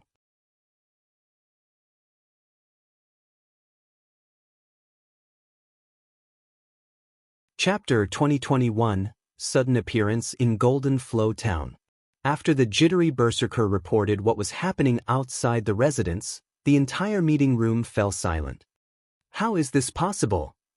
Why would Zero Wings members be here? Didn't they just capture WildhammerTown? Are you sure you saw correctly? This sudden development stupefied everyone inside the meeting room. Their minds simply could not process this turn of events. Even though the reporting berserker had already explained things clearly, they still found an attack on Golden Flow Town inconceivable. Zero Wing had just fought a battle in WildhammerTown.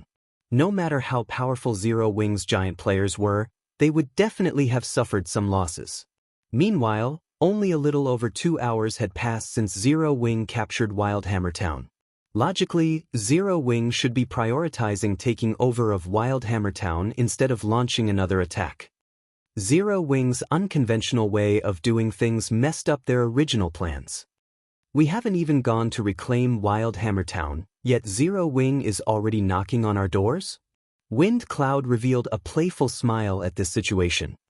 Zero Wing is too arrogant. As soon as it captured WildhammerTown, it is trying to take Golden Flow Town? Is Zero Wing planning on annihilating the Starlight Alliance in one fell swoop? Shadowlight Axe, on the other hand, revealed a dark expression. In his opinion, the main reason why Zero Wing was able to capture WildhammerTown before was the Starlight Alliance's ignorance of the existence of the giant players and of Zero Wing's ability to teleport 1,000 players directly into a town. Had the Alliance known about these things and prepared beforehand, Zero Wing wouldn't have been able to take down WildhammerTown at all. Zero Wing most likely doesn't know that we have already gathered our combat power in Golden Flow Town and is launching a preemptive strike, Skyview said, frowning as a hint of rage flashed across his eyes.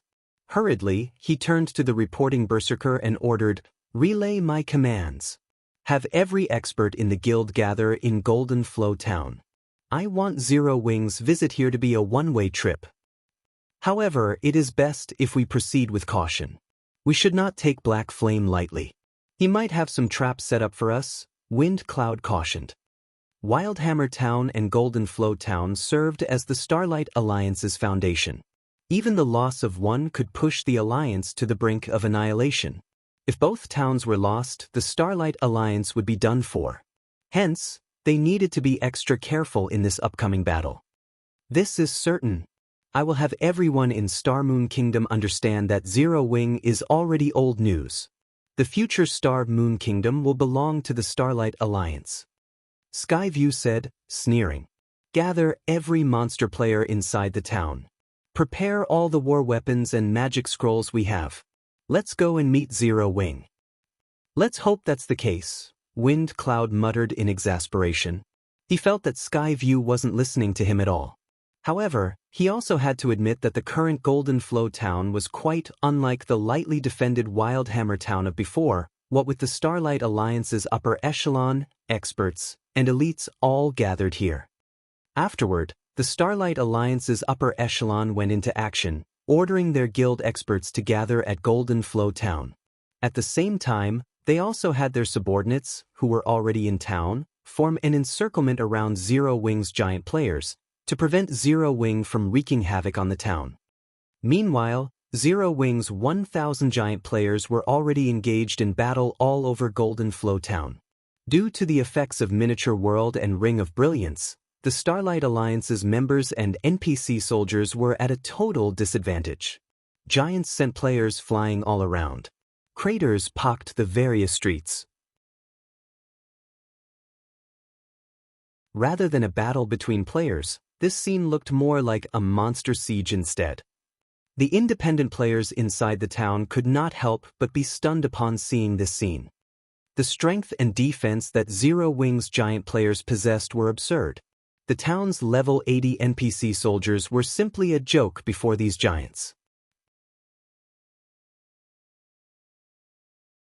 However, under the commands of the Starlight Alliance's upper echelon, a defensive encirclement quickly formed around Zero Wing's members. Multiple teams led by Tier 2 experts started using magic arrays to suppress the giant players and then engage these giant players in battle. Among the various teams, the ones led by guild upper echelons possessed the greatest strength. Not only were these teams composed entirely of Tier 2 players, but every team member was also an expert that was capable of reaching the late stage of the Trial Tower's 5th floor at the very least. Due to the assistance of magic barriers, these experts could cooperate with each other to take advantage of the giant players' slow movement speed and reaction speed. Each expert team could go up against several giant players at a time. The teams led by the Starlight Alliance's 4 strongest powers performed even more fiercely. Wielding a flaming, magic staff, Skyview, Warring Empire's guild leader, released one fire-type spell after another, the power of each spell rivaling that of Tier 3 spells. Moreover, his attacks were extremely fast, a perfect counter to the slow giant players. All by himself, Skyview managed to deplete a Tier 2 giant player's HP in just a dozen seconds or so. After battling for around 3 minutes, Skyview's 100-man team killed a giant team made up of a dozen or so giant players. Skyview then led his team to patch up the holes that had formed in the defensive encirclement, preventing other giant teams from advancing. However, although the Starlight Alliance's upper echelon teams performed well against the giant players, their efforts were negligible as they could cover only so much ground at a time. The corpses of the Starlight Alliance's members filled many other locations in the town. Zero Wing. Skyview's complexion turned very ugly as he looked at the corpses of his guildmates strewn across the street he stood on. In the name of the Warring Empire, I definitely will not let any of you leave this place alive. This situation was simply horrible. Every Warring Empire member currently fighting in the town was an elite player at the very minimum. Among them, many were even expert players. These players were the mainstays of the guild. With so many of these elite and expert players dying, Warring Empire would need a very long time to recover afterward. At this moment, the other guild upper echelons were also experiencing the might of the giant players and Shi Feng's Miniature World. This situation was indeed outside of their expectations. Brother Wind, are you still not ready? Skyview asked through a call with Windcloud. It's done. Windcloud, who was currently holding a ceremony in Warring Empire's residence, replied, smiling. As soon as Windcloud said so, the sky above Golden Flow Town suddenly darkened. At the same time, the 5,000 level 50+ players taking part in the ceremony in the residence disintegrated instantly, their bodies transforming into pitch-black smoke that gathered in the sky. Afterward, the smoke started descending in streams, one after another. Upon reaching the ground, each stream of smoke took on a humanoid shape. Even the weakest among these humanoid gas life forms was a level 70 Great Lord, with several among them being level 70+ Grand Lords. These gas life forms easily numbered in the hundreds. Moreover, the eyes of every one of these smoke monsters shone with intelligence. In addition to the appearance of these smoke monsters, the suppression effect of Miniature World also vanished without a trace. This move was none other than Sin Realm's strongest trump card, Death's Praise. It was a super rare epic item that could be used only once every 10 days. This move from Sin Realm is amazing. The smoke monster's astonished roaring flame, who was commanding the members of the War Riders. Even an army of 3,000 Tier 2 players would most likely fall if attacked by so many of these smoke monsters. Could everyone tighten the encirclement and kill every giant player in sight? Skyview commanded. Without the suppression of Miniature World, even the Great Lord-ranked smoke monsters would be able to go toe-to-toe against the giant players. As for the Grand Lords, they possessed combat power superior to the giant players, and there were more than 50 of these Grand Lords. After just a short moment, Zero Wing's giant players started getting pushed back. Now, these giant players no longer dared to operate in parties or small teams, as they would be killed off easily if they did so. Zero Wing sure is gullible. Does it really think it can take down Golden Flow Town as easily as it did WildhammerTown, using just 1,000 players? Since Zero Wing dares to look down on our Starlight Alliance, we should teach Zero Wing's members the consequences of overreaching. I'm really looking forward to the expression of regret Black Flame is going to make. After this battle, I'll definitely compile a close-up video of this battle and post it onto the official forums for him.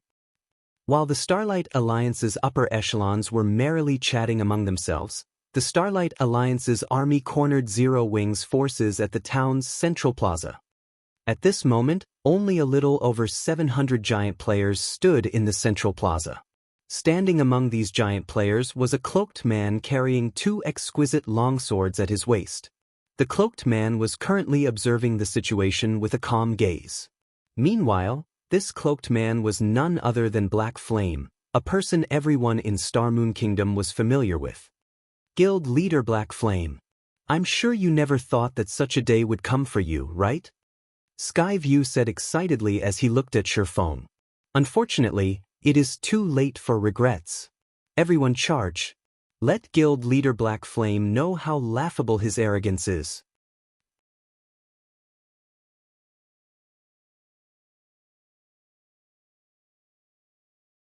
Chapter 2022, True Slaughter. As soon as Skyview gave the command, the monster players and Tier 2 experts under his lead charged toward the central plaza. Black Flame, surrender your life. Once Skyview was within 50 yards of Sherfong, he activated his Berserk skill, and the surrounding mana surged toward him. His aura intensified until it was no weaker than the monster players around him. He then pointed his staff at Sherfong. Small, crimson magic arrays began to surround Sherfong. Spears of raging fire then flew from the arrays, one after another. Tier 2 Curse, Violent Flame Spears. This curse was normally as powerful as a Tier 3 attack, and with the effects of Skyview's special Berserk skill, it had grown even more powerful. Now, each flame spear had the power to rival an attack from a Grand Lord of the same level. Even a Tier 2 metric tons with active Berserk and life-saving skills would die instantly if they faced 28 flame spears from multiple directions. However, Sherfong effortlessly deflected the spears with his swords. Moreover, he had done so without moving. In the end, every flame spear had brushed past him and crashed into the ground without accomplishing anything. Seeing that his first attack had failed, Skyview promptly cast his second ultimate move, the Tier 2 Curse, Flaming Fangs. Although Flaming Fangs only consisted of 5 attacks, far fewer than Violent Flame Spears, Skyview had full control of all 5. In comparison, he could only aim the Violent Flame Spears when he activated the spell. Once the spell launched the attacks, the spear's trajectories couldn't be altered. The 5 flaming fangs circled Sherfong like a crimson ring around him. With how fast the flaming fangs moved, guessing where and when they'd strike was almost impossible. Die! Once he found an opportunity, Skyview swung his staff. The 5 flaming fangs flew toward Sherfang's blind spots, altering their trajectories multiple times as they approached. Boom! Boom! Boom! A round of explosions shook the battlefield, but Skyview didn't express joy even after releasing his attacks. He had practiced Flaming Fangs tirelessly to master the spell. He had even created a basic combat technique of his own to amplify the spell's effectiveness, yet the galaxy of stars that had manifested around Sherfong had rendered all 5 Flaming Fangs useless. It was as if all of the effort he had invested was in vain. Guild Leader Sky will help you. Shadowlight Axe ran towards Skyview alongside a dozen or so monster players. No. Wait. Skyview yelled at Shadowlight Axe to stop as he watched Shurfeng, who remained unharmed. With the experience of countless life-or-death battles in God's domain, Skyview had honed his instincts to an extraordinary level. He was particularly sensitive to the threat of death and danger. After his brief clash with Shurfeng, he knew that the man wasn't as simple as rumors had made him seem. His Flaming Fang's attacks had the strength of a Grand Lord of the same level, yet Shurfeng had blocked all 5 of without any skills. The man had simply relied on his own strength. Shurfeng's strength definitely shouldn't be underestimated. With a single mistake, they could all die in an instant. If they wanted to contend with a player of such strength, they would need multiple Great Lord-ranked monster players or the Starlight Alliance's peak experts with active Berserk skills. However, only one of the dozen or so monster players accompanying Shadowlight Axe was at the Great Lord standard. Based on Shurfeng's serene performance, the 3 of them wouldn't be enough to take the swordsman down. Furthermore, Shurfeng hadn't activated a Berserk skill. Skyview realized that he'd need many more people to defeat this man. He's already honed his instincts to such a beast-like level? Shurfeng flashed Skyview a surprised look as the man kept his distance. While Skyview and Shadowlight Axe watched Shurfeng warily, Roaring Flame and Wind Cloud had arrived with their respective teams. Black Flame, we've sealed off all paths out of this plaza. You and your guild members have no hope of escape. Wind Cloud shouted, smiling faintly at Shurfeng. The town only had 6 paths that led to the central plaza, and the Starlight Alliance's monster players had blocked all 6. Moreover, they had used a spatial seal to lock down Golden Flow Town, preventing players from using teleportation skills or tools. Not even Tier 3 instantaneous movement magic scrolls would be effective within the seal. Now, all they had to do was eliminate Shurfeng and his giant players. The seal's complete already? Skyview could not help his grin after hearing Wind Cloud's declaration. Guild Leader Black Flame, it would seem that today, you will finally fall. Are you going to hand your life over obediently? Or should we take our time with killing you? Make your choice.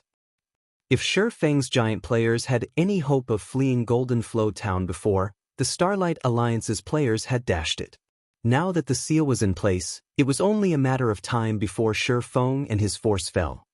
Skyview, why are you wasting your words on him? Why don't we just kill him? Shadowlight Axe asked. What a pity. I really wanted an exciting battle, but I guess that won't be possible. Roaring Flame sighed as he glanced at the eager crowd around him. Black Flame, how can you appear so calm in the face of death? Truly arrogant. Skyview was displeased with what he saw as he watched Shurfeng, who still maintained his composure. He then laughed and ridiculed, or is the almighty guild leader Black Flame scared stiff?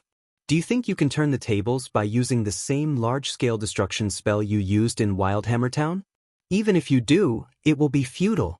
We aren't going to stand still and let you destroy us. Even with that spell, we won't let you accomplish anything here. The Starlight Alliance members nodded in agreement. They then began to spread out. When they had learned about the means Zero Wing had used to capture WildhammerTown, they had organized appropriate countermeasures. They had divided their main combat power into several groups. They would not let Zero Wing destroy their main combatants so easily again. It seems that everyone is here now, Shurfeng said as he eyed the hundreds of monster players and smoke monsters around him.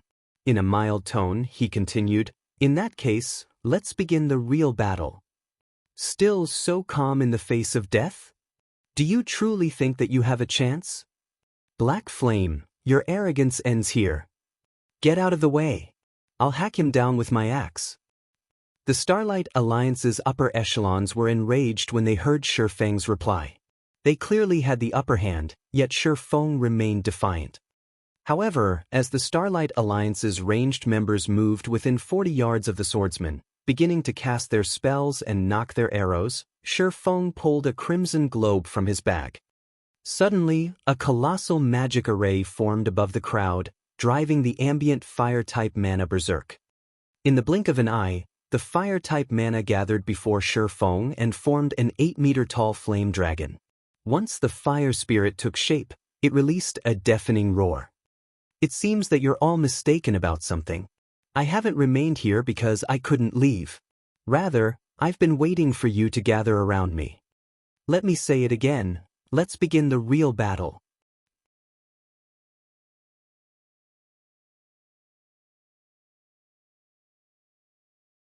Chapter 2023, Misconceived Victory. Everyone in the central plaza fell silent as the fire spirit's thunderous roar echoed through the town, its powerful aura making every player feel uncomfortable. However, the pressure they felt wasn't just due to the flame dragon's high level, but also due to the creature's superior life rating. Waiting for us to gather? Are you claiming that you're so much stronger than us? Wind Cloud questioned as he eyed the fire spirit. He then returned his gaze to Shifeng and laughed, saying, "Since that is the case, show me how this Tier 3 archaic species of yours will defeat our monster army." Smoke monsters. As Wind Cloud gave the command, the humanoid smoke monsters charged past him, running at the fire spirit. These smoke monsters were more like NPCs than ordinary monsters. They did not charge at the fire spirit as a disorderly mob. Rather, they fell into proper offensive formations. 8 level 75 Grand Lord ranked smoke monsters led the charge, smoke pulling away from their forms to create shields and spears. Like a group of hunters chasing after a large beast, they quickly surrounded the flame dragon. Behind these Grand Lords, multiple groups of 10 Great Lord-ranked smoke monsters transformed parts of their bodies into longbows. In organized rows, they nocked their arrows and prepared to launch a concentrated attack. Intense killing intent filled the central plaza. A chilling sensation encompassed the players standing close to the monsters. The smoke monsters' formation shocked everyone watching. Even the Starlight Alliance's upper echelons were stupefied. What high intellect! Roaring Flame was just as stunned to see the smoke monsters move like an orderly army. He wasn't incredibly familiar with Sin Realm's trump card. It had been mentioned briefly during the meeting, but he hadn't dreamed that it would be this powerful. Militaristic formations were a large part of the reason that players could defeat a large number of powerful monsters in God's domain. Players would be able to exert greater combat power when they used such tactics than without. This was also why players could fend off monster sieges despite being outnumbered. The weakest of the hundreds of smoke monsters was a level 70 Great Lord. If these smoke monsters worked together and fought like players, they could even defeat a level 80 mythic monster, let alone a level 80, tier 3 archaic species. While these smoke monsters pin down that dragon, the rest of us will surround and attack Black Flame. Do not let him escape. Skyview commanded. As he watched the smoke monsters inch closer to the fire spirit, he knew that Shifeng's final trump card had been neutralized. He no longer felt threatened by Shifeng's calm exterior. He only needed to concentrate on slaying Shifeng and announcing the Starlight Alliance's victory in Starmoon Kingdom. As Skyview fell silent, he and Shadowlight Axe led a dozen or so Great Lord-ranked monster players to surround Shifeng. The weakest among these players could reach the Trial Tower's 6th floor, and including their powerful attributes, any one of them could hold their ground against a mythic monster of the same level. Die! Skyview shouted as he finished chanting the incantation for a Tier 2 curse.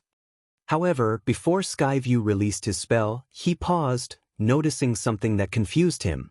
Despite more than a dozen monster players charging at him, Shifeng's expression hadn't changed. It was as if he viewed these Great Lord-ranked monster players as nothing more than air. Or, perhaps, he was ignoring these players.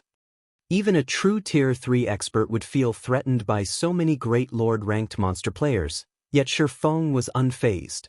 Am I overthinking this? Skyview could not help but wonder if he were being too careful. Meanwhile, Shadowlight Axe and the others moved within 10 yards of the enemy swordsmen and launched their attacks. Finally, Shifeng made his move.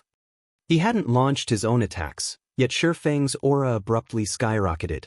With unbelievable speed, the swordsman unsheathed Killing Ray, swinging the blade in a forward slash. Lightning slash. A lightning bolt instantly tore through Shadowlight Axe and his companions. The monster players and their leader lost HP at a horrific rate.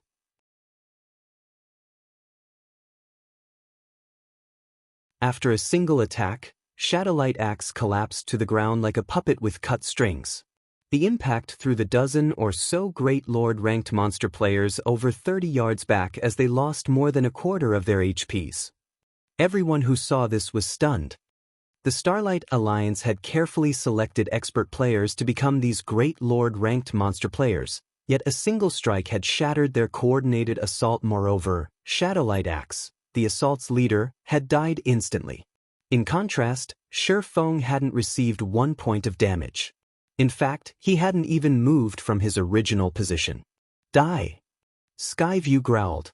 He finally realized how terrifying Shifeng truly was, but he still shouted in an attempt to restore his courage. Tier 2 Curse, Flame Blast. This was the most powerful spell Skyview had in his arsenal. When cast with an active Berserk skill, even a Grand Lord of the same level would suffer heavy injuries if struck directly. Suddenly, four gigantic fireballs appeared around Shifeng, each the size of a small house. These fireballs then descended on their target. The surrounding experts reacted and prepared for Shifeng to evade the attack, but something surprised them. Contrary to everyone's expectations, Shifeng didn't try to dodge the fireballs. He didn't even try to defend himself. Suddenly, 4 sword lights blinded the crowd, carrying enough power to split the 4 fireballs in half. How is this possible? Skyview was dumbfounded as he watched the swordsman slice apart his attack so effortlessly. Before today, he had felt that even the various superpowers old monsters would flee from this attack, but now he found the idea laughable. He also viewed all of the effort he had spent trying to master the spell as one big joke. The strength to fight monster-level experts. That had only been wishful thinking. However, Skyview didn't know that Shifeng had already reached level 70, wearing equipment that not even Super Guild's guild leaders could dream of equipping. Most importantly, he was currently affected by both the Ring of Brilliance and Heavenly Dragon's power. Not even a level 60 mythic monster could match his strength. Following which, Shifeng appeared before the Great Lord-ranked monster players and brandished his 2 swords. After just a few seconds, one of these monster players was dead. What should we do? His strength is too high. He's using his Berserk skill. Get away from him for now. Once his Berserk skill is over, we can easily take him out. After witnessing Shifeng's performance, the Starlight Alliance's members wondered which side had the real monster. They had never expected to find a normal player that could be this powerful. They had to buy themselves some time. If even the Great Lord-ranked monster players were helpless against Shifeng, other players would die instantly if they faced him. Although the Grand Lord-ranked smoke monsters had high intellect, they were only monsters. After killing a few Great Lord-ranked monster players, Shifeng sensed what the Starlight Alliance was trying to do. At this rate, he'd only be able to kill several dozen monster players before Heavenly Dragon's power ended. Now that I've seen these monsters' strength, it's time to end this battle, Shifeng thought to himself as he surveyed his guild members fighting in the plaza. Although only a short time had passed since the battle in the plaza had begun, Zero Wing had lost a considerable number of lives. Turning back to the Starlight Alliance's upper echelons, Shifeng said, "Since you have no intention of fighting, let's remove Golden Flow Town from the Witch's Hill." Remove? You really think you can accomplish such a thing? Although the Starlight Alliance's members watched Shifeng with fear in their eyes, their gazes still contained a spark of hope. While they were at a disadvantage now, as time passed, the situation would become more favorable for them. Suddenly, Shifeng snapped his fingers. The fire spirit, which had been battling the smoke monster army, abruptly transformed into a small fire and appeared above Shifeng's head. A complex chant reached the surrounding players, increasing the town's mana density.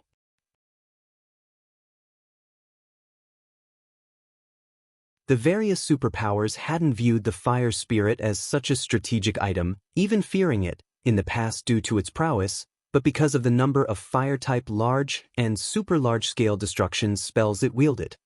No. Stop him. Skyview yelled in panic, turning deathly pale when he saw the two gigantic magic arrays forming in the sky. He could sense the power in those spells, and he knew they could rival the power of Tier 4 large-scale destruction spells. Before anyone could react, massive fireballs, easily dwarfing the ones Skyview's flame blast had created, fell from one of the arrays above the plaza, one after another. At the same time, a raging inferno erupted beneath the second magic array. In the blink of an eye, a fiery hell engulfed Golden Flow Town. You're tuning in to the Passion Pages YouTube channel. We're so grateful for your support, and don't forget to subscribe to join us on this incredible journey through captivating stories. Your generosity through donations truly makes a world of difference, as it's the primary source of revenue that allows me to expand and enhance this channel for you. Thank you from the bottom of my heart for being a part of this adventure.